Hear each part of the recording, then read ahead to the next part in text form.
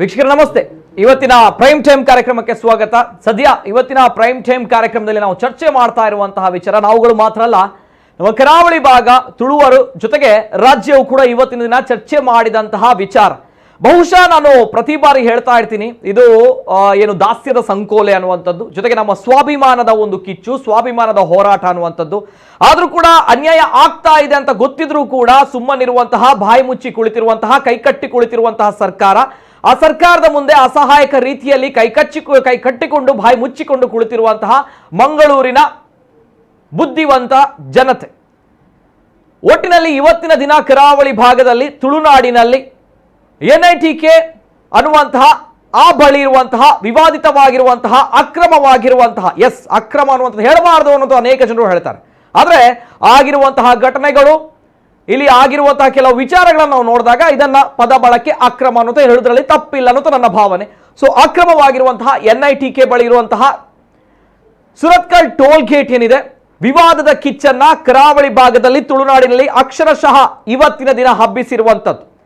ಪ್ರತಿ ಬಾರಿಯೂ ಕೂಡ ಈ ಹಿಂದೆಯೂ ಕೂಡ ಒಂದು ತಿಂಗಳ ಹಿಂದೆ ಕಾರ್ಯಕ್ರಮವನ್ನು ಮಾಡಿದ್ವಿ, 4 ದಿನಗಳ ಹಿಂದೆಯೂ ಕೂಡ ಒಂದು ಕಾರ್ಯಕ್ರಮವನ್ನು ಮಾಡಿದ್ವಿ.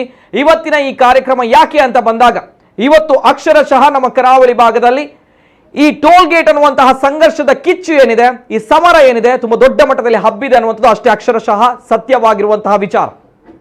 ವೆದರ್ ವಿನ್ ಆರ್ ಲೂಸ್ ಅನ್ನುವಂತಹ ಪ್ರಶ್ನೆ ಬರುತ್ತೆ. ಇದೆಲ್ಲದರ ಹಿಂದೆ ನಮ್ಮನ್ನ ಆಳುವಂತಹ ಪ್ರಜಾಪ್ರಭುತ್ವ ವ್ಯವಸ್ಥೆ, ನಮ್ಮ ಸರ್ಕಾರ ಮಾತ್ರ ಇವತ್ತು ಜನರ ಕಣ್ಣಿನ ಮುಂದೆ ನೇರವಾಗಿ ಬೆತ್ತಲಾಗಿದೆ ಅನ್ನುವಂತಹ ವಿಚಾರವನ್ನ ಸತ್ಯವಾಗಿ ಹೇಳಲೇಬೇಕಾಗುತ್ತೆ. ಯಾಕಂದ್ರೆ ಆಗಿರುವಂತಹ ಕೆಲವು ಘಟನೆಗಳು, ಅವರು ಕೂಡ ಹೇಳಿರುವಂತಹ ಕೆಲವು ಹೇಳಿಕೆಗಳು, ಜೊತೆಗೆ ಇವತ್ತು ಆಗಿರುವಂತಹ ಕೆಲವು ಘಟನೆಗಳು, ಇವತ್ತಿನ ವಿಶೇಷ ಕಾರ್ಯಕ್ರಮ ಪ್ರತಿಯೊಬ್ಬರು ಕೂಡ ಕೇಳ್ತಾ ಇದ್ರೆ ಬೆಳಿಗ್ಗೆ ಹೇಳಕ್ಕಾಗಲ್ಲ, 2 ದಿನಗಳಿಂದ. ಯಾಕೆ ಅಂತ ಬಂದಾಗ, ಈ ಹೋರಾಟ ಆಗುತ್ತೆ ಅಂತ ಬಂದಾಗ ಈಗಾಗಲೇ ಸಂಸದರು ಹೇಳಿದ್ದಾರೆ 20 ದಿನಗಳ ಕಾಲಾವಕಾಶ ಕೊಡಿ ಅನ್ನುವಂಥದ್ದು. ಜೊತೆಗೆ ಈ ಹೋರಾಟದ ಮುಂಚೂಣಿಯಲ್ಲಿರುವಂತಹ ನಾಯಕರ ಮನೆಗಳಿಗೆ ಹೋಗಿ ರಾತ್ರೋರಾತ್ರಿ ಪೊಲೀಸರು ಬಾಗಿಲನ್ನ ಬಡಿತಾರೆ, ಬಾಂಡ್ ಅನ್ನ ಬರಿಬೇಕು ಅನ್ನುವಂಥ ನಿಟ್ಟಿನಲ್ಲಿ ಹೇಳ್ತಾರೆ. ಅಂದಿನಿಂದ ಹಿಡಿದು ನಿನ್ನೆಯ ತನಕ, ನಿನ್ನೆ ಬೆಳಿಗ್ಗೆಯಿಂದಲೇ ಪೊಲೀಸರ ಸರ್ಪಗಾವಲು ಆ ಭಾಗದಲ್ಲಿ ಇರುತ್ತೆ. ಇವತ್ತು ಬೆಳಿಗ್ಗೆ ಯಾವ ಲೆವೆಲ್ ಅಲ್ಲಿ ಪೊಲೀಸರು ಅಲ್ಲಿ ಬಿಗಿ ಬಂದೋಬಸ್ತ್ ಏರ್ಪಡಿಸಿದ್ರು ಎಲ್ಲವೂ ಕೂಡ ಗಮನಿಸಿದ್ದೀರಾ. ಇವೆಲ್ಲದರ ಜೊತೆಗೆ ಇವತ್ತು ಅಲ್ಲಿ ನಡೆದಿರುವಂತಹ ಹೋರಾಟ, ಪಿನ್ ಟು ಪಿನ್ ಡೀಟೇಲ್ಸ್ ಗಳ ಹೊರತು ಜನರು ಕೇಳ್ತಾ ಇರುವಂತದ್ದು, ದಾದಾಂಡ್ ಮಾರೆ ನಿಕಲ ಟೋಲ್ ಹೋರಾಟ ಮತ್ತೊಂದಿತ್ತಾರೆ, ದಾದಾಂಡ್ ಸಕ್ಸಸ್ ಆಂಡ, ನನ್ನ ಟೋಲ್ ಕಟ್ಟೆರ ಉಂಡಾ ಇಜ್ಜ, ಈ ಪ್ರಶ್ನೆಗೆ ಉತ್ತರ ಬೋರ್ಡು ವಿಶೇಷ ಕಾರ್ಯಕ್ರಮ. ಸುರತ್ಕಲ್ ಟೋಲ್ ಇಂಚಾರ ಬಲ್ಲಿತ್ತು ಪಂಪಂಚಿನ ಪ್ರಶ್ನೆಯಲ್ಲಿ ನೀ ಕೇಳೋದಿಲ್ಲ. ವಿಶೇಷ ಕಾರ್ಯಕ್ರಮಕ್ಕೆ ಸ್ವಾಗತ. ನಾನು ನಿತಿನ್ ಸಾಲ್ಯ. ಎಲ್ಲೇ ಮೀರಿದಂತಹ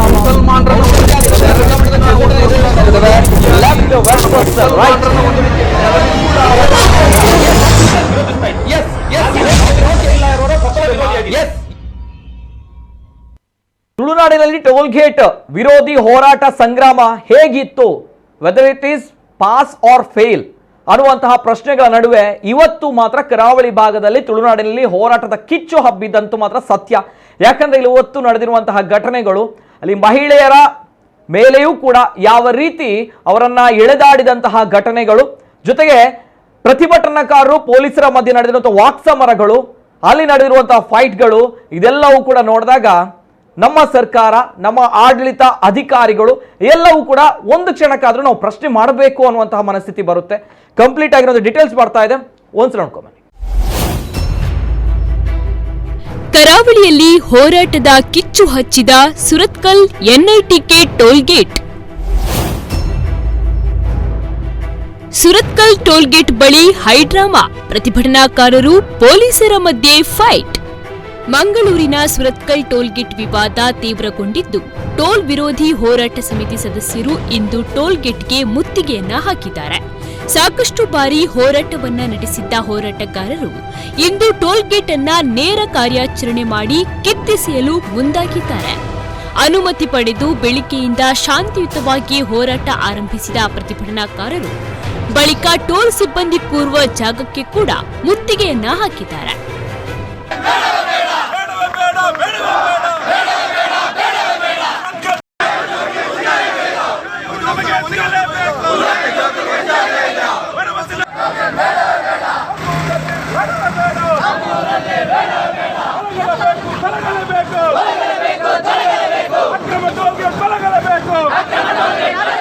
ಅಕ್ರಮ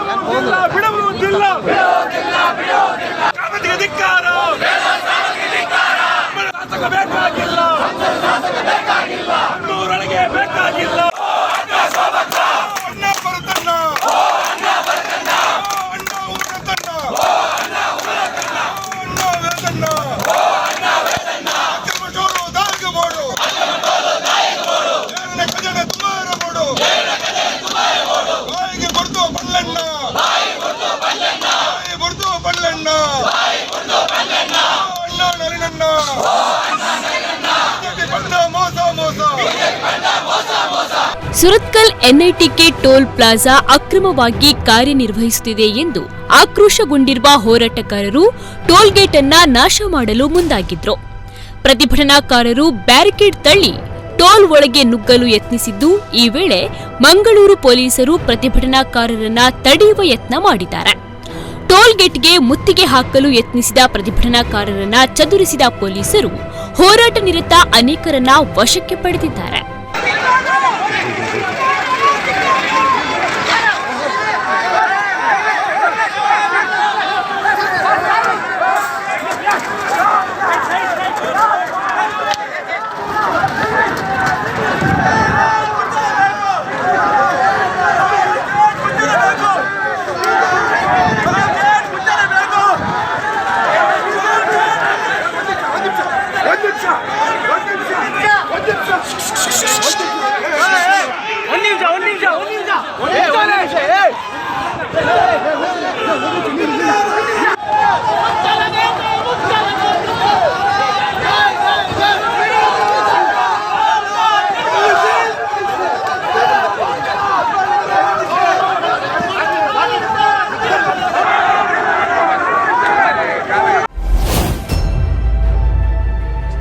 ಏನಿದು ವಿವಾದ?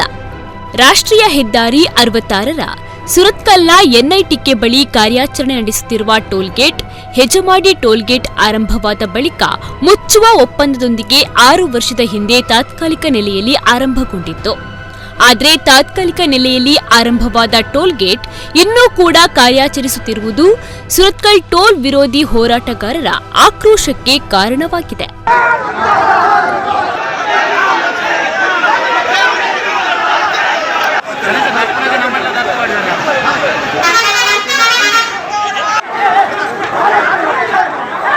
ಯಾವುದೇ ಕಾರಣಕ್ಕೂ ನಾವು ಹಿಂದಿರುವ ಪ್ರಶ್ನೆ ಇಲ್ಲ.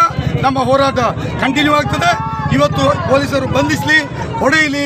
ಇವತ್ತು ಲಾಠಿ ಹೊಡೆದಿದ್ದಾರೆ, ದೂಡಿ ಹಾಕಿದ್ದಾರೆ, ನಮಗೆ ಗಾಯಗೊಳಿಸಿದ್ದಾರೆ. ಅನೇಕರು ಇಬ್ಬರು ಗಾಯಗೊಂಡು ಆಸ್ಪತ್ರೆಗೆ ಅಡ್ಮಿಟ್ ಆಗಿದ್ದಾರೆ. ಮಾತನ್ನು ಹೇಳ್ತೇವೆ, ಟೋಲ್ ಗೇಟ್ ಅನ್ನು ತೆಗೆಯುವುದೇ ನಮ್ಮ ಗುರಿ. ಎಲ್ಲಿವರೆಗೆ ಟೋಲ್ ಗೇಟ್ ತೆಗೆಯುವುದಿಲ್ವೋ ಅಲ್ಲಿವರೆಗೆ ಹೋರಾಟ ನಿಲ್ಲೋದಿಲ್ಲ.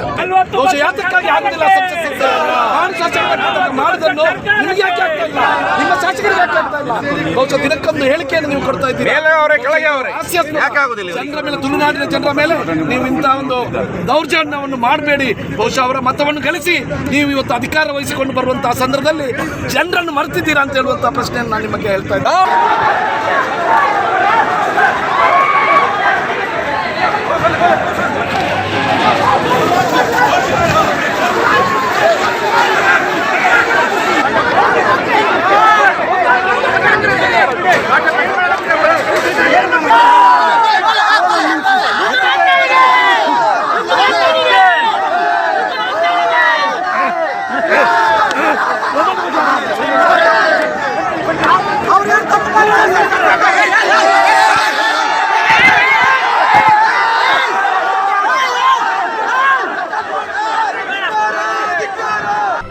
ಕಿಲೋಮೀಟರ್ ಅಂತರದಲ್ಲಿ ಒಂದಕ್ಕಿಂತ ಹೆಚ್ಚು ಟೋಲ್ ಇರಬಾರದು ಎಂಬುದು ರಾಷ್ಟ್ರೀಯ ಹೆದ್ದಾರಿ ಪ್ರಾಧಿಕಾರದ ನಿಯಮ. ಆದರೆ ದಕ್ಷಿಣ ಕನ್ನಡ ಜಿಲ್ಲೆಯಲ್ಲಿ 48 ಕಿಲೋಮೀಟರ್ ಅಂತರದಲ್ಲಿ 4 ಟೋಲ್ ಗೇಟ್ಗಳಿದ್ದು, ಅದರಲ್ಲೂ ಸುರತ್ಕಲ್ ಟೋಲ್ ಗೇಟ್ ಅಕ್ರಮ ಎಂಬುದು ಟೋಲ್ ವಿರೋಧಿ ಹೋರಾಟಗಾರರ ಆರೋಪವಾಗಿದೆ. ಹೀಗಾಗಿ ಹೋರಾಟಗಾರರೇ ನೇರ ಕಾರ್ಯಾಚರಣೆ ನಡೆಸಿ ಟೋಲ್ ಗೇಟ್ ಅನ್ನ ಕಿತ್ತೆಸೆಯಲು ಮುಂದಾಗಿದ್ದಾರೆ.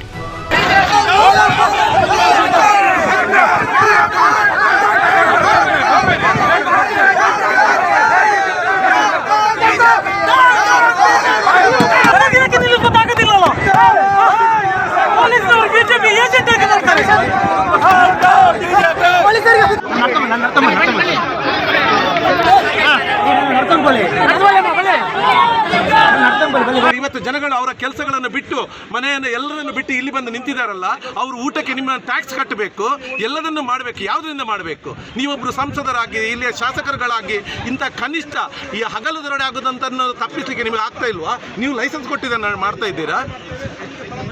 ಉತ್ತರ ಕೊಡಿ ಇದಕ್ಕೆ. ನೀವು ಇವತ್ತು ಪೊಲೀಸರ ಹತ್ರ ಹೇಳಿ ಜನಗಳನ್ನು ಅರೆಸ್ಟ್ ಮಾಡಿದ್ದನ್ನು ನಿಲ್ಲಿಸಬಹುದು, ಆದರೆ ಇಡೀ ತುಳುನಾಡ ಜನತೆ ಎದ್ದಿದ್ದಾರೆ ಇದರ ಹಿಂದೆ. ನೀವು ಇವತ್ತು ಜನಗಳನ್ನು ಅರೆಸ್ಟ್ ಮಾಡಿದ್ರೆ ನಾಳೆ ಇದರ ಡಬಲ್ ಜನಗಳು ಬಂದು ಇಲ್ಲಿ ಬರ್ತಾರೆ. ಹೊಡೆದಿದ್ದಾರೆ, ನಮ್ಮನ್ನ ಕೊಲೆ ಮಾಡಲಿಕ್ಕೆ ಸಿದ್ಧ ಅನ್ನೋ ರೀತಿಯಲ್ಲಿ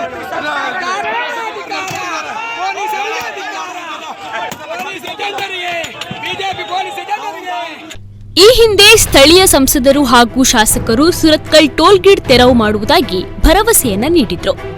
ಆದರೆ ಈ ಭರವಸೆಯ ಗಡುವು ಜೂನ್ 22ಕ್ಕೆ ಮುಕ್ತಾಯಗೊಂಡಿದ್ದು ಟೋಲ್ ತೆರವಿಗೆ ಯಾವುದೇ ಕ್ರಮವಾಗಿಲ್ಲ. ಈ ನಡುವೆ ಜಿಲ್ಲಾಧಿಕಾರಿ ಈಗಾಗಲೇ ಸಭೆಯನ್ನ ನಡೆಸಿ ಈ ತಿಂಗಳ ಅಂತ್ಯಕ್ಕೆ ಈ ಟೋಲ್ಗೇಟ್ ಅನ್ನ ತೆರವುಗೊಳಿಸಲು ಸೂಚನೆಯನ್ನ ನೀಡಿದ್ದಾರೆ. ಆದರೆ ಅಧಿಕಾರಿಗಳಿಂದ ಹಾಗೂ ಜನಪ್ರತಿನಿಧಿಗಳಿಂದ ಟೋಲ್ ತೆರವಿಗೆ ಯಾವುದೇ ಕೆಲಸಗಳು ನಡೆಯದ ಕಾರಣ ಹೋರಾಟಗಾರರೇ ಟೋಲ್ ತೆರವಿಗೆ ಮುಂದಾಗಿದ್ರು.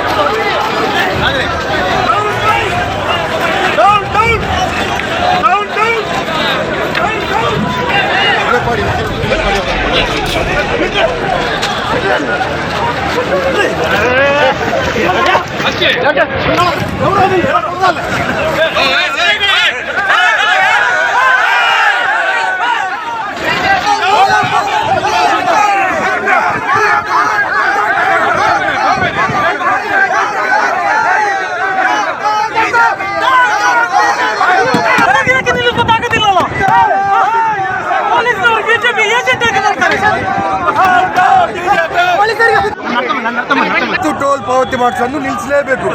ಇಲ್ಲಾದ್ರೆ ಇವತ್ತಿನಿಂದ ಆಗುವಂಥ ಅನಧಿಕಾರ ಘಟನೆಗೆ, ಟೋಲಿನಲ್ಲಿ ಆಗುವಂಥ ಘಟನೆಗಳಿಗೆ ನಾವು ಹೊಣೆಗಾರಿಕೆ ಅಲ್ಲ. ಇವತ್ತು ಟೋಲ್ ಪಾವತಿ ಮಾಡುವುದನ್ನು ನಿಲ್ಲಿಸಲಿ, ರೈಟಿನಲ್ಲಿ ಕೊಡಲಿ, ನಮ್ಮ ಹೋರಾಟ ಇಲ್ಲಿಗೆ ಬಿಡ್ತೀವಿ ನಾವು. ಅದು ನಿಲ್ಲಿಸಲಿಲ್ಲ. ಈ ಹೋರಾಟಕ್ಕೆ ನಾಳೆ ಏನಾದರೂ ಬೇರೆ ಬಣ್ಣ ಬಂದರೆ ಅದಕ್ಕೆ ನಾವು ಕಾರಣನಲ್ಲ. ನಮ್ಮ ಉದ್ದೇಶ ಸ್ಪಷ್ಟ. 18 ತಾರೀಕು ಇವತ್ತು ಯಾವುದೇ ಕಾರಣಕ್ಕೆ ಟೋಲನ್ನು ನಿಲ್ಲಿಸಲೇಬೇಕು. ಇದರಲ್ಲಿ ಯಾವುದೇ ರೀತಿಯ ಕಾಂಪ್ರಮೈಸ್ ಇಲ್ಲ. ಇದು ಯಾವುದೇ ಕಾರಣಕ್ಕೆ ನಿಲ್ಲುವಂಥ ಹೋರಾಟ ಅಲ್ಲ. ನಾವು ಈಗ ಸಂಗ್ರಹಣ ನಿಲ್ಲದಿದ್ದರೆ ನಾವು ಪುನಃ ನಾಳೆ ಕೂಡ ಬಂದು ಇಲ್ಲಿ ಹೋರಾಟವನ್ನು ಮಾಡ್ತೇವೆ. ಇದು ಎಲ್ಲಿವರೆಗೆ ಇವರು ನಿಲ್ಲಿಸ್ತಾರೆ ಅಲ್ಲಿಯ ತನಕ ನಮ್ಮ ಹೋರಾಟ ನಿಲ್ಲುವುದಿಲ್ಲ. ಇನ್ನೂ ಕೂಡ ಪಾರ್ಲಿಮೆಂಟ್ ಅಲ್ಲಿ ಡಿಸೈಡ್ ಆದ ನಂತರ ಕೂಡ ಅವರು ತೆಗಿಲಿಕ್ಕೆ ಮುಂದೆ ಬರುವುದಿಲ್ಲ. ಇನ್ನು 15 ದಿವಸ ಬೇಕಂತ ಹೇಳ್ತಾರೆ. ರಾಜ್ಯಾಧ್ಯಕ್ಷರಾಗಿದ್ದಾರೆ, ಇವರಿಗೆ ನಾಚಿಕೆ ಆಗುದಿಲ್ವಾ? ಒಂದು ರಾಜ್ಯಾಧ್ಯಕ್ಷರಾಗಿ ಬಿಜೆಪಿಯ ಸರ್ವಾಂಗೀಣ ಅಭಿವೃದ್ಧಿ ಅಧಿಕಾರ ಅಂತ ಹೇಳ್ತಾರೆ. ಇವರಿಗೊಂದು ಟೋಲ್ ಗೇಟ್ ಅಕ್ರಮವನ್ನು ತೆಗಿಲಿಕ್ಕೆ ಇವರಿಗೆ ಯೋಗ್ಯತೆ ಇಲ್ವಾ? ಅವರು ಬಿಟ್ಟು ಮನೆಗೆ ತಗೊಳ್ಳಾಗಿಲ್ಲ.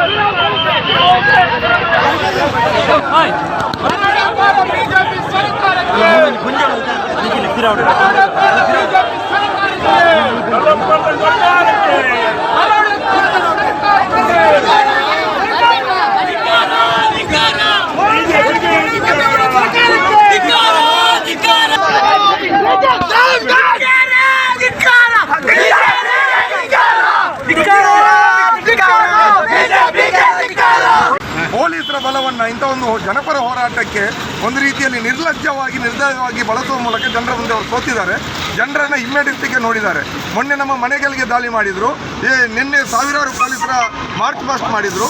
ಜನರನ್ನು ಆ ಮೂಲಕ ಹಿಮ್ಮೆಟ್ಟಿಸುವಂಥ ಪ್ರಯತ್ನ ಆಗಿದೆ. ಆದರೆ ನಾವು ಹಿಮ್ಮೆಟ್ಟುವ ಪ್ರಯತ್ನ ಇಲ್ಲ. ನಮ್ಮ ಹೋರಾಟ ಮಾತ್ರ ಶಾಂತಿಯುತವಾಗಿರ್ತದೆ. ನಾವು ಮುತ್ತಿಗೆ ಹಾಕೋದು ಟೋಲ್ ನಿಲ್ಲಿಸಿ. ಮತ್ತೆ ಸರ್ಕಾರ ನಮ್ಮ ಮೇಲೆ ದಬ್ಬಾಳಿಕೆ ಮಾಡಿದರೆ, ದೌರ್ಜನ್ಯ ಮಾಡಿದರೆ ಜನ ಅದನ್ನು ತೀರ್ಮಾನ ಮಾಡ್ತಾರೆ. ನಾವು ಯಾವುದಕ್ಕೂ ಕೂಡ ಸಿದ್ಧರಾಗಿದ್ದೀವಿ. ಮತ್ತು ಇಲ್ಲಿ ಇರುವಂತಹದ್ದು ಬಹಳ ಪ್ರಧಾನವಾಗಿ ನವಯುಗ್ನ ಹಿತಾಸಕ್ತಿ ತೀರ್ಮಾನ ಆಗಿರೋದನ್ನು ಜಾರಿ ಯಾಕೆ ಮಾಡ್ತಾ ಇಲ್ಲ ಅಂದರೆ ನವಯುಗ್ನವರು ನಮ್ಮ ಎರಡೂ ಜಿಲ್ಲೆಗಳ ಹೆದ್ದಾರಿಯನ್ನು ಅವರ ಕಂಟ್ರೋಲ್ಗೆ ತೆಗೊಳ್ತಾ ಇದ್ದಾರೆ. ಅವರು ಹೇಳಿದ್ದೇ ನಡೀತದೆ. ಈಗ ಸರ್ಕಾರದ ತೀರ್ಮಾನಕ್ಕೂ ಬೆಲೆ ಇಲ್ಲ ಅನ್ನುವಂಥ ಸ್ಥಿತಿಗೆ ತಂದಿದ್ದಾರೆ. ನಳಿನ್ ಕುಮಾರ್ ಕಟೀಲು, ಭರತ್ ಶೆಟ್ಟಿ ಇಂಥ ಬಿಜೆಪಿಯ ಸಂಸದ ಶಾಸಕರಿಗೆ ನಾಚಿಕೆ ಆಗಬೇಕು. ತೀರ್ಮಾನ ಮಾಡಿದ್ದು ನೀವು, ತೆರವು ಮಾಡ್ತೀವಿ ಅಂತ ಜಾರಿ ಯಾಕೆ ಮಾಡ್ತಾ ಇಲ್ಲ ಅನ್ನುವಂಥದ್ದು ನಮ್ಮ ಪ್ರಶ್ನೆ. ಜಾರಿ ಮಾಡಲಿಲ್ಲ ಅಂದರೆ ನಿಮ್ಮನ್ನು ಜನ ನೋಡ್ತಾ ಇದ್ದಾರೆ. ಒಂಡೆಯಿಂದ ನೀವು ಜನರ ಮುಂದೆ ಬೆತ್ತಲಾಗ್ತಾ ಇದ್ದೀರಿ. ಮತ್ತೆ 20 ದಿವಸವನ್ನು ಕೇಳ್ತಾ ಇದ್ದೀರಿ. 20 ದಿವಸ ನೀವು ಮೊದಲೇ ಕೇಳಬೇಕಿತ್ತು. ಆಯ್ತು, 20 ದಿವಸಕ್ಕೊಂದು ದಿನ, ಯಾವ ದಿನ ನವೆಂಬರ್ನಲ್ಲಿ ಯಾವುದೇ ದಿನ ಟೋಲ್ ಗೇಟಲ್ಲಿ ಟೋಲ್ ಸಂಗ್ರಹ ನಿಲ್ತದೆ ಅನ್ನುವಂಥದ್ದನ್ನು ಹೇಳಿ. ಅದು ಕೂಡ ಹೇಳದೆ 15 ದಿನ 20 ದಿನ ಅಂತ ದಿನಕ್ಕೊಂದು ಮಾತುಗಳನ್ನು ಆಡ್ತಾ ಇದ್ರೆ ಜನ ಇದನ್ನು ಒಪ್ಪೋದಿಲ್ಲ. ನೀವು ನಮ್ಮನ್ನು ಬಗ್ಗು ಬಡಿಬೋದು, ಆದರೆ ತುಳುನಾಡಿನ ಜನರನ್ನು ಬಗ್ಗು ಬಡಿಲಿಕ್ಕೆ ಸಾಧ್ಯ ಇಲ್ಲ ಅನ್ನುವಂಥ ಮಾತನ್ನು ಹೇಳಿಕೊಳ್ಳಿ.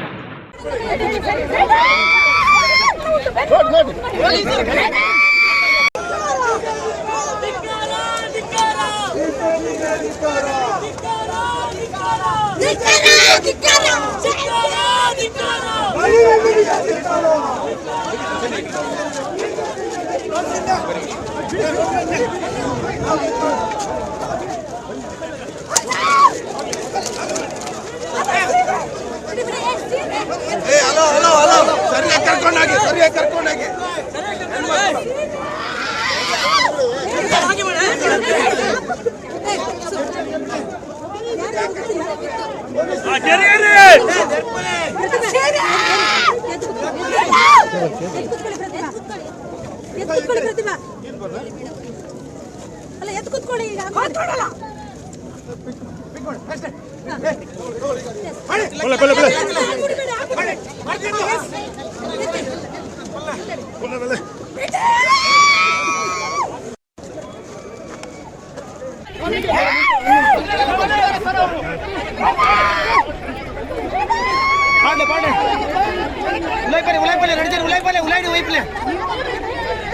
ಇಬ್ಬರು ಒಳಗೋಗಿ ಹೆಂಚಿನ ನಾಚಿಗೆ ಪುಚ್ಚ ನಿಖಿಲಿಗೆ ಮುಂದೆ ಇಟ್ಟು ಬಾಲು. ಇದು ಅಕ್ಷರಶಃ ತುಳುನಾಡಿನಲ್ಲಿ ಅಂದ್ರೆ ಕರಾವಳಿ ಭಾಗದಲ್ಲಿ ಇವತ್ತು ನಡೆದಿರುವಂತಹ ಕೆಲವು ಘಟನೆಗಳು, ಯಾವ ರೀತಿ ಅಲ್ಲಿ ಪ್ರತಿಭಟನಾಕಾರರು ಜೊತೆಗೆ ಪೊಲೀಸರ ಮಧ್ಯೆ ವಾಕ್ ಸಮರ, ಫೈಟ್ಗಳು, ಗಲಾಟೆಗಳು ಎಲ್ಲವೂ ಕೂಡ ನೋಡಿದ್ರಿ. ಮಹಿಳೆಯರ ಒಂದು ಅವರ ಪ್ರತಿಭಟನೆ ಜೊತೆಗೆ ಪೊಲೀಸರು ನಡೆದುಕೊಂಡಿರುವಂತಹ ರೀತಿಗಳು, ಜೊತೆಗೆ ಅಲ್ಲಿ ಆಗಿರುವಂತಹ ಪ್ರತಿಭಟನೆ ಒಂದು ಸಂಪೂರ್ಣವಾಗಿರುವಂತಹ ಚಿತ್ರಣ ತಾವು ನೋಡ್ಕೊಂಡು ಬಂದ್ರಿ. ಸಂಕ್ಷಿಪ್ತ ಡೀಟೇಲ್ಸ್ ಅನ್ನು ಕೊಟ್ಟಿದ್ದೇವೆ. ಆದ್ರೆ ಇವತ್ತಿನ ದಿನ ಅಕ್ಟೋಬರ್ 18 ಏನಿದೆ, ಸೆಪ್ಟೆಂಬರ್ ನಿಂದ ಹೋರಾಟದ ಕಿಚ್ಚು ಪ್ರಾರಂಭವಾಗಿತ್ತು. ಅಕ್ಟೋಬರ್ 18 ಅನ್ನುವಂಥ ದಿನ ಏನಿದೆ, ಇನ್ನಿತ ದಿನ ನಮ್ಮ ತುಳುನಾಡು ಪುನಂಚಿನ ಸುರತ್ಕಲ್ದ ಟೋಲ್ ಗೇಟ್ ದರ್ಪೇರು ಪನ್ಪುನಂಚಿನ ಬಾರಿ ಮಲ್ಲ ಪಾತ್ರೆ ಎತ್ತನ್ನು ದರ್ಪೆರ ಪೋಂದಿತ್ತರ ಅಂಡ್ ದರ್ಪೆರ ಬುಡ್ಜಿರ್ ದಯಪನಾಗ ಅಲ್ಪ ಆಯ್ನಂಚಿನ ವಿಚಾರ ನಿಕಲ್ ತಗೊಂಡ್ ಬರ್ತಾರೆ. ಎಂಚ ಪೊಲೀಸ್ ದಾಖಲು ಮಾತೆರೆಲ್ಲ ಪತ್ತೊಂ ಪೋಯರ್ ಪಂದ್ ಅವಳ ಕೆಲವು ಸ್ಟೇಷನ್ಗೆ ಕೊನಪುನಂಚಿನ ಘಟನೆ ಆಡಿ ಕೆಲವು ಕೋಡಿಗೆ ಹಾಲ್ ನಮ್ಮದಾದ ಭಂಟರ ಭವನ ಪನ್ಪ ಅಥವಾ ಕುಲಾಲ ಭವನ ಪನ್ಪ ಅಡೇಪುರ ಮುಲ್ಪ ಮೊಕ್ಲಿನ್ ಕೊನಪುನಂಚಿನ ವಿಚಾರ ಅಂಡ್ ಒಟ್ಟು ಪೊಲೀಸರು ಬಾರಿ ಪೊರಲು ಬೇಲೆ ಮಂತೇರಿ, ಡೌಟ್ ಏಜಿ ಬಾರಿ ಶೋಕದ ಬೇಲೆ ಮಂತೇರಿ ಅಕ್ಲು ದರ್ಪೆರ ಆಯ್ಜಿ ಟೋಲುನು ಇಂಚೊಪ್ಪನಾಗ ಮಾತಿರ್ಲಿತ್ತೆ ಕೇನೊಂದು ಪುನು ಶಾ ಧಾಲ ಆಯ್ಜತ್ತ ಮಾರೆ ಅಂದ್ ಈ ಪ್ರಶ್ನೆಯನ್ನು ಯಾನ್ ಅಕ್ಲಿಡನೆ ಕೇನೋಡು ಇನ್ನಿತ ಕಾರ್ಯಕ್ರಮ ನಮ್ಮ ಜೊತೆ ಅತಿಥಿಗಳು ಜಾಯಿನ್ ಆಗಿದ್ದಾರೆ. ಅತಿಥಿಗಳು ಅನ್ನೋದಕ್ಕಿಂತ ಜಾಸ್ತಿಯಾಗಿ ಈ ಒಂದು ವಿಚಾರದಲ್ಲಿ ಮುಂಚೂಣಿಯಲ್ಲಿರುವಂತಹ ವ್ಯಕ್ತಿಗಳು, ಜೊತೆಗೆ ಈ ಒಂದು ಅನ್ಯಾಯ ಆಗ್ತಾ ಇದೆ 7 ವರ್ಷದಿಂದ ಅಂತ ಬಂದಾಗ ಇದಕ್ಕೆ ನ್ಯಾಯ ಸಿಗಬೇಕು ಅನ್ನುವಂಥ ನಿಟ್ಟಿನಲ್ಲಿ ಬೀದಿಗಿಳಿದಂತಹ ಹೆಮ್ಮೆಯ ಹೋರಾಟಗಾರರು ನಾನು ಹೇಳಬೇಕು ಅಂತ ಹೇಳಿದ್ರೆ ಆತ್ಮೀಯವಾಗಿರುವಂತಹ ಸ್ವಾಗತವನ್ನ ಮಾಡ್ತಾ ಇದ್ದೇನೆ. ಮೊದಲದಾಗಿ ನಮ್ಮ ಜೊತೆ ಈ ಒಂದು ಟೋಲ್ ವಿರೋಧಿ ಹೋರಾಟ ಸಮಿತಿ ಏನಿದೆ, ಜೊತೆಗೆ ಈ ಒಂದು ಹೋರಾಟ ಅನ್ನುವಂತ ಏನಿದೆ, ಈ ಹೋರಾಟದ ಕಿಚ್ಚು ಹಬ್ಬಿಸಿದಂತಹ ವ್ಯಕ್ತಿ, ಪ್ರತಿ ಬಾರಿ ಕೂಡ ಈ ಒಂದು ಹೋರಾಟದಲ್ಲಿ ಮುಂಚೂಣಿಯಲ್ಲಿದ್ದಂತಹ ವ್ಯಕ್ತಿ, ಟೋಲ್ ವಿರೋಧಿ ಹೋರಾಟ ಸಮಿತಿಯ ಸಂಚಾಲಕರು ನಮ್ಮ ಜೊತೆ ಇದ್ದಾರೆ. ಮುನೀರ್ ಕಾಟಿಪಾಳ್ ಅವರು, ಆತ್ಮೀಯವಾಗಿರುವಂತಹ ಸ್ವಾಗತ ಮುನೀರ್ ಕಾಟಿಪಾಳ್ ಅವರಿಗೆ. ನಮಸ್ತೆ ಸರ್. ಅದೇ ರೀತಿ ನಮ್ಮ ಜೊತೆ ಟೋಲ್ ವಿರೋಧಿ ಹೋರಾಟ ಸಮಿತಿಯ ಮತ್ತೊಬ್ಬರು ಪ್ರಮುಖರು, ಇವತ್ತಿನ ಕಾರ್ಯಕ್ರಮದಲ್ಲೂ ಕೂಡ ಆ ಒಂದು ವಿಜುವಲ್ಸ್ ಗಳನ್ನ ತಾವು ನೋಡಿದ್ದೀರಾ, ಕಾಂಗ್ರೆಸ್ನ ಮುಖಂಡರು ಕೂಡ ಹೌದು, ಪ್ರತಿಭಾ ಕುಳಾಯ್ ಅವರು, ಆತ್ಮೀಯವಾಗಿರುವಂತಹ ಸ್ವಾಗತ ಪ್ರತಿಭಾ ಕುಳಾಯ್ ಅವರಿಗೆ. ನಮಸ್ತೆ ಮೇಡಮ್. ಅದೇ ರೀತಿ ನಮ್ಮ ಜೊತೆ ಮತ್ತೊಬ್ರು ಟೋಲ್ ವಿರೋಧಿ ಹೋರಾಟ ಸಮಿತಿಯ ಪ್ರಮುಖರು, ಜೊತೆಗೆ ವಕೀಲರು ನಮ್ಮ ಜೊತೆ ಇದ್ದಾರೆ, ದಿನೇಶ್ ಹೆಗ್ಡೆ ಉಳಿಪಾಡಿ ಅವರು, ಆತ್ಮೀಯವಾಗಿರುವಂತಹ ಸ್ವಾಗತ ಸರ್ ತಮಗೆ. ನಮಸ್ತೆ ಸರ್. ಮೂವರು ಗಣ್ಯ ವ್ಯಕ್ತಿಗಳು ಇವತ್ತಿನ ಕಾರ್ಯಕ್ರಮದಲ್ಲಿ ಜಾಯಿನ್ ಆಗಿದ್ದಾರೆ, ಮಾತನಾಡಬೇಕು ಕೆಲವು ವಿಚಾರಗಳು, ತಮ್ಮ ಪ್ರಶ್ನೆಗಳಿಗೂ ಕೂಡ ಉತ್ತರವನ್ನ ಅವರುಗಳು ಕೊಡ್ತಾರೆ, ಕೊಡ್ಲೇಬೇಕಾಗುತ್ತೆ, ಜೊತೆಗೆ ಜನಪ್ರತಿನಿಧಿಗಳು ಕೂಡ ಕೊಡ್ಲೇಬೇಕಾಗುತ್ತೆ ಇನ್ನು ಮುಂದಕ್ಕೆ. ಇವೆಲ್ಲದರ ಜೊತೆಗೆ ಪಾಸ್ ಆರ್ ಫೇಲ್ ಅನ್ನುವಂತಹ ಒಂದು ಜಡ್ಜ್ಮೆಂಟ್ ಕೂಡ ಬರುತ್ತೆ, ಇದಕ್ಕೂ ಕೂಡ ಮುಕ್ತವಾಗಿರುವಂತಹ ಅವಕಾಶ ಇದೆ, ತಮ್ಮ ಅಭಿವ್ಯಕ್ತಿ ಸ್ವಾತಂತ್ರ್ಯ ಕೂಡ ಮುಕ್ತವಾಗಿರುವಂತಹ ಅವಕಾಶ ಇದೆ. ನಾನು ನೇರವಾಗಿ ಫಸ್ಟ್ ರಿಯಾಕ್ಷನ್ ಹೋಗ್ತಾ ಇದ್ದೇನೆ. ಮುನೀರ್ ಕಾಟಿಪಾಳ್ ಅವರು, ಟೋಲ್ ವಿರೋಧಿ ಹೋರಾಟ ಸಮಿತಿ ಸಂಚಾಲಕರು, ಕೇನೊಂದುಲೇರ್ ಟೋಲ್ ದರ್ಪರ್ ಗ್ಯಾಪ್ ಅಂದಿತ್ತಾರೆ, ದರ್ಪೆರ ಆಯ್ಜಿ ನಿಕ್ಲೇರ್ದು ಫಸ್ಟ್ ರಿಯಾಕ್ಷನ್. ಎಸ್ ಅಲ್ಲ, ನಾವು ಟೋಲ್ ಗೇಟ್ ಅನ್ನ ಹೊಡಿತೀವಿ ಅಂತ ಹೇಳಿರ್ಲಿಲ್ಲ ಎಲ್ಲಿ ಕೂಡ. ಓಕೆ, ಟೋಲ್ ಸಂಗ್ರಹವನ್ನ ನಿಲ್ಲಿಸ್ತೀವಿ, ಶಾಂತಿಯುತವಾಗಿ ಅಲ್ಲಿಗೆ ಮುತ್ತಿಗೆ ಹಾಕ್ತೀವಿ, ಟೋಲ್ ಏನು ಸಂಗ್ರಹ ಆಗ್ತಾ ಇದೆ ಅದು ಇವತ್ತು ನಿಲ್ಲಬೇಕು ಅನ್ನುವಂಥದ್ದು ನಮ್ಮ ಹೋರಾಟ ಅಂತ ಹೇಳಿದ್ವಿ. ನಾವು ಆ ಪ್ರಯತ್ನವನ್ನು ಇವತ್ತು ಪೂರ್ಣವಾದಂತ ಪ್ರಾಮಾಣಿಕವಾಗಿ ನಮ್ಮ ಪೂರ್ತಿ ಶಕ್ತಿಯನ್ನು ಹಾಕಿ ಮಾಡಿದೀವಿ. ನಿಮ್ಗೆ ಗೊತ್ತಿದೆ ಮೊನ್ನೆಯಿಂದ ಯಾವ ರೀತಿ ಪೊಲೀಸರು ನಮ್ಮ ಬೆನ್ನು ಬಿದ್ದಿದ್ರು ಅಂತ. ಮಧ್ಯರಾತ್ರಿ ಮನೆಗಳಿಗೆ ಬಂದ್ರು, ನಮ್ಮನ್ನ ಕ್ರಿಮಿನಲ್ಗಳ ರೀತಿಯಲ್ಲಿ ನೋಟಿಸ್ ಕೊಟ್ಟು 107 ಹಾಕಿದ್ರು, ಲಕ್ಷಾಂತರ ರೂಪಾಯಿ ಬಾಂಡ್ ಕೇಳಿದ್ರು. ಆಮೇಲೆ ನಿನ್ನೆ 1000ದಷ್ಟು ಪೊಲೀಸರನ್ನ ಟೋಲ್ ಗೇಟ್ ಸುತ್ತ ಪೆರೇಡ್ ಮಾಡಿಸಿದ್ರು. ಇದೆಲ್ಲವನ್ನು ಮಾಡಿ ಜನರನ್ನ ಒಂದು ಎದುರಿಸುವಂತ ಒಂದು ಪ್ರಯತ್ನವನ್ನು ಮಾಡಿದ್ರು. ಈ ಎಲ್ಲ ಬೆದರಿಕೆಗಳನ್ನು ಮೀರಿ ಇವತ್ತು 1000 ಗಟ್ಟಲೆ ಜನ ಬಂದಿದ್ದಾರೆ ಮತ್ತು ನಮ್ಮನ್ನ ಅಲ್ಲಿಂದ ಅಲ್ಲಾಡ್ಲಿಕ್ಕೆ ಬಿಡಬಾರ್ದು ಅನ್ನೋ ರೀತಿಯಲ್ಲಿ ಅವ್ರು ಪ್ಲಾನ್ ಮಾಡ್ಕೊಂಡಿದ್ರು. ಅವರ ಭದ್ರಕೋಟೆಯನ್ನು ಭೇದಿಸಿ ನಾವು ಇವತ್ತು ಟೋಲ್ ಗೇಟ್ ಅನ್ನ ತಲುಪಿದ್ದೀವಿ. ನೀವು ನೋಡಿದ್ರಿ ಯಾವ ರೀತಿ ಜಿದ್ದಾಜಿದ್ದಿ ಮಾಡಿ ನಾವು ತಲುಪಿದ್ದೀವಿ ಅಂತ. ಇದು ನಮ್ಗೆ ಸಿಕ್ಕಿದಂತ ಬಹಳ ದೊಡ್ಡ ಸಕ್ಸಸ್. ಇವತ್ತು ಟೋಲ್ ಗೇಟ್ ಅಲ್ಲಿ ಉಳಿದಿರಬಹುದು, ಟೋಲ್ ಸಂಗ್ರಹ ಕೂಡ ಇವತ್ತು ಮತ್ತೆ ಆರಂಭ ಆಗಿರಬಹುದು. ಆದ್ರೆ ಇವತ್ತು ಖಂಡಿತವಾಗಿಯೂ ನಾವು ಗೆದ್ದಿದ್ದೀವಿ. ಟೋಲ್ ಸಂಗ್ರಹಕ್ಕೆ ತಾತ್ಕಾಲಿಕವಾದಂತ ಒಂದು ತಡೆಯನ್ನ ಹೇರಿದೀವಿ. ಪೊಲೀಸರ ಬಿಜೆಪಿ ಸರ್ಕಾರದ ಪೊಲೀಸರ ಭದ್ರಕೋಟೆಯನ್ನು ಭೇದಿಸಿ ಟೋಲ್ ಗೇಟ್ ಅನ್ನು ಹೋಗಿ ಮುಟ್ಟಿದೀವಿ. ಮತ್ತು ಅಷ್ಟು ಮಾತ್ರ ಅಲ್ಲದೆ ಇಡೀ ಜನಸಮೂಹ ಇವತ್ತು ಸರ್ಕಾರಕ್ಕೆ ಚೀಮಾರಿ ಹಾಕುವ ರೀತಿಯ ಒಂದು ಪರಿಸ್ಥಿತಿಯನ್ನು ನಿರ್ಮಾಣ ಮಾಡಿದ್ದೀವಿ. ಇದು ಹೋರಾಟವನ್ನ ಇವತ್ತು ಜನರ ಹೋರಾಟವನ್ನಾಗಿ ಪೂರ್ಣವಾಗಿ ಪರಿವರ್ತನೆ ಮಾಡಿದೆ. ಇನ್ನು ಇದು ನಮ್ಮ ಹೋರಾಟ ಅಲ್ಲ, ನಾವು ಇನ್ನೂ ಹೋರಾಟದಲ್ಲಿ ಇರ್ತೀವಿ, ನೇತೃತ್ವವನ್ನು ಕೊಡ್ತೀವಿ. ಅದರಿಂದಾಗಿ ಇವತ್ತು ಈವರೆಗಿನ ಅದೊಂದು ಹೀಟ್ ಇತ್ತು. ಇವತ್ತು ಪೂರ್ತಿಯಾಗಿ ಬಿಜೆಪಿ ಇವತ್ತು ಬೆತ್ತಲಾಗಿದೆ, ಜನಪ್ರತಿನಿಧಿಗಳು ಬೆತ್ತಲಾಗಿದ್ದಾರೆ. ಇನ್ನೀಗ ಜನ ಪ್ರಶ್ನೆ ಮಾಡ್ತಾ ಇದ್ದಾರೆ, ಇವರಿಗೆ ನಾಚಿಕೆ ಆಗೋದಿಲ್ವಾ, ಇಷ್ಟಾದ್ಮೇಲೂ ಕೂಡ ಟೋಲ್ ಸಂಗ್ರಹ ಮಾಡ್ತಾ ಇದ್ದಾರೆ ಅಂತಲ್ಲ. ಈಗ ನಾವು ಪಾಸ್ ಓವರ್ ಫೈಲ್ ಅನ್ನುವಂತ ಪ್ರಶ್ನೆ ಇಲ್ಲ, ನಾವು ಪಾಸೆ, ನಾವು ಸರ್ಕಾರ ಅಲ್ಲ.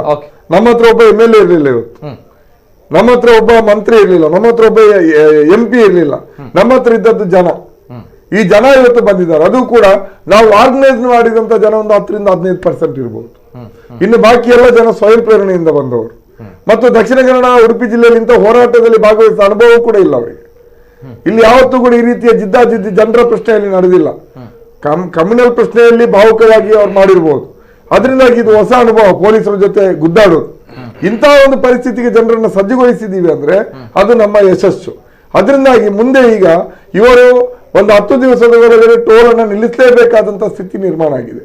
ಅದಾಗ್ಲಿಲ್ಲ ಅಂದ್ರೆ ಜನ ಈ ಬಿಜೆಪಿಯ MP MLAಗಳನ್ನ ಬೀದಿಗಳಲ್ಲಿ ಗೆರವು ಮಾಡ್ತಾರೆ. ಆ ಮಟ್ಟಕ್ಕೆ ಇವತ್ತು ಈ ಹೋರಾಟ ಜನರನ್ನ ತಂದು ನಿಲ್ಲಿಸಿದೆ. ಅದು ಇವತ್ತಿನ ಹೋರಾಟದ ಯಶಸ್ಸು.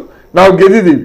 ಇನ್ನು ಜನ ಟೋಲ್ ಅನ್ನ ತಿರಸ್ಕರಿಸಬೇಕು ಮತ್ತು ಜನ ಹೋರಾಟದ ಬೀದಿಯಲ್ಲಿ ಇವತ್ತು ಜನ ಇವರನ್ನ ಪ್ರಶ್ನೆ ಮಾಡಬೇಕು. ಖಂಡಿತವಾಗಿ ಅದರ ಮೂಲಕ ಟೋಲ್ ಬಂದಾಗ್ತದೆ. ಟೋಲ್ನ ಅಂತಿಮ ದಿನಗಳಿಗೆ ಇವತ್ತೊಂದು ಆರಂಭ ಆಗಿದೆ. ಇನ್ನು ಕೌಂಟ್ ಡೌನ್ ಅಷ್ಟೇ ಉಳಿದಿರೋದು. ಇಷ್ಟು ಹೇಳ್ಬೋದು. ಈ ಬಾರಿ ತಾವು ಮಾಡಿರುವಂತಹ ಹೋರಾಟ ಪಾಸ್ ಆಗುತ್ತೆ, ರಿಸಲ್ಟ್ ಚೆನ್ನಾಗಿ ಬರುತ್ತೆ ಅನ್ನುವಂಥದ್ದು ತಾವು ಅನ್ಕೊಳ್ತೀರಿ? ಖಂಡಿತ, ಖಂಡಿತ. ಎಸ್ ಸರ್, ಬರ್ತೇನೆ. ಜೊತೆಗೆ ನಮ್ಮ ಜೊತೆ ಪ್ರತಿಭಾ ಕುಳಾಯ್ ಅವರು, ಟೋಲ್ ವಿರೋಧಿ ಹೋರಾಟ ಸಮಿತಿ. ಮೊದಲಿಗೆ ಅಭಿನಂದನೆ ಹೇಳಬೇಕು. ಮಹಿಳೆಯಾಗಿ ಇವತ್ತಿನ ದಿನ ಹೋರಾಟದಲ್ಲಿ ಪಾಲ್ಗೊಂಡಂತಹ ರೀತಿ ಮೆಚ್ಚುವಂಥದ್ದೇ. First reaction madam. Nitin, last program ಅಲ್ಲಿ ನೀವು ನನ್ನ ಹತ್ರ ಒಂದು ಪ್ರಶ್ನೆಯನ್ನು ಕೇಳಿದ್ರಿ. ಅದಕ್ಕೆ ನಾನು ನಿಮ್ಮ ಹತ್ರ ಹೇಳಿದ್ದೆ, ಮುನೀರ್ ಹೇಳ್ತಾರೆ ಶಾಂತಿಪೂರ್ವಕವಾಗಿ ನಾವು ಈ ಹೋರಾಟವನ್ನು ಮಾಡ್ತೇವೆ ಅಂತ ಹೇಳ್ತಾರೆ ಅಂತ ಹೇಳಿದ್ದಾರೆ. ಅವರು ಅದೇ ರೀತಿ ನಡ್ಕೊಂಡಿದ್ದಾರೆ. ನಿಜ ಹೇಳಬೇಕು, ಸತತವಾಗಿ ಎಲ್ಲಾ ಹೋರಾಟಗಳಲ್ಲಿ ಅವರು ಅದೇ ರೀತಿ ನಡ್ಕೊಂಡಿದ್ದಾರೆ. ಬಟ್ ನಾನು ನಿಮ್ಮ ಹತ್ರ ಒಂದು ಮಾತು ಹೇಳಿದ್ದೆ, ನಾವು ಅಹಿಂಸಾ ರೂಪದಲ್ಲಿ ನಾವು ಹೋರಾಟವನ್ನು ಮಾಡ್ತೇವೆ. ಅಲ್ಲಿ ಎಷ್ಟೋ ಜನರು ಬಂದಿರ್ತಾರೆ, ಜನಸಾಮಾನ್ಯರು ಬಂದಿರ್ತಾರೆ. ಅವರು ಇಷ್ಟು ವರ್ಷ ಈ ಇಲ್ಲಿಗಲ್ ಟೋಲಿಗೆ ದುಡ್ಡು ಕಟ್ಟಿರ್ತಾರೆ. ಅವರು ಬೆವರು ಸುರಿಸಿದ ದುಡ್ಡದು, ಕಷ್ಟಪಟ್ಟಿದ ದುಡ್ಡದು. ಸೊ ಎಷ್ಟೋ ಜನ ಅಲ್ಲಿ ಕೀಳವಾಗಿ ಕೆಟ್ಟದಾಗಿ ಅವರ ಅಪ್ಪ ಅಮ್ಮನಿಗೆ ಎಷ್ಟೋ ಜನ ಬೈದವರಿದ್ದಾರೆ, ಆ ಟೋಲ್ ಆ ಸಂಗ್ರಹ ಮಾಡುವವರು. ಸೊ ಹೀಗೆಲ್ಲ ಇರುವಾಗ ಅದರಲ್ಲಿ ಕಾಮನ್ ಮ್ಯಾನ್ ಇರ್ತಾರೆ. ಕಾಮನ್ ಮ್ಯಾನ್ ಅವ್ರು ಯಾವ ರೀತಿ ರಿಯಾಕ್ಟ್ ಮಾಡ್ತಾರೆ ಅಂತ ಗೊತ್ತಿಲ್ಲ ಅಂತ ನಾನು ನಿಮ್ಮ ಹತ್ರ ಒಂದು ಪ್ರಶ್ನೆ ನಗಡ್ಕೊಂಡು ಹೇಳಿದ್ದೆ. ಇವತ್ತು ಅದೇ ಆಯ್ತು ನೋಡಿ. ಗಾಜು ಹೊಡೆದಾಕಿದ್ರು, CC ಕ್ಯಾಮ್ರಾ ಮುರಿದಾಕಿದ್ರು. ಅದು ನಾವು ಮಾಡಿದ್ದಲ್ಲ, ಯಾರೋ ಬಂದ ಆ ಗುಂಪಿನಲ್ಲಿ ಬಂದವರೆಲ್ಲ ಮಾಡಿದ್ದು. ಸೊ ನನ್ನ ಪ್ರಕಾರ ಇದು ಒಂದು ಈ ಶಾಸಕರಿಗೆ, ಸಂಸದರಿಗೆ ಇದು ಒಂದು ಸೂಚನೆ, ಜನ ಯಾವ ರೀತಿ ಆಕ್ರೋಶಗೊಂಡಿದ್ದಾರೆ ಅಂತ ಹೇಳ್ಕೊಳ್ಳಿಕ್ಕೆ. ನಮ್ಮ ಸಂಪೂರ್ಣ ಪ್ರಯತ್ನವನ್ನು ನಾವು ಮಾಡಿ ಈ ಟೋಲನ್ನು ನಿಲ್ಲಿಸಲಿಕ್ಕೆ ನೋಡಿದ್ದೇವೆ ಸಂಪೂರ್ಣವಾಗಿ. ಎಷ್ಟೋ ಹೊತ್ತು ಅಲ್ಲಿ ಟೋಲ್ ಕಲೆಕ್ಷನ್ಗೂ ನಾವು ಅವಕಾಶ ಮಾಡಿಲ್ಲ. ಮತ್ತೆ ನಮ್ಮನ್ನೇ ಎಲ್ಲ ಎತ್ಕೊಂಡು ಹೋದ ಮೇಲೆ ಮತ್ತೆ ನಾವು ಎಂತ ಮಾಡ್ಲಿಕ್ಕೆ ಸಾಧ್ಯ? ಅದು ಅವರು ಎಲ್ಲ ಈ ಮುಂಚೂಣಿಯಲ್ಲಿ ಯಾರಿದ್ದಾರೆ ಅವರನ್ನು ಫಸ್ಟ್ ಎಲ್ಲರನ್ನು ಲಿಫ್ಟ್ ಮಾಡಿ ಒಂದೊಂದು ಕಡೆ ಅವರನ್ನು ಇಟ್ರು. ನನ್ನನ್ನು ಸುರತ್ಕಲ್ ಪೊಲೀಸ್ ಸ್ಟೇಷನ್ ಕೊಂಡೋಗಿದ್ರು, ಕೆಲವರನ್ನು ಮುನೀರನ್ನು ಅತ್ತಾವರಕ್ಕೆ ಕೊಂಡೋಗಿದ್ರು, ಇದು ಪಾಂಡೇಶ್ವರಕ್ಕೆ ಕೊಂಡೋಗಿದ್ರು. ಹಾಗೆ ಬೇರೆ ಬೇರೆಯವರನ್ನು ಬೇರೆ ಫಸ್ಟ್ ನಮ್ಮನ್ನೇ ಲಿಫ್ಟ್ ಮಾಡಿದ್ರು. ಲಿಫ್ಟ್ ಮಾಡಿ ಹೋದ ಮೇಲೆ ಮತ್ತೆ ನಾವು ಯಾವ ರೀತಿ ಅದನ್ನು ಸ್ಟಾಪ್ ಮಾಡ್ಲಿಕ್ಕೆ ಆಗ್ತದೆ? ನಮ್ಮ ಶಕ್ತಿ ಏನಿತ್ತು ಅದನ್ನು ನಾವು ಅಲ್ಲಿ ಇರುವವರೆಗೆ ನಾವು ಅದನ್ನು ಪ್ರದರ್ಶಿಸಿದ್ದೇವೆ. ನಾವು ಅಲ್ಲಿ ಟೋಲ್ ಕಲೆಕ್ಟ್ ಮಾಡೋದಾಗೆ ನಾವು ನೋಡಿದ್ದೇವೆ. ಬಟ್ ಈ ಹೋರಾಟ ಇಲ್ಲೇ ಖಂಡಿತವಾಗಿ ಇಲ್ಲಿ ಮುಗಿಲಿಲ್ಲ. This is the beginning.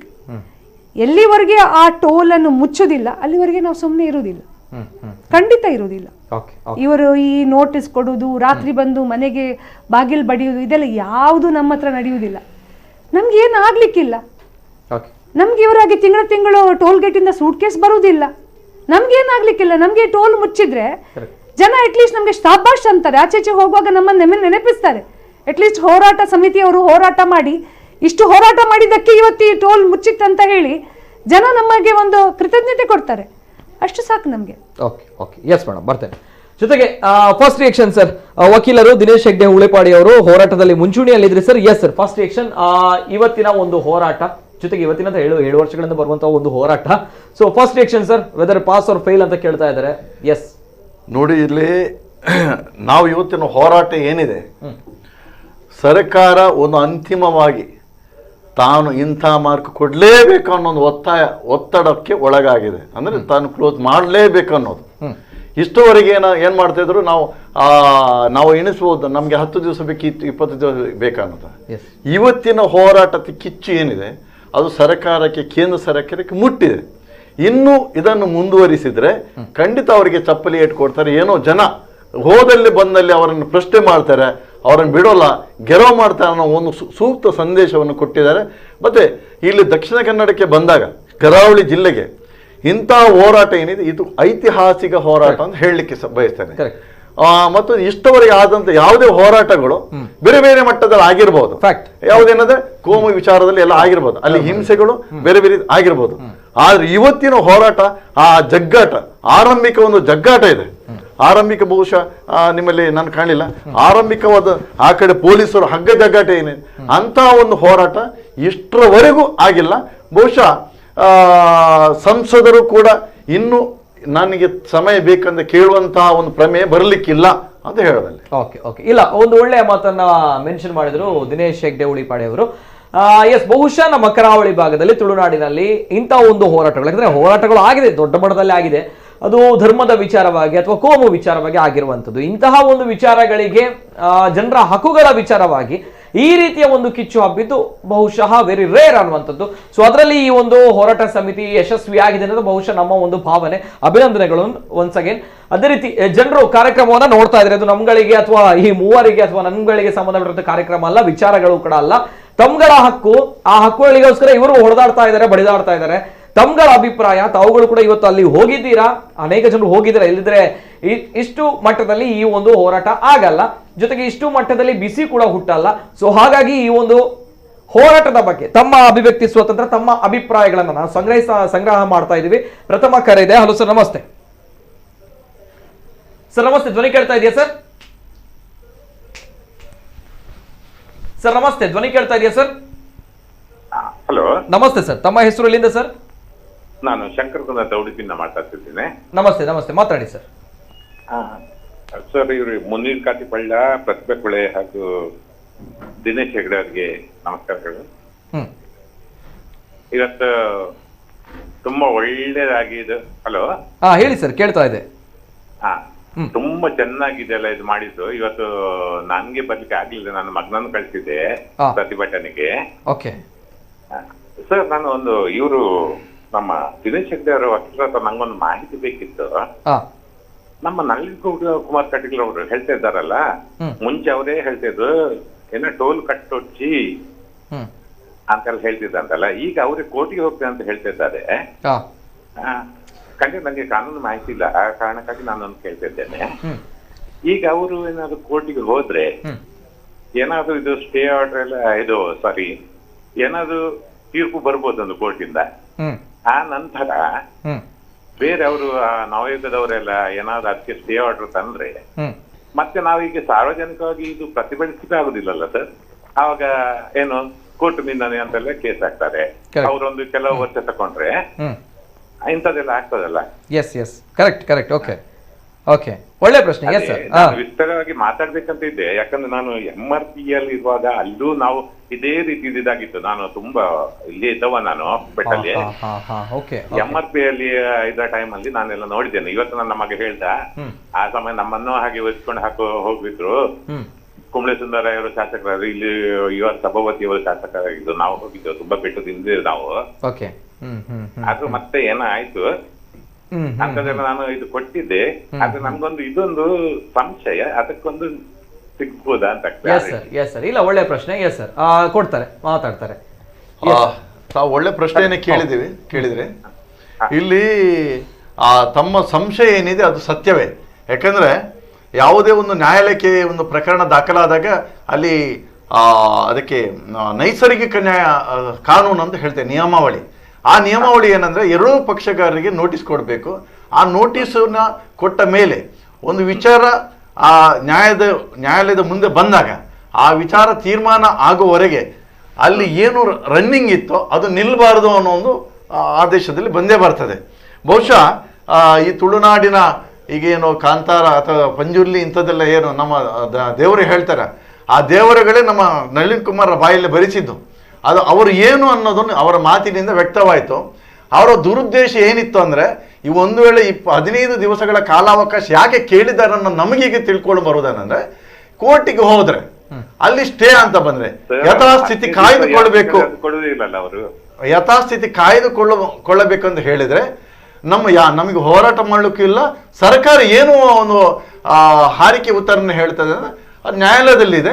ಅದನ್ನು ಆ ನ್ಯಾಯಾಲಯದಲ್ಲಿ ತೀರ್ಮಾನ ಬರುವ ತನಕ ನಾವು ಏನು ಮಾಡ್ಲಿಕ್ಕೆ ಆಗಲ್ಲ ಅನ್ನೋ ಸರ್ಕಾರ ಹೇಳುತ್ತೆ. ನಮ್ಮ ಹೋರಾಟ ಇದೇ ರೀತಿ ಇರುತ್ತೆ. ಅದಕ್ಕೆ ತಾರ್ಕಿಕ ಅಂತ್ಯ ಕೂಡ ಬರಲಿಕ್ಕಿಲ್ಲ. ಹಾಗಾಗಿ ನಳಿನ್ ಕುಮಾರ್ ಹೇಳಿದಂತ ಈ ಮಾತನ್ನೇ ಎಲ್ಲರೂ ಕೂಡ ನಾವು ಕೇಳಬೇಕಾಗಿದೆ. ನಳಿನ್ ಕುಮಾರ್ಗೆ ನೀವು ನ್ಯಾಯಾಲಯಕ್ಕೆ ಹೋಗ್ತೇವೆ ಅನ್ನೋ ಉದ್ದೇಶ ದುರುದ್ದೇಶ ಏನು? ಅಧಿಕಾರ ಅಧಿಕಾರದಲ್ಲಿ ನೀವಿದ್ದೀರಿ, ಅದನ್ನು ರದ್ದುಪಡಿಸಲಿಕ್ಕೆ ನಿಮ್ಮಲ್ಲಿ ಎಲ್ಲ ಅಧಿಕಾರ ಇದೆ. ನಿಯಮ ಬಾಹಿರ ಅಂತ ನೀವೇ ಹೇಳಿದ್ದೀರಿ. ಅದರ ಮೇಲೆ ನೀವು ಕೋರ್ಟಿಗೆ ಹೋಗುವಂತ ನೀವು ಹೇಳುವಂಥ ಅವಶ್ಯಕತೆ ಇರಲಿಲ್ಲ. ನಿಮ್ಮ ಊಹನೆ ಸರಿ ಇದೆ. ಅಂಥ ಒಂದು ಅವಕಾಶಗಳು ನಾವು ಕೂಡ ಕೊಡಬಾರ್ದು. ನಾವು ನಳಿನ್ ಕುಮಾರ್ ಅವನ ಈ ಒಂದು ಮಾತಿನಲ್ಲಿ ಅವರನ್ನು ಪ್ರಶ್ನೆ ಮಾಡುವಂಥ ಅವಶ್ಯಕತೆ ಇದೆ. ಅದಕ್ಕೆ ಸಂಬಂಧಪಟ್ಟು ನನಗೆ ಒಂದು ಮಾತು. ನಳಿನ್ ಕುಮಾರ್ ಕಟೀಲ್ ಅವರು ಡಬಲ್ ಇಂಜಿನ್ ಸರ್ಕಾರದ ಮುಖಂಡರು. ಕರ್ನಾಟಕದಲ್ಲಿರುವಂತಹ ಬಿಜೆಪಿ ಸರ್ಕಾರ ಅವರು ರಾಜ್ಯಾಧ್ಯಕ್ಷರು, ಕೇಂದ್ರದಲ್ಲಿ ಅವರೇ ಸರ್ಕಾರ ಇದೆ, ಅಲ್ಲಿ ಅವರು ಪ್ರಭಾವಿ ಸಂಸದರು. ಈಗ ಇಷ್ಟೆಲ್ಲ ಆದ್ಮೇಲೆ ತೀರ್ಮಾನ ಕೂಡ ಆದ್ಮೇಲೆ ಅದನ್ನ ಜಾರಿ ಮಾಡ್ಲಿಕ್ಕೆ ಆಗಲ್ಲ ಅಂದ್ರೆ ಅದು ಇವರ ವೈಫಲ್ಯ. ಪಾರ್ಲಿಮೆಂಟ್ ಅಲ್ಲಾಗಿದೆ, ಅಸೆಂಬ್ಲಿಯಲ್ಲಾಗಿದೆ. ಇನ್ನದನ್ನು ಜಾರಿ ಮಾಡ್ಲಿಕ್ಕಾಗಿಲ್ಲ ಅಂದ್ರೆ ನಳಿನ್ ಕುಮಾರ್ ಕಟೀಲ್ ಅವರ ವೈಫಲ್ಯ. ಅವರದ್ದೇ ಸರ್ಕಾರದಲ್ಲಿ ಅವರು ಕೋರ್ಟಿಗೆ ಹೋಗ್ತೀವಿ ಅನ್ನುವಂಥದ್ದು ಅಭಾಸ. ಅದರ ಬದಲಿಗೆ ಅವರಿಗೆ ಇರುವಂತ ದಾರಿ ಏನಿದ್ರೆ ಅವ್ರು ರಾಜೀನಾಮೆ ಕೊಡು. ನನ್ನ ಜನರಿಗೆ ನನಗೆ ಮುಖ ತೋರಿಸ್ಲಿಕ್ಕೆ ಆಗ್ತಾ ಇಲ್ಲ, ನಿಯಮಗಳಾದ್ರೂ ಕೂಡ ಈ ಹೆದ್ದಾರಿ ಪ್ರಾಧಿಕಾರದವರು ಅದನ್ನು ಮುಚ್ಚಲಿಕ್ಕೆ ಹೋಗ್ತಾ ಇಲ್ಲ, ಅದರಿಂದಾಗಿ ನಾನು ಸಂಸದ ಸ್ಥಾನಕ್ಕೆ ರಾಜೀನಾಮೆ ಕೊಡ್ತೀನಿ ಅಂತ ಆ ಮಾತನ್ನು ಹೇಳಿದ್ರೆ ನಾವು ಅವ್ರನ್ನು ಗೌರವಿಸ್ತಾ ಇದ್ವಿ. ಕೋರ್ಟಿಗೆ ಹೋಗ್ತೀವಿ ಅನ್ನುವಂಥದ್ದು ನಾಟಕೀಯ. ಹೋದ್ರೂ ಕೂಡ ಅದು ಟೋಲ್ ಗೇಟ್ ಅನ್ನ ಈಗ ಮುಚ್ಚಲಿಕ್ಕೆ ಆಗದೆ ಇರುವಂತಹ ಅವರ ಅಸಹಾಯಕತೆ ಅಥವಾ ಅವರು ಯಾವ ಲಾಬಿಗಳ ಬಲಿಪಶುವಾಗಿದ್ದಾರೋ ಅವರನ್ನ ರಕ್ಷಿಸ್ಲಿಕ್ಕೆ ಆಗ್ತಾ ಇರುವಂತ ನಾಟಕ. ಇದರಲ್ಲಿ ಏನ್ ಡೌಟ್ ಬೇಡ. ಕೋರ್ಟ್ ಅಲ್ಲಿ ಹೋಗ್ಲಿಕ್ಕೆ ನಾವು ಅವಕಾಶವೂ ಕೊಡುವುದಿಲ್ಲ. ನಾವು ಜನತಾ ನ್ಯಾಯಾಲಯದಲ್ಲಿ ಬಂದಿದ್ದೀವಿ, ಸರ್ಕಾರ ತೀರ್ಮಾನ ಆಗಿದೆ, ಇಂಪ್ಲಿಮೆಂಟ್ ಆಗಬೇಕು. ನಳಿನ್ ಕುಮಾರ್ ಕಟೀಲ್ ಅವರಿಗೆ ನಿಜವಾಗಿಯೂ ಪ್ರಾಮಾಣಿಕತೆ ಇದ್ರೆ ರಾಜೀನಾಮೆ ಕೊಟ್ಟು ನಮ್ಮ ಜೊತೆ ಸೇರಲಿ. ಓಕೆ, ಕೋರ್ಟಿಗೆ ಹೋಗುತ್ತೆ ಅಂತ ಬಂದಾಗ ಸ್ಟೇ ಬರುತ್ತೆ, ಯಥಾಸ್ಥಿತಿಯನ್ನ ನಾವು ಕಾಯ್ದುಕೊಳ್ಬೇಕಾಗುತ್ತೆ. ಆವಾಗ ತಮ್ಮ ಹೋರಾಟಗಳು ಕೂಡ ಮುಂದಕ್ಕೆ ಅವಕಾಶ. 2 ಚುನಾವಣೆಗಳು ಮುಗಿಯುತ್ತೆ, ಅಸೆಂಬ್ಲಿ ಮತ್ತು ಪಾರ್ಲಿಮೆಂಟ್ ಮುಗಿಯಿತು. ಜನರ ಮನಸ್ಸಿನಲ್ಲಿ ಏನೋ ಕೋರ್ಟಿನಲ್ಲಿ ಇದೆ, ಕೋರ್ಟ್ ನೋಡ್ತಾ ಇದೆ ಅನ್ನುವಂಥದ್ದು.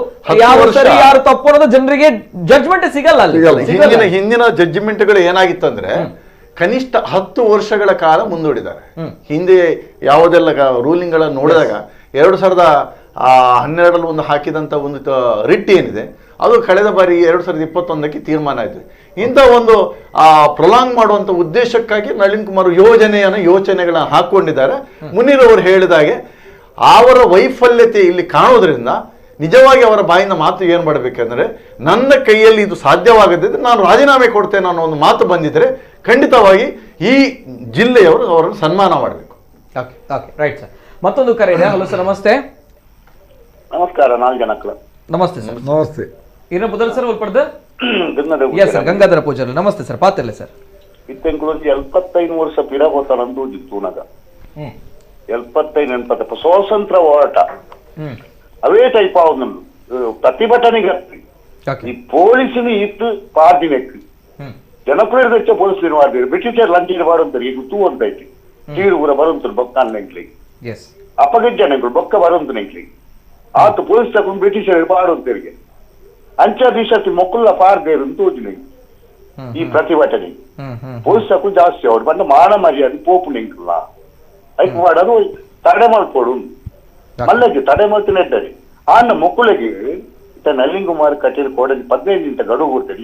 ಸರ್ತಿ ಮಕ್ಕಳು ಇತ್ತ ಮುನೀರ್ ಕಾತಿಪಲ್ಲ ಕೆಲವು ಸರ್ತಿ ಮಕ್ಕಳು ಪ್ರತಿಭಟನೆ ಮಾಡ್ಕೊಂಡಾಗ ಆತೋರ್ಸು ಇಜ್ಜನ ನಳಿನ್ ಕುಮಾರ್ ಓಡಿಬೋದಿತ್ತೇರಿ ಮುರನಿ ಮಾತಾಡ 15 ನಿಮಿಷ ಗಡುವು ಬರ್ತಿನಾರಿ ಮನ್ನದಾದ ಗೊತ್ತುನೆ ಇನ್ನ ಮಿತ್ತ ಜಾಸ್ತಿ ಇತ್ತನೆ ಇಂಕ ಇತ್ತ ಮಿತ್ತ ಜಾಸ್ತಿ ಪೆರಾಪ್ಜಿ ಮೊಕ್ಕಳಿಗೆ ಕಮಿಷನ್ ಉಂಡಾಯ್ತ ಮಿತ್ತು ಕಮಿಷನ್ ಬತ್ತೊಂದುಂಡು ಐಕೆ ಬೋಡದ ಅಕ್ಕಳ ಬರ್ತಾರ ಜಾಕುಲು ಮೊಕ್ಕಳೇ ಬಾತಿರ್ಬೇಕು ಆ ವಯಸ್ಸೊಂದೇ ಮೊಕ್ಕಳೇ ಬಾತಿರ್ಬೇಕು ಎನ್ನ ತಿಂತಾರೆ ಕುಡಲಿಕ್ಕೆ ಎಂಕ್ಲಿಗೆ ಬಂದ್ ಮಾಡ್ಕೊಡು ಅನ್ಪಾರು ಈ ಉದ್ದೇಶ ಪಾತ್ರ ರಾಪು ಜೀತ ಹೊಸೊಡ್ಡ ಈ ಉದ್ದೇಶ ಹೊರ್ದಿನಿ ಇಚ್ಚಿನ ಏರೆಗಳ ಒಂಜಿ ರಾಜಕೀಯದಾಗ ಒಂಜಿ ಅಧಿಕಾರಿ ಹೊರ್ಕೊಂಡು ಉಂಟಾಯ ರಾಪುಜಿ ಬಂದಣ್ಣ ಒಂಜಿ ಕ್ವಾಂಟಿರ್ದ ಏನು ಕಳಸ ಕಾಮಗಾರಿ ಅಣಗ ಉಂಟಾಯ ರಾಪುಜಿ ಬಂದಣ್ಣ ಕರ್ತಂಡ ಕಾನೂನು ಬೋಡ ಕಾನೂನು ಸುವ್ಯವಸ್ಥೆದ ಅತ್ತವು ಪಂದ ಡಲ್ಲಿಗುಮಾರೆ ಬಂದುಳ್ಳೇರು ಕೂಡ ಕೋರ್ಟ್ ಬೋಡಾರು ಪಂಡದ್ರ 20 ಕಿಲೋಮೀಟರ್ ಆರೆ ಬಳ್ಳಿಂದ ಆರೆ ಬಂತೇರು ಕೂಡ ಕೋರ್ಟ್ ಬೋಡ ಓಕೆ ಸರ್ ಓಕೆ ಏರ್ನ ಕಣ್ಣಿಗೆ ಮಣ್ಣು ಬಾಡ್ ಮಕ್ಕಳು ಉಳಿತ ಬ್ರಿಟಿಷ್ ಏರ್ನ ಕಾಲ నేను ತೂನಗ ಈ ಪರಿಸ್ಥಿತಿನ ತೂನಗ ಆನಿದ 75 ಬ್ರಿಟಿಷ್ ಏರ್ನ ಕಾಲ ಬೈದಿಂದ ನಂದು ತೋಜೋಡು ಅಂಚಿನ ಜನಗಳು ಕೂಡ ಪುಟ್ಟುದೇರು ಆನೆ ಬ್ರಿಟಿಷರು ಪುಟ್ಟುದೇರು ಇನ್ನು ಅಕ್ಕಳು ಪುಟ್ಟುದೇರು ಅಂಚೆಂಡು ಎಣ್ಣುಡಪ್ಪನೆಗೂ ಈ ಪರಿಸ್ಥಿತಿ ತೂನಗ ಏತ್ತು ಸಮಯದ ಹೋರಾಟ ಮತ್ತೊಂದುಳ್ಳೇರು ಒಂದು ಮಕ್ಕಳಿಗೆ ಪೊಗ್ಗುನೆ ಇಜ್ಜಂಚಂಡ ಹೋರಾಟ ಉಂದುಜಿ ಕೂಡ ಮೂಜ್ಜನ ಬಂಡೇರಿ ಕೇಂದ್ರಗಿತ್ತ ಮುಟ್ಟೊಂದು ಮುಟ್ಟು ಜಾಕೊಡಿಗೆ ಎಣ್ಣೆ ಓಟು ದಿಕ್ಕು ಅಂದು ದಾದ ಮಾಡ್ಕೊಡು ಮತ್ತೊಂದು ರೋಡಿಗೆ ಸಂದರ್ಪ ಓಟು ಸಿಗುನ್ ಬಂದ ತಗೊಂಡು ಅವರಿಗೆ ಟುಪ್ಪಡಿ ಕೂಡ ನೀವು ತಿನ್ನೊಂದು plan okay okay yes sir thank you Gangadhara ಪೂಜಾರ್ಲಿ ಥ್ಯಾಂಕ್ ಯು ಸರ್ ಸಲ್ವೇನ್ ಮತ್ತೊಂದು ಕರೆ ಇದೆ ಹಲೋ ಸರ್ ನಮಸ್ತೆ ಸರ್ ನಮಸ್ತೆ ಧ್ವನಿ ಕೇಳ್ತಾ ಇದೆಯಾ ಸರ್ ಹೌದು ನಮಸ್ತೆ Ramesh Kotian taxi man association ಪ್ರಧಾನ ಕಾರ್ಯದರ್ಶಿ ಉಡುಪಿ ಜಿಲ್ಲೆ ನಮಸ್ತೆ ಮಾತಾಡಿ ಸರ್ ಮಾತಾಡಿ ಸರ್ ಪ್ರಥಮವಾಗಿ ನಮ್ಮ ನಾಯಕರಾದಂತ ಮುನೀರ್ ಕಾಟ್ಬಲ್ಲ ಮತ್ತೆ ದಿನೇಶ್ ಕುಲೆಪಾಡಿ ಮತ್ತೆ ಪ್ರತಿಭಾ ನನ್ನ ಸಹೋದರಿ ಪ್ರತಿಭಾ ಕುಲೆ ಅವರಿಗೆ ಅಭಿನಂದನೆ ಉಡುಪಿ ಜಿಲ್ಲಾ ಟ್ಯಾಕ್ಸಿ ಮ್ಯಾನ್ ಅಸೋಸಿಯೇಷನ್ ವತಿಯಿಂದ ಅವರಿಗೆ ಅಭಿನಂದನೆ ಸಲ್ಲಿಸ್ತಾ ಇದ್ದೇನೆ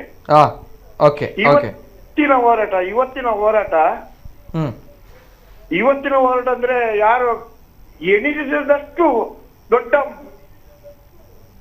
ದೊಡ್ಡ ಮಟ್ಟದಲ್ಲಿ ಆಗದಂತ ಇವತ್ತಿನ ಒಂದು ಹೋರಾಟ ಅವರು ಪೊಲೀಸ್ ಅವರು 450 ಜನ ಬಂದಿದ್ದಾರೆ 500 ಜನ ಬಂದಿರ ಅಂತ ಹೇಳ್ತಾ ಇದ್ದಾರೆ ಆದ್ರೆ ನಮ್ಮ ಎದುರು ಅವರು ಯಾರು ಏನಲ್ಲ ನಮ್ಗೆ ನ್ಯಾಯ ಬೇಕು ನಮಗೆ ನಮ್ಮ ನಾಯಕರಂತ ಉಲೆಪಾಡಿ ಅವರು ಮುನೀರ್ ಕಾಟಿಪಲ್ಲೆ ಅವರು ಪ್ರತಿಭಾ ಕುಲೆ ಅವರಂತ ನಾಯಕರು ಬೇಕು ಅವರಿಗೆ ಇನ್ನು ಮುಂದೆ ಆದ್ರೂ ನಮ್ಮ ಪ್ರಾಣ ಹೋದ್ರೆ ನಾವು ಇವತ್ತು ಬಿಡ್ಲಿಕ್ಕೆ ತಯಾರಿಲ್ಲ ನಮಗೆ ಪಕ್ಷ ಯಾವುದೇ ಇರ್ಲಿ ನಮಗೆ ಅದು ಟೋಲ್ ಹೋಗ್ಬೇಕು ನಮ್ಗೆ ಮುಖ್ಯವಾಗಿ ಉಡುಪಿ ಜಿಲ್ಲೆಯವರಿಗೆ ನಮಗೆ ಟೋಲ್ ಹೋಗ್ಲೇಬೇಕು ಅಂತ ನಾನು ಹೋರಾಟ ಮಾಡ್ತಾ ಇದ್ದೆ ಅವರೊಂದಿಗೆ ಎಸ್ ಸರ್ ಥ್ಯಾಂಕ್ ಯು ಧನ್ಯವಾದಗಳು ಥ್ಯಾಂಕ್ ಯು ಧನ್ಯವಾದಗಳು ಕಾರ್ಯಕ್ರಮ ಅನೇಕ ಕರೆಗಳು ಬರ್ತಾ ಇದೆ ನಾನು ಯಾಕೆ ಕರೆ ಸ್ವೀಕಾರ ಮಾಡ್ತೀನಿ ಅಂತ ಅವರ ಅಭಿವ್ಯಕ್ತಿ ಸ್ವಾತಂತ್ರ್ಯ ಅವರ ಅಭಿಪ್ರಾಯಗಳು ಅದನ್ನ ಸಂಗ್ರಹ ಮಾಡ್ಬೇಕು ಯಾಕಂದ್ರೆ ತಾವು ಹೋಗ್ತಾ ಇರುವಂತಹ ದಾರಿ ಸರಿ ಇದೆಯಾ ಅನ್ನುವಂಥದ್ದು ತಮ್ಮ ದಾರಿಗೆ ಎಷ್ಟು ಜನ ಬೆಂಬಲ ಕೊಡ್ತಾ ಇದ್ದಾರೆ ಅನ್ನೋದು ಎಷ್ಟು ಸಪೋರ್ಟ್ ಇದೆ ತುಳುನಾಡಿನ ಜನರ ಸಪೋರ್ಟ್ ಇದೆ ಯಾಕಂದ್ರೆ ತುಳುನಾಡಿನ ಜನರು ಹೇಳಿ ಕೇಳಿ ಯಾರು ಕೂಡ ಸಪೋರ್ಟ್ ಮಾಡಲ್ಲ ಬೆಂಬಲ ಮಾಡಲ್ಲ ಎಷ್ಟು ಮಾಡ್ತಾರೆ ಸೊ ಅವರ ಅಭಿಪ್ರಾಯವನ್ನು ನಾನು ಸಂಗ್ರಹ ಮಾಡ್ತಾ ಇದ್ದೇನೆ ಜೊತೆಗೆ ಕಾರ್ಯಕ್ರಮ ಅನೇಕ ಜನರು ನೋಡ್ತಾ ಇದ್ದಾರೆ ಸೋಷಿಯಲ್ ಮೀಡಿಯಾಗಳು ಕೂಡ ಅನೇಕ ಜನರು ಕಾರ್ಯಕ್ರಮವನ್ನು ನೋಡ್ತಾ ಇದ್ದಾರೆ ಅನೇಕ ಕಮೆಂಟ್ಸ್ಗಳು ಕೂಡ ಬರ್ತಾ ಇದೆ PCM ಇದು ಸ್ಕ್ಯಾಮ್ ಎಲ್ಲ ಬರ್ತಾ ಇದೆ ಇವೆಲ್ಲದರ ಜೊತೆಗೆ ಒಬ್ರು ಕಮೆಂಟ್ ಅನ್ನ ಹಾಕಿದ್ದಾರೆ ಅದನ್ನು ಓದ್ಲೇಬೇಕು ಬಹುಶಃ ನಾನು ಯಾಕಂತ ಹೇಳಿದ್ರೆ ಕಮೆಂಟ್ ಮಾಡಿದವರ ಹೆಸರನ್ನ ಮತ್ತೆ ಓದ್ತೇನೆ ಅವ್ರು ಏನ್ ಹೇಳಿದ್ದಾರೆ ಅಂತ ಹೇಳಿದ್ರೆ 10 ರೂಪಾಯಿ ಮೊಕ್ಲಿಗೆ ಕೊರಿಯರೆ ಗತಿ ಇಜ್ಜಿ ಟಿವಿ ಶೋಡು ದಾದ ಮೊಕ್ಲಿಗೆ ನಾಚಿಗೆ ಇಜ್ಜ ಪನ್ಪುನಂಚಿನ ಪಾತ್ರ ಕೇಂದ್ರ ಆಯ್ತು ಒಟ್ಟಿಗೆ ಟೋಲ್ ಗೇಟ್ಗೆ 10 ರೂಪೀಸ್ ಕೊರ್ಪುನಂಚಿನ ಕೊಡ್ದು ಪೋಯರ ಆಜಿಡ ಮೊಕ್ಲಿಗೆ ಗಾಡಿ ದಾಯೆ ನಡತದು ಪೋಯರ ಆಪುಜ ನಟ್ಟು ನಕ್ಲಿಗೆ ನಾಚಿಕೆ ಇಜ್ಜಂದಿ ನಾಯಿಲು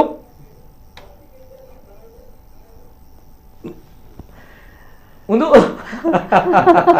ಕಮೆಂಟ್ ಓಕೆ ಯಶೋಧರರು ಪಾಡ್ದೇರು I don't know really seriously ನನ್ಗೆ ನೆಗಡ್ಬೇಕಾ ಅಥವಾ ಅಳಬೇಕಾ ತಮ್ಮಂತ ಮನಸ್ಥಿತಿಗಳಿಗೆ ಗೊತ್ತಾಗಲ್ಲ ಸರ್ ಅಂದ್ರೆ ಸ್ವಾಭಿಮಾನದ ಅಲ್ಲ ನಿತಿನ್ ಅವ್ರು ನಮ್ಗೆ ನಟ್ಟನವ್ರು ಅಂತ ಹೇಳ್ತಾರೆ ಅವರ ಹತ್ರ ಈಗ ನಿಜ ನೋಡ್ಲಿಕ್ಕೆ ಅದ್ರೊಂದು ಸೈಕಲ್ಸ್ ಇರ್ಲಿಕ್ಕಿಲ್ಲ ಅಂತ ದೊಡ್ಡ ನಮ್ಗಿಂತ ದೊಡ್ಡ ನಟ್ಟನ ಅವರಾಗಿರ್ತಾರೆ ಅಲ್ಲ ನಮ್ಗೆ ಈ ಮೈಂಡ್ ಸೆಟ್ ಗೆ ಹೇಳುವಂತದ್ದು ಅಲ್ಲ ನಾವು ನಟ್ಟುನಗಳಾದ್ರೆ ಅವ್ರು ನಟ್ಟು ಪರದೇಶಿ ಪರದೇಶಿ ಅವರು ಅವ್ರ ಹತ್ರ ಒಂದು ಸೈಕಲ್ ಇಲ್ಲ ಬಿಡಿ ನಟ್ಟು ಪರದೇಶಿಗಳು ಬರೀತಾರಲ್ಲ ಬಾಯಿಗೆ ಬಂದದ್ದು ಈಗ ನಾನು ನೋಡ್ತಾ ಇದ್ದೇನೆ ಏನೆಲ್ಲ ಬರಿತಾ ಇದ್ದಾರೆ ಸೊ ಮನಸ್ಥಿತಿ ಮಾನಸಿಕಗಳು ಏನ್ ಮಾಡ್ಲಿಕ್ಕೆ ಆಗುದಿಲ್ಲ ಒಬ್ರು ರೋಹನ್ ರಾವ್ ಅಂತ ಹೇಳಿ ಒಳ್ಳೆ ಕಮೆಂಟ್ ಅನ್ನ ಹಾಕಿದ್ದಾರೆ ಯಶೋಧರ ರೈ ಅವರಿಗೆ 10 ರೂಪೀಸ್ ಕೊರಿಯರೆ ಈ ಬೆಂತಿನ ಕಾಸತ್ತವು ಅಂತ ಹೇಳ್ತಾ ಇದ್ದಾರೆ ಯಾಕಂದ್ರೆ ನಿಜವಾಗ್ಲೂ ಕೂಡ ಶ್ರಮ ಪಟ್ಟು ಪರಿಶ್ರಮದಿಂದ ದುಡಿತಾ ಇದ್ರೆ ಆ 10 ರೂಪಾಯಿಯ ಬೆಲೆ ಗೊತ್ತಾಗ್ತಾ ಇತ್ತು. ಜೊತೆಗೆ ಇಲ್ಲಿ 10 ರೂಪಾಯಿ ಅನ್ನೋ ಪ್ರಶ್ನೆ ಬರಲ್ಲ, ಸ್ವಾಭಿಮಾನ ಅನ್ನೋದು ಪ್ರಶ್ನೆ ಬರುತ್ತೆ. ಯಾರೋ ಬಂದು ದಬ್ಬಾಳಿಕೆಯನ್ನ ಮಾಡ್ತಾರೆ ಅಂತ ಬಂದಾಗ ಅಲ್ಲಿ ಪ್ರಶ್ನೆ ಬರುತ್ತೆ. ಈ ಹಿಂದೆ ಕೂಡ ಆಗಿರುವಂತದ್ದೇ ಗಂಗಾಧರ ಪೂಜಾರಿ ಬ್ರಿಟಿಷ್ ಅವರ ಒಂದು ವ್ಯಾಖ್ಯಾನವನ್ನು ಕೊಟ್ರು. ಯಾಕಂತ ಹೇಳಿದ್ರೆ ಅವರು ಬಂದ್ರು ನಮ್ಮನ್ನ ಆಳಿದ್ರು, ನಾವು ಆಳ್ತಾ ಇರುವಾಗ ಅವ್ರು ನಮ್ಮನ್ನ ಆಳುವಾಗ ಸುಮ್ಮನೆ ಇದ್ವಿ. ಸೊ ತದನಂತರ ಆಗಿರುವಂತಹ ಘಟನೆಗಳನ್ನು ನೋಡ್ತಾ ಇದೀವಿ. ಈಗವೂ ಕೂಡ ಅಷ್ಟೇ, ಆ ಟೋಲ್ ಗೇಟ್ ನಿಂದ ಅನೇಕ ಜನರು ಸಮಸ್ಯೆಯನ್ನು ಅನುಭವಿಸ್ತಾ ಇದ್ದಾರೆ. ಅದು ಇಲ್ಲಿಗಲ್ ಟೋಲ್, ಗೊತ್ತಿದೆ ಅನ್ಯಾಯ ಆಗ್ತಾ ಇದೆ ಅನ್ನುವಂಥದ್ದು. ಯಾವ ರೀತಿ ಅಂತ ಬಂದಾಗ 48 ಕಿಲೋಮೀಟರ್ಗಳಲ್ಲಿ ಎಷ್ಟು ಟೋಲ್ಗಳಿವೆ ನಮ್ಮ ದಕ್ಷಿಣ ಕನ್ನಡ ಜಿಲ್ಲೆಯಲ್ಲಿ. ಇದು ಕಾನೂನು ಬಾಹಿರ, ನಿಯಮ ಬಾಹಿರ. ಗೊತ್ತಿದ್ದು ಕೂಡ ಅನ್ಯಾಯ ಆಗ್ತಾ ಇದೆ ಅಂತ ಬಂದಾಗ ಮುಚ್ಕೊಂಡು ಕೂತ್ಕೊಂಡಿದ್ದೀರಲ್ಲ, ತಮ್ಗಳಿಗೆ ಹೇಳ್ಬೇಕಾ ಮಾತುಗಳನ್ನ. ಇಂತಹ ಮನಸ್ಥಿತಿ ಅಲ್ಲ, ಇದು ವಿಕೃತವಾಗಿರುವಂತಹ ಮನಸ್ಥಿತಿ, ಒಂದು ವಿಕೃತವಾಗಿರುವಂತಹ ಮನಸ್ಥಿತಿ. ರಿಯಲಿ ಬಹಳಷ್ಟು ಬೇಸರ ಆಗುತ್ತೆ. ಇದು ಯಶೋಧರ್ ರೈ ಅವರು ಕೇಳಿರುವಂತಹ ಪ್ರಶ್ನೆ. ಎಸ್ ಸರ್, ಏನು ಉತ್ತರವನ್ನ ಕೊಡ್ತೀರಾ?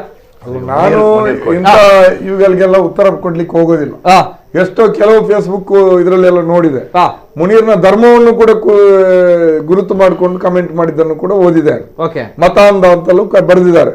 ಆತನ ಬಲೆಗೆ ಬೀಳ್ಬೇಡಿ ಅಂತೆಲ್ಲ ಹೇಳಿದ. ತುಳುವೆಪ್ಪೆ ಅಂತ ಮಾತಾಡ್ಲಿಕ್ಕೆ ಮುನೀರ್ಗೆ ಏನು ಅಧಿಕಾರ ಅಂತೆಲ್ಲ ಕೇಳ್ತಾರೆ. ಅಂತದ್ದೇ ಒಂದು ವರ್ಗಕ್ಕೆ ಸೇರಿದವರು. ಅವರಿಗೆ ಜನರ ಅವರದ್ದೇ ಸಮಸ್ಯೆಗಳಿಗಿಂತಲೂ ಕೂಡ ಅವರು ಯಾವ ಸಿದ್ಧಾಂತವನ್ನ ಬೆಂಬಲಿಸ್ತಾ ಬಂದಿದ್ದಾರೆ, ಮೂರ್ಖರ ತರ, ಅದರ ಒಂದು ಹಿತಾಸಕ್ತಿ ಅವರಿಗೆ ಮುಖ್ಯ ಅಂತ ಅನಿಸ್ತದೆ. ಅದವರ ತಪ್ಪು ಅಂತ ಹೇಳೋದಾ ಅಥವಾ ಈ ವ್ಯವಸ್ಥೆ, ಈ ಸಮಾಜ ರೂಪುಗೊಂಡಿರುವಂತ ಒಂದು ಪರಿಣಾಮ ಅಂತ ಹೇಳೋದು ಗೊತ್ತಾಗಲ್ಲ. ಅದರಿಂದಾಗಿ ನಾವು ಅವರ ಅನುಕಂಪಕ್ಕಷ್ಟೇ ಅರ್ಹರು. ಅವರ ಬಗ್ಗೆ ನಾವು ಅನುಕಂಪ ಪಡ್ಬೋದು. ಯಾಕಂದ್ರೆ ಅದಕ್ಕೊಂದು ಮುಖ ಇದ್ದಿದ್ರೆ ಅವ್ರು ಇಂಥವ್ರು ಅಂತ ಗೊತ್ತಿದ್ರೆ ಅವ್ರ ಬಗ್ಗೆ ನಾವು ಕಮೆಂಟ್ ಮಾಡ್ಬೋದು. ಅದಕ್ಕಿಂತ ಆಚೆ ಅವರನ್ನ ಇಗ್ನೋರ್ ಮಾಡ್ಬೇಕು ನಾವು, ಅನುಕಂಪಕ್ಕೆ ಅರ್ಹರು. ಬಹುಶಃ ಸಮಾಜದಲ್ಲಿ ನಡೆಯುವಂತ ಇಂಥ ಬೆಳವಣಿಗೆಗಳಿಂದ ಮುಂದಕ್ಕೆ ಅವರ ತಿಳುವಳಿಕೆಗಳು ಹೆಚ್ಚಬಹುದು, ಇಂಥವರ ಸಂಖ್ಯೆ ಕಡಿಮೆ ಆಗ್ಬಹುದು. ನೋಡಿದ್ರೆ ಈಗ ಈ ಹಿಂದೆ ನಮ್ಮ ಟೋಲ್ ಗೇಟ್ ಹೋರಾಟವನ್ನು ಬೆಂಬಲಿಸ್ತಾ ಇದ್ದವರಿಗಿಂತಲೂ 10 ಪಟ್ಟ ಸಂಖ್ಯೆಯಲ್ಲಿ ಈಗ ಬೆಂಬಲಿಗರ ಸಂಖ್ಯೆ ಹೆಚ್ಚಿದೆ. ಆ ಮಟ್ಟಿಗೆ ಎಜುಕೇಟ್ ಆಗ್ತಾ ಇದೆ. ಇಂಥವರು ಕೂಡ ಒಂದಿಷ್ಟು ಬದಲಾವಣೆ ಆಗ್ಬಹುದು ಅಥವಾ ಒಂದಿಷ್ಟು ಪ್ರಮಾಣ ಇಂಥವ್ರದ್ದು ಉಳಿಬಹುದು ಸಮಾಜದಲ್ಲಿ. ಅದರಿಂದ ಇಂಥವ್ರ ಬಗ್ಗೆ ತಲೆ ಕೆಡಿಸ್ಕೊಳ್ಬೇಕಾಗಿಲ್ಲ ಅಂತ ನನ್ನ ಭಾವನೆ. ಇನ್ನೊಂದು ಕಾಣುತ್ತೆ ಏನಂದ್ರೆ, ಬಹುಶಃ ಈ ಹಿಂದೆ ನಾವು ಆಗ್ಲೇ ಹೇಳಿದಾಗ ಇದು ಚಾರಿತ್ರಿಕವಾದದ್ದು. ಚಾರಿತ್ರಿಕವಾಗಿ ಹಿಂದೆ ಎಲ್ಲ ಆದದ್ದು ಕೋಮು ವಿಚಾರದಲ್ಲಿ ತಿಳುವಳಿಕೆಗಳು, ಡಿಸ್ಕಷನ್ಗಳು. ನಾವು ಮುನೀರ್ ಈಗ ಒಂದು ಹೋರಾಟವನ್ನು ಮಾಡುವಂತ ಸಂದರ್ಭದಲ್ಲಿ ಕೇವಲ 5 ಮಂದಿ 6 ಮಂದಿ ಇರುವಂತದ್ದು, ಅಥವಾ ನಾವು ಈ ಹಿಂದೆ ಎಲ್ಲ ಹಲವಾರು ಹೋರಾಟ ಮಾಡಿದ ಸಂದರ್ಭದಲ್ಲಿ ಎಲ್ಲರನ್ನು ಬನ್ನಿ ಅಂತ ಕರೆಯುವಂತ ಸಂದರ್ಭದಲ್ಲಿ ಬಂದು ನಾವೊಂದು 100 ಮಂದಿಗೆ ಕಾಲ್ ಮಾಡಿದ್ರೆ 10 ಮಂದಿ ಬಂದದ್ದು. ಅಂದ್ರೆ ಅದೇ ಸಂದರ್ಭದಲ್ಲಿ ಇನ್ನು ಯಾವುದೊಂದು ದೇವಸ್ಥಾನದೋ ದನದ್ದೋ ವಿಚಾರ ಬಂದಾಗ ಅಲ್ಲಿ 1000 ಮಂದಿ ಸೇರ್ತಾರೆ. ಆ ವರ್ಗ ಈಗ ಕಡಿಮೆ ಆಗ್ತಾ ಬರ್ತದೆ. ಈ ಟೋಲ್ ವಿಚಾರದಲ್ಲಿ ಇಲ್ಲಿ ಟೋಲ್ ಹಿನ್ನೆಲೆಯಲ್ಲಿ ಏನಾಗುತ್ತೆ ಅಂದ್ರೆ, ಜನರು ಬೇರೆ ರೀತಿ ಸರ್ಕಾರದ ನೀತಿ ನಿಯಮಾವಳಿಗಳನ್ನ ಪ್ರಶ್ನಿಸುವ ಮಾರ್ಗಕ್ಕೆ ಬರ್ತಾ ಇದ್ದಾರೆ. ಆ ಬರುವಂತ ಹಂತದಲ್ಲಿದ್ದಾರೆ. ಕೆಲವರು ಪರಿವರ್ತನೆ ಆಗಿದ್ದಾರೆ. ಇವರು ಪರಿವರ್ತನೆ ಆಗದಂತ ಒಂದು ಹಂತದಲ್ಲಿ ಇರುವವರು, ಅವರಿಗೆ ಈ ಸರ್ಕಾರ ಅಂದ್ರೆ ಏನು, ನೀತಿ ನಿಯಮಾವಳಿಗಳೇನು, ಆ 10 ರೂಪಾಯಿ ಬಗ್ಗೆ ಅವರಿಗೆ ಒಂದು ಏನು ಪರಿಶ್ರಮದ ಬಗ್ಗೆ ಗೊತ್ತಿರುವುದಿಲ್ಲ. ಅಥವಾ ಒಂದು ಟೋಲ್ ನಲ್ಲಿ ಸಂಗ್ರಹ ಮಾಡಿದಾಗ ಅವರಿಗೆ ಬೇಕಾದ್ರೆ ನಾವೊಂದು ಜಸ್ಟ್ ಎಜುಕೇಶನ್ ಅವರಿಗೆ ಎಜುಕೇಟ್ ಮಾಡೋದು ಹೇಳೋದಿದ್ರೆ, ಒಂದು ಟೋಲ್ ನಲ್ಲಿ ಇಲ್ಲಿ ನಮ್ಮ ಸುರತ್ಕಲ್ನಿಂದ ಹೆಜಮಾಡಿ ಎಲ್ಲಿ ಕ್ರಾಸ್ ಆಗುವಾಗ ಟ್ಯಾಕ್ಸಿಗೆ ಆತ 200 ರೂಪಾಯಿ ಕೊಡಬೇಕು ಹೋಗಿ ಬರ್ಲಿಕ್ಕೆ. ಆ 200 ರೂಪಾಯಿ ಒಂದು ವೇಳೆ ಅದೇ ಟ್ಯಾಕ್ಸಿವೋ ಸಮಾಜ ಸೇವೆ ಮಾಡುವ, ಆ ಸಮಾಜ ಸೇವೆ ಮಾಡುವಂತ ಟ್ಯಾಕ್ಸಿವನ್ನು ಯಾರೊಬ್ಬ ಅನಾರೋಗ್ಯ ಪೀಡಿತನ ಇದ್ದವಲ್ಲಿಗೆ ಅವನಿಗೆ ಹಾಸ್ಪಿಟಲ್ ಕೊಂಡೋಗ್ಬೇಕು. 500 ರೂಪಾಯಿಯ ಒಂದು 500 ರೂಪಾಯಿ ಇದ್ದಂತ ಟ್ಯಾಕ್ಸಿ ಬಿಲ್ 700 ರೂಪಾಯಿ ಮಾಡ್ಬೇಕು ಅನಿವಾರ್ಯವಾಗಿ.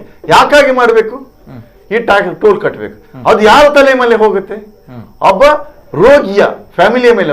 ಆತ ಬಡವ ಇರ್ತಾನೆ.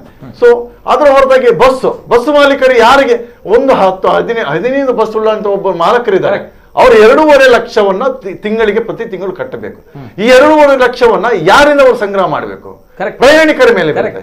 ಈಗ ಆ 10 ರೂಪಾಯಿ ಅಂತ ಹೇಳ್ತಾರಲ್ಲ, ಈಗ ಮೂಲ್ಕೆ ಸಪೋಸ್ ಉಡುಪಿಗೆ 50 ರೂಪಾಯಿಂದ ಟಿಕೆಟ್ ಇದ್ರೆ 55 ರೂಪಾಯಿ ಮಾಡುವಂತ ಅನಿವಾರ್ಯತೆ ಸೃಷ್ಟಿ ಆಗುತ್ತೆ. ಅಲ್ಲಿ 10 ರೂಪಾಯಿ ಪ್ರಶ್ನೆ ಬರುತ್ತಾ, ನಟ್ಟು ಪರದೇಶ ಬರುತ್ತಾ, ನಟ್ಟು ನ್ಯಾಯ ಬರುತ್ತಾ ಅನ್ನೋ ಪ್ರಶ್ನೆನ ಅವರವರ ಮನೆಯಲ್ಲಿ ಕೇಳಿ. ನಿಜವಾಗಿರೋ ಮಾತು. 10 ರೂಪಾಯಿಯ ಬೆಲೆ ಗೊತ್ತಿದ್ಯಾ? ಎಷ್ಟು ಬೆಲೆ ಅನ್ನೋದು ಈಗಾಗಲೇ ಹೇಳಿದ್ದಾರೆ. ಮತ್ತೆ ನೀವು ಈಗ ಹೇಳೋದನ್ನ ಕೇಳಿ ತಿಳ್ಕೊಳ್ಬಹುದು. ಸುರತ್ಕಲ್ ಟೋಲ್ ಗೇಟ್ ನಲ್ಲಿ 10 ರೂಪಾಯಿ ಅಂತ ಹೇಳಿ ಒಂದೇ ಮಾತು ಹೇಳ್ಬಿಡ್ತೀನಿ. ಈ ದಕ್ಷಿಣ ಕನ್ನಡ ಉಡುಪಿ ಜಿಲ್ಲೆ ಇರುವಂತ ಟೋಲ್ ಗೇಟ್ ಇದೆಯಲ್ಲ, ಬೇರೆಲ್ಲ ಲೀಗಲ್ ಟೋಲ್ ಗೇಟ್, ಅದೆಲ್ಲಕ್ಕಿಂತಲೂ ಹೈಯೆಸ್ಟ್ ರೇಟ್ ಇರೋದು ಸುರತ್ಕಲ್ ಅಲ್ಲಿ. ನಿಮ್ಮ ಯಜಮಾಡಿಯಲ್ಲಿ 40 ರೂಪಾಯಿ ಕಾರಿಗೆ, ತಲಪಾಡಿಯಲ್ಲಿ 45 ರೂಪಾಯಿ, ಸುರತ್ಕಲ್ ಟೋಲ್ ಗೇಟ್ ನಲ್ಲಿ ಒಂದು ಕಾರಿಗೆ 60 ರೂಪಾಯಿ ಇದೆ ಒಂದ್ ಸೈಡ್ಗೆ. ಅತ್ಯಂತ ಹೆಚ್ಚು ದರ ಇರೋದು ಸುರತ್ಕಲ್ ನಲ್ಲಿ 60 ರೂಪಾಯಿ ಒಂದ್ಸಲ ಹೋಗ್ಲಿಕ್ಕೆ 60 ರೂಪಾಯಿ, ಒಂದ್ ಸೈಡ್ಗೆ 60 ರೂಪಾಯಿ. ಹೋಗಿ ಬರೋ ಟೂ ವೇ ಅದು ಬಹುಶಃ 90 ರೂಪಾಯಿ ಜಾಸ್ತಿ, 100 ರೂಪಾಯಿ ಜಾಸ್ತಿ ಬೇರೆ ಇದೆ. ಬಸ್ಗಳಿಗೆ ಇನ್ನು 200 ಇದೆ ಒಂದ್ ಸೈಡ್. ಮಾಮೂಲಿ ಒಂದು ಸಣ್ಣ ಕಾರ್ನಲ್ಲಿ ನೀವು ವೈಟ್ ಬೋರ್ಡ್ ಅಲ್ಲಿ ಹೋಗ್ತೀರಿ ಅಂತ ಆದ್ರೆ ಅವನು ಅಲ್ಲಿ 60 ರೂಪಾಯಿ ಒಂದ್ ಸೈಡ್ ಕಟ್ ಆಗ್ಬೇಕು, 2 ಸೈಡ್ ಆಗುವಾಗ 100 ರೂಪಾಯಿ ಆಗ್ತದೆ. 10 ರೂಪಾಯಿ ಪ್ರಶ್ನೆ ಅಲ್ಲ. ಬಹುಶಃ ಈ ಜನಕ್ಕೆ ಗೊತ್ತಿಲ್ಲ, ಈ ಜನ ಈ 10 ರೂಪಾಯಿ 10 ರುಪೀಸ್ ಯಶೋಧರ್ ಯಾರಿದ್ದಾರೆ, 10 ರುಪೀಸ್ ಯಶೋಧರಿಗೆ ವಿಷಯ ಎಂತ ಅಂದ್ರೆ ಅವರಿಗೆ 10 ರೂಪಾಯಿ ವಿಷಯ ಬಿಡಿ, 10 ರೂಪಾಯಿದು ಉಪ್ಪು ಮನೆಗೆ ಕೊಂಡೋಗಿ ಗೊತ್ತಿರ್ಲಿಕ್ಕಿಲ್ಲ. ಯಾರ್ಯಾರು ದುಡ್ಡದು ಅಪ್ಪ ಅಮ್ಮ ತಂಗಿ ಅಕ್ಕ ದುಡ್ಡದನ್ನು ತಿಂದು ಚರ್ಬಿ ಬಂದಿದೆ, ಅದಕ್ಕೆ ಈ ರೀತಿ ಮಾತಾಡೋದು. ಮತ್ತೆ ಇದೆಲ್ಲ ಸ್ಕ್ರಾಪ್ಗಳು, ಇದೆಲ್ಲ ಸೈಡ್ಗೆ ಇಡುವ ನಾವು. ಜೊತೆಗೆ ಮುನೀರ್ ಅವರೇ, ಒಂದು 10 ರೂಪಾಯಿ ಅಂತ ಬಂದಾಗ ಇದನ್ನು ಕೇಳಲೇಬೇಕು. 10 ರೂಪಾಯಿ ಅವಾರ್ಡ್ ಆದ್ರೆ ಹಾಗೆ ಈಗ ಯಶೋಧರ 10 ರೂಪಾಯಿ ಆದ್ರೆ ನಮ್ಗಳ ಒಂದು 60 ರೂಪಾಯಿ 90 ರೂಪಾಯಿ 120 ರೂಪಾಯಿ ಇದೆಲ್ಲವೂ ಕಮ್ಮಿ ನಾವು ಒಟ್ಟು ಸೇರಿಸಿ ಎಷ್ಟು ಈ ವಿವಾದಿತ ಟೋಲ್ ಗೇಟ್ ನಲ್ಲಿ ಇಲ್ಲಿ ತನಕ ಕಲೆಕ್ಷನ್ ಆಗಿದೆ? ಮೊನ್ನೆ ಲೆಕ್ಕವನ್ನು ಕೊಟ್ರಿ, ಅದನ್ನೊಂದ್ಸಲ ಹೇಳಿ, ಎಷ್ಟು ಕೋಟಿಗಳು ಒಂದು ಅಂದಾಜು. ಒಂದು ದಿನಕ್ಕೆ ಕಳೆದ ವರ್ಷ 13 ಲಕ್ಷ ಇತ್ತು, ಈಗ 12 ಲಕ್ಷವನ್ನು ಕಟ್ತಾರೆ. ಒಂದು ದಿವಸಕ್ಕೆ ಸರಾಸರಿ 15 ಲಕ್ಷ ಅಂತ ಇಟ್ಕೊಳ್ಳಿ, ಅಲ್ಲಿ ಒಂದು 8 ಲಕ್ಷ ಅಂತ ಇಟ್ಕೊಳ್ಳಿ, ಒಂದು 25 ಲಕ್ಷ ಒಂದು ದಿನಕ್ಕೆ. ಈ ರೀತಿ ನೀವು ಸರಾಸರಿ 7 ವರ್ಷಕ್ಕೆ ಲೆಕ್ಕ ಹಾಕಿದ್ರೆ ನನ್ನ ಪ್ರಕಾರ ಒಂದು 400 ಕೋಟಿ ರೂಪಾಯಿ ಜನರ ಕೈಯಿಂದ ಹೋಗಿದೆ. 400 ಕೋಟಿ. ಅದರಲ್ಲಿ ಸರ್ಕಾರದ ಖಜಾನೆಗೆ ಎಷ್ಟು ಸೇರ್ತು, ಅಧಿಕಾರಿಗಳ ಖಜಾನೆಗೆ ಎಷ್ಟು ಸೇರ್ತು, ಜನಪ್ರತಿನಿಧಿಗಳಿಗೆ ಮತ್ತು ಗೂಂಡಾಗಳಿಗೆ, ಕ್ರಿಮಿನಲ್ಗಳಿಗೆ, ಇಂಥವರಿಗೆ ಲಾಬಿಗಳಿಗೆ ಎಷ್ಟು ಸೇರ್ತು ಅನ್ನುವಂಥದ್ದು ಬೇರೆ. ಜನರ ಜೇಬಿಂದ ವಸೂಲಿ ಮಾಡಿರುವಂತಹದ್ದು 400 ಕೋಟಿ. ಈ 400 ಕೋಟಿ ರೂಪಾಯಿನ ನೀವು 10 ರೂಪಾಯಿ ಅಂತ ನೀವು ಸರಳೀಕರಿಸಿದ್ರೆ ನಾವು ಅದನ್ನು ಯಾವ ರೀತಿ ತಗೊಳ್ಳೋದು? 400 ಕೋಟಿ ರೂಪಾಯಿ ಸಾಧಾರಣ ಮೊತ್ತವ? ಆ ದುಡ್ಡನ್ನು ಬಳಸ್ಕೊಂಡು ನಮ್ಮ ಜಿಲ್ಲೆಯಲ್ಲಿ ಎಷ್ಟು ಅಭಿವೃದ್ಧಿ ಕಾರ್ಯಗಳನ್ನ ಮಾಡಬಹುದಿತ್ತು? ಏನ್ ಮಾಡಿದ್ದಾರೆ? ವರ್ಷಕ್ಕೊಂದ್ಸಲ ಸರಿಯಾಗಿ ಪ್ಯಾಚ್ ವರ್ಕ್ ಮಾಡಲ್ಲ. ಈ ಪರಿಸ್ಥಿತಿಯಲ್ಲಿರುವಾಗ ಈ ಲೂಟಿಯನ್ನು ನಿಲ್ಲಿಸಬೇಕು ಅಂತ ಕೇಳೋದು. ಆ ರೋಡಿಗೆ ಖರ್ಚು ಮಾಡಿರೋದು 200 ಚಿಲ್ಲರೆ ಕೋಟಿ, BC ರೋಡ್ ಟು ಸುರತ್ಕಲ್, ಗೊತ್ತಾಯ್ತಲ್ಲ? ಇವರು ಸಂಗ್ರಹ ಮಾಡಿರೋದು ಅದರ ದುಪ್ಪಟ್ಟು, ಇನ್ನೂ ಅದು ಭರ್ತಿ ಆಗಿಲ್ಲ ಅಂತ ಹೇಳ್ತಾ ಇದ್ದಾರೆ. ಈಗ ನವಯುಗ್ನವರಿಗೆ ಕೊಡುವಾಗ ಅವರು ಬಹಳ ದೊಡ್ಡ ಮೊತ್ತ ಕೇಳ್ತಾ ಇರ್ತಾರೆ. ನವಯುಗ ಏನ್ರಿ, ನಮ್ಮ ದೇಶಕ್ಕೆ ಏನಾದ್ರೂ ನಮ್ಮ ದೇಶವನ್ನು ಸಾಕ್ತಾ ಇರೋದು ನವಯುಗ ಕಂಪನಿಯವರ. ಕಾನೂನು ಏನಿದೆ ಅದರ ಪ್ರಕಾರ ನಾವು ಒಂದು ರೇಟ್ ಹೇಳಿದೀವಿ, ಅಷ್ಟು ತೆಗಿಲಿಕ್ಕೆ ಆಗ್ಲಿಲ್ಲ ಅಂದ್ರೆ ನೀನು ಬ್ಲಾಕ್ ಲಿಸ್ಟ್ಗೆ ಹಾಕ್ತೀವಿ ಅಂತ ಹೇಳ್ಬೇಕಲ್ಲ ನಳಿನ್ ಕುಮಾರ್ ಕಟೀಲ್ ಅಧಿಕಾರಿಗಳು. ಆದ್ರೆ ಇವರ ಪೌರುಷ, ಉತ್ತರ ಕುಮಾರನ ಪೌರುಷ ಒಲೆಯ ಮುಂದೆ ಅನ್ನೋ ರೀತಿಯಲ್ಲಿ ಇವರ ಪೌರುಷ ಎಲ್ಲ ಸಾಮಾನ್ಯ ಅಧಿಕಾರಿಗಳು, ಸಾಮಾನ್ಯ ಜನರ ಮೇಲೆ, ಗೊತ್ತಾಯ್ತದೆ, ಬಡಪಾಯಿಗಳ ಮೇಲೆ. ನವಯುಗ್ನವರ ಮುಂದೆ ಎದುರು ನಿಂತು ಧೈರ್ಯದಿಂದ ಹೇಳುವಷ್ಟು ದಮ್ಮು ಈ ಜನಪ್ರತಿನಿಧಿಗಳಿಗಿಲ್ಲ. ಅದು ಇವತ್ತು ಸಮಸ್ಯೆ ಆಗಿರೋದು. ಎಸ್ ಸರ್, ಬರ್ತೇನೆ. ಎಷ್ಟು ಕೋಟಿಗಳು ಬಾಚಿದ್ದಾರೆ ಅನ್ನೋದು ತಾವು ಕೇಳ್ಪಟ್ರಿ. 10 ರೂಪಾಯಿಯ ವಿಚಾರ ಇದು. ಎಸ್, ಇದೆಲ್ಲ ಸ್ವಲ್ಪ ಬದಿಗಿಟ್ಟು ಮತ್ತಷ್ಟು ಕರೆಗಳು ಬರ್ತಾ ಇದೆ. ಹಲೋ ಸರ್, ನಮಸ್ತೆ. ಹಲೋ, ನಮಸ್ತೆ ಸರ್, ತಮ್ಮ ಹೆಸರು ಇಲ್ಲಿಂದ? ನಮಸ್ತೆ, ನಾನು ಕರುಣಾಕರ ಮಾರಿಪಲ್ಲ ಬಂದದೆ. ಎಸ್ ಸರ್, ಪಾತಲೆ ಸರ್. ಇನಿತ್ತ ಮೂಜನ ವೇದಿಕೆ ರೀತಿಯಾಗಿ ಮಲ್ಲ ಸಲಾಮ್ ಆಗ್ಲಿಕ್ಕೆ ಇನಿತ್ತ ಈ ಹೋರಾಟಡ್ ಪಾಸ ಪೈಲ ಪ್ರಶ್ನೆ ಅಷ್ಟೇ. ಹೋರಾಟಡ್ ಇನಿ ಜನಕ್ಕೂ ತೀರ್ಮಾನ ಮಂತದೇರು, ಸರ್ಕಾರ ನೆಟ್ಟು ಬತ್ತಲ ಆಗ್ತದೆ, ಜನಪ್ರತಿನಿಧಿ ನಕ್ಲು ಬತ್ತಲ ಆಗ್ತೇರು, ಜನಕ್ಲ ಲೂಟಿ ಮಂತ್ಪನಕ್ ಕೋಡದಿಂದ ಇರ್ತೂಲೆ ಅಲ್ಪ ಆತ ಬಂದೋಬಸ್ತ್ ಮಂತೇರು. ಅಕ್ರಮ ಟೋಲ್ ಗೇಟ್ ಬಂದದ್ದು ಇಡೀ ದೇಶಕ್ಕೂ ಗೊತ್ತುಂಡು. ಅಕ್ರಮಕ್ಕೆ ಮಾತ ಮುಕ್ಕಲು ಭದ್ರತೆ ಕೊಡ್ಪೇರು ಅಂತ ನಮ್ಮ ಜಿಲ್ಲೆ ಮರಳು ಮಾಫಿ ಹಾಕೊಂಡು ಇಸ್ಪಿಟಿ ಅಡ್ಡೆಲು ಉಂಡು ನಿಕ್ ಮಾತ ರಕ್ಷಣೆ ಕೊಡ್ಕೊಂಡು ಮುಕ್ಲೇನಾ ಜನಕ್ಕೂ ಇನಿ ಆಲೋಚನೆ ಅನ್ಕೊಡು.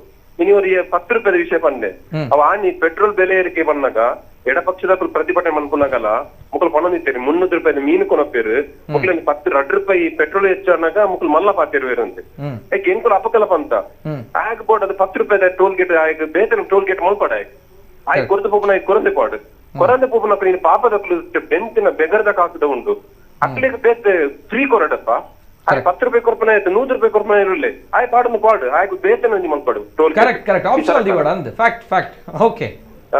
ಪಂಚಾಯತ್ ಪುನಗ ಜನಪ್ರತಿನಿಧಿನಕ್ಕೂ ನೆಕ್ ಬತ್ತಲ ಹತ್ತೇರು ನನಾಂಡಲ ಈ ತುಳುನಾಡದ ಜನಕ್ಕೂ ಬುದ್ಧಿವಂತರ ಅವ್ರು ನಮ್ಮನ್ನ ಬುದ್ಧಿವಂತರ ಜಿಲ್ಲೆ ಅಂತ ಹೊಂಪ ನಮ್ಮನ್ನ ನಮ್ಮನೆ ಕೊನೊಂದಿಲ್ಲ ಇನ್ನಿತ ಈ ಹೋರಾಟ ಬುದ್ಧಿವಂತರ ಜಿಲ್ಲೆಗೆ ಒಂದು ಸವಾಲ ನಂಚಿನ ಹೋರಾಟ ಅಂಡ ಸೂಕ ಆತಂದ್ರೆ ಜನಕ್ಲಿಗೆ ಇನಿ ಒಂತ ಎಚ್ಚರಿಕೆ ಆಗ್ತಾರೆ ಇನ್ನಿ ಬೇತೆ ಬೇತೆ ಖಾಲಿ ಇನಿ ಎಡಪಕ್ಷಲು ಅತನ ಕಾಂಗ್ರೆಸ್ ಜನತಾ ದಳ ಸಾಮಾನ್ಯ ಜನಕ್ಕೂ ಇನಿ ಈ ಕಾರ್ಯಕ್ರಮ ಭಾಗವಹಿಸಿದ್ದಾರೆ ಕಲಾ ತಂಡಗಳು ಕೆಲವು ಭಾಗವಹಿಸಿದ್ದಾರೆ, ಜಾತಿ ಸಂಘಟನೆಗಳು ಕೆಲವು ಸೇರಿದ್ದಾರೆ. ಇದು ಈ ನಮ್ಮ ಜಿಲ್ಲೆಡ್ ಒಂಜಿ ಕ್ರಾಂತಿಕಾರಿ ಆಯ್ನಂಚಿನ ಹೋರಾಟ ಇಂಚಿನ ನನ ಅಂದ ಇನಿ ಒಂಜಿ ದಿನ ಬಂದ್ ಇನಿ ಬತ್ತ ಬಂದದತ್ತು ನನ್ನ ಎಲ್ಲ ದುಮ್ಮದ ದಿನಟ್ಟು ಈ ಕಮಿಟಿ ದಕ್ಕಲು ಎಂಚಿನ ತೀರ್ಮಾನ ಉಂಟು ಐಕೆ ಎಂಕುಲು ಜನ ಬೆಂಬಲ ಎಂಕುಲು ಖಂಡಿತ ಏಪಗಳು ಉಂಟು. Yes sir, thank you sir. ಮೇಲೆ ಅದೇ ರೀತಿ ಮತ್ತೊಂದು ಕರೆ ಇದೆ. ಹಲೋ ಸರ್, ನಮಸ್ತೆ ಸರ್. ನಮಸ್ತೆ ಸರ್, ಧ್ವನಿ ಕೇಳ್ತಾ ಇದೆಯಾ ಸರ್? ಸಿರಾಜ್ ಬಜ್ಪೆ ಅವರು, ನಮಸ್ತೆ ಸರ್. ಹಲೋ, ನಮಸ್ತೆ. ನಮಸ್ತೆ ಸಿರಾಜ್ ಅವರೇ, ಮಾತಾಡಿ ಸರ್, ಮಾತಾಡಿ. ನಿತಿನ್ ಸಾಹೇಬ್ರೆ, ನಮಸ್ತೆ. ನಮಸ್ತೆ ಸರ್, ನಮಸ್ತೆ, ಕೇಳ್ತಾ ಇದೆ, ಮಾತಾಡಿ ಸರ್.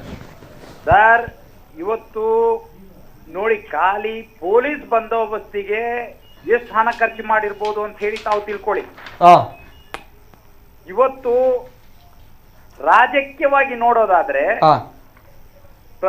ಒಂದು ಆಡಳಿತ ಪಕ್ಷ ವಿರೋಧ ಪಕ್ಷಗಳು, ಆಡಳಿತ ಪಕ್ಷ ಏನಾದ್ರೂ ತಪ್ಪು ಮಾಡಿದಾಗ ವಿರೋಧ ಪಕ್ಷಗಳು ಅದನ್ನು ತಪ್ಪು ಅಂತ ಹೇಳುವಂಥದ್ದು ಸಹಜ. ಆದ್ರೆ ಅದು ತಪ್ಪಾಗಿದೆ ಅಂತ ಹೇಳಿ ಒಪ್ಕೊಳ್ಳೋದು ಎಲ್ಲೂ ಇಲ್ಲ. ಆಡಳಿತ ಮಾಡುವವರು ತಪ್ಪಾಗಿದೆ ಅಂತ ಎಲ್ಲಿಯಾದ್ರೂ ಒಪ್ಕೊಳ್ತಾರಾ? ಇಲ್ಲ. ಅದು ಜನಸಾಮಾನ್ಯರಿಗೆ ಗೊತ್ತಿರತ್ತೆ, ಇವರು ತಪ್ಪು ಅಂತ ಹೇಳುದು ಅವ್ರು ತಪ್ಪು ಮಾಡಿಲ್ಲ ಅನ್ನುವಂಥದ್ದು. ಆದ್ರೆ ಇದು ಹಾಗೆ ಅಲ್ಲ.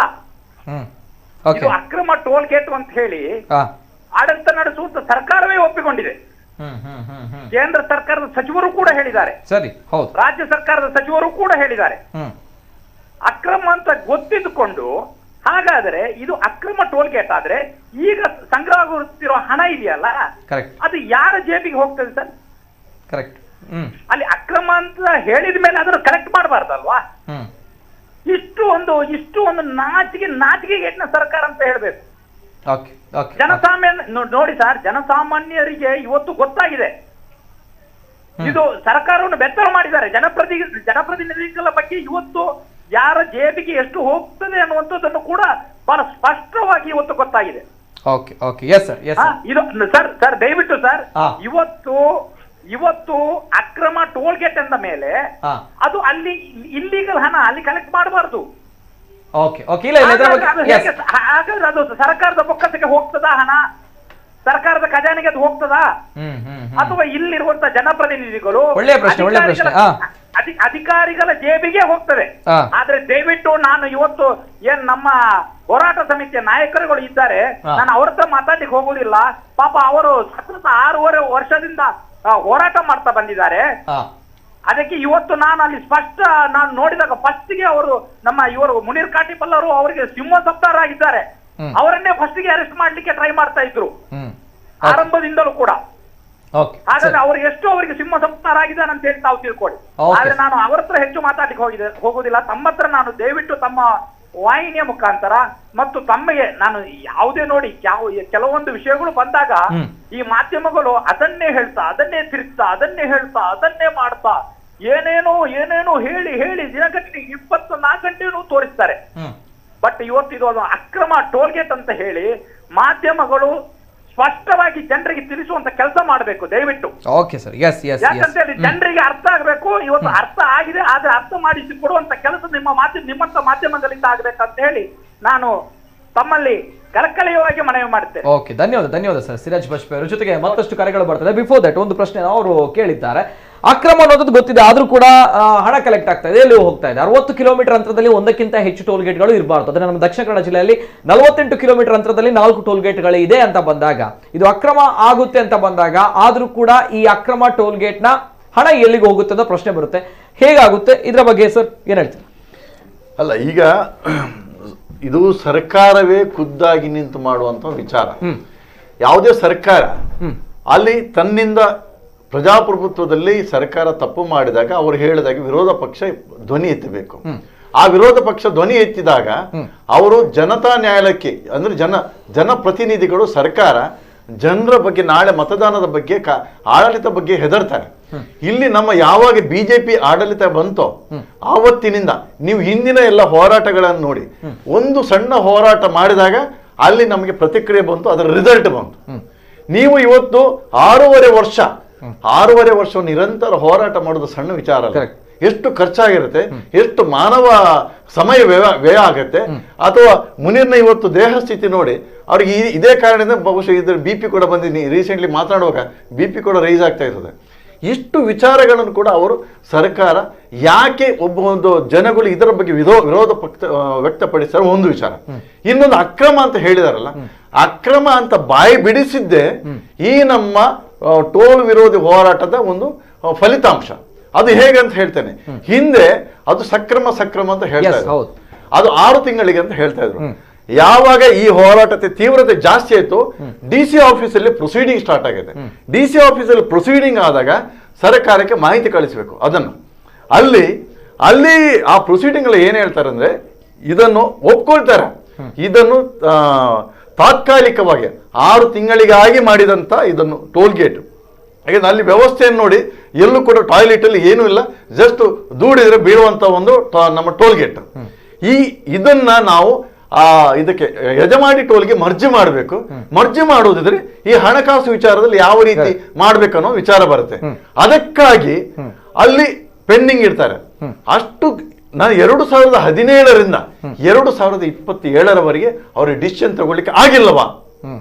ಈ ಅವಧಿಯಲ್ಲಿ ನಮ್ಮ ಸಂಸದ ಆಗಿದ್ದವರು ಯಾರು, ಶಾಸಕರಾಗಿರುವ ಇವರು ಇಷ್ಟವರೆಗೆ ಏನು ಇವತ್ತು 15 ದಿವಸಗಳ ಕಾಲ ಕೇಳ್ತಾರಲ್ವಾ, ಇಷ್ಟು ವರ್ಷಗಳ ಕಾಲ ಮಾಡದವರು 15 ದಿವಸಗಳ ಕಾಲದಲ್ಲಿ ಮಾಡ್ಲಿಕ್ಕೆ ಆಗತ್ತಾ ಅನ್ನೋ ಪ್ರಶ್ನೆಯನ್ನ ಉತ್ತರವನ್ನು ಅವರು ಹೇಳಬೇಕು.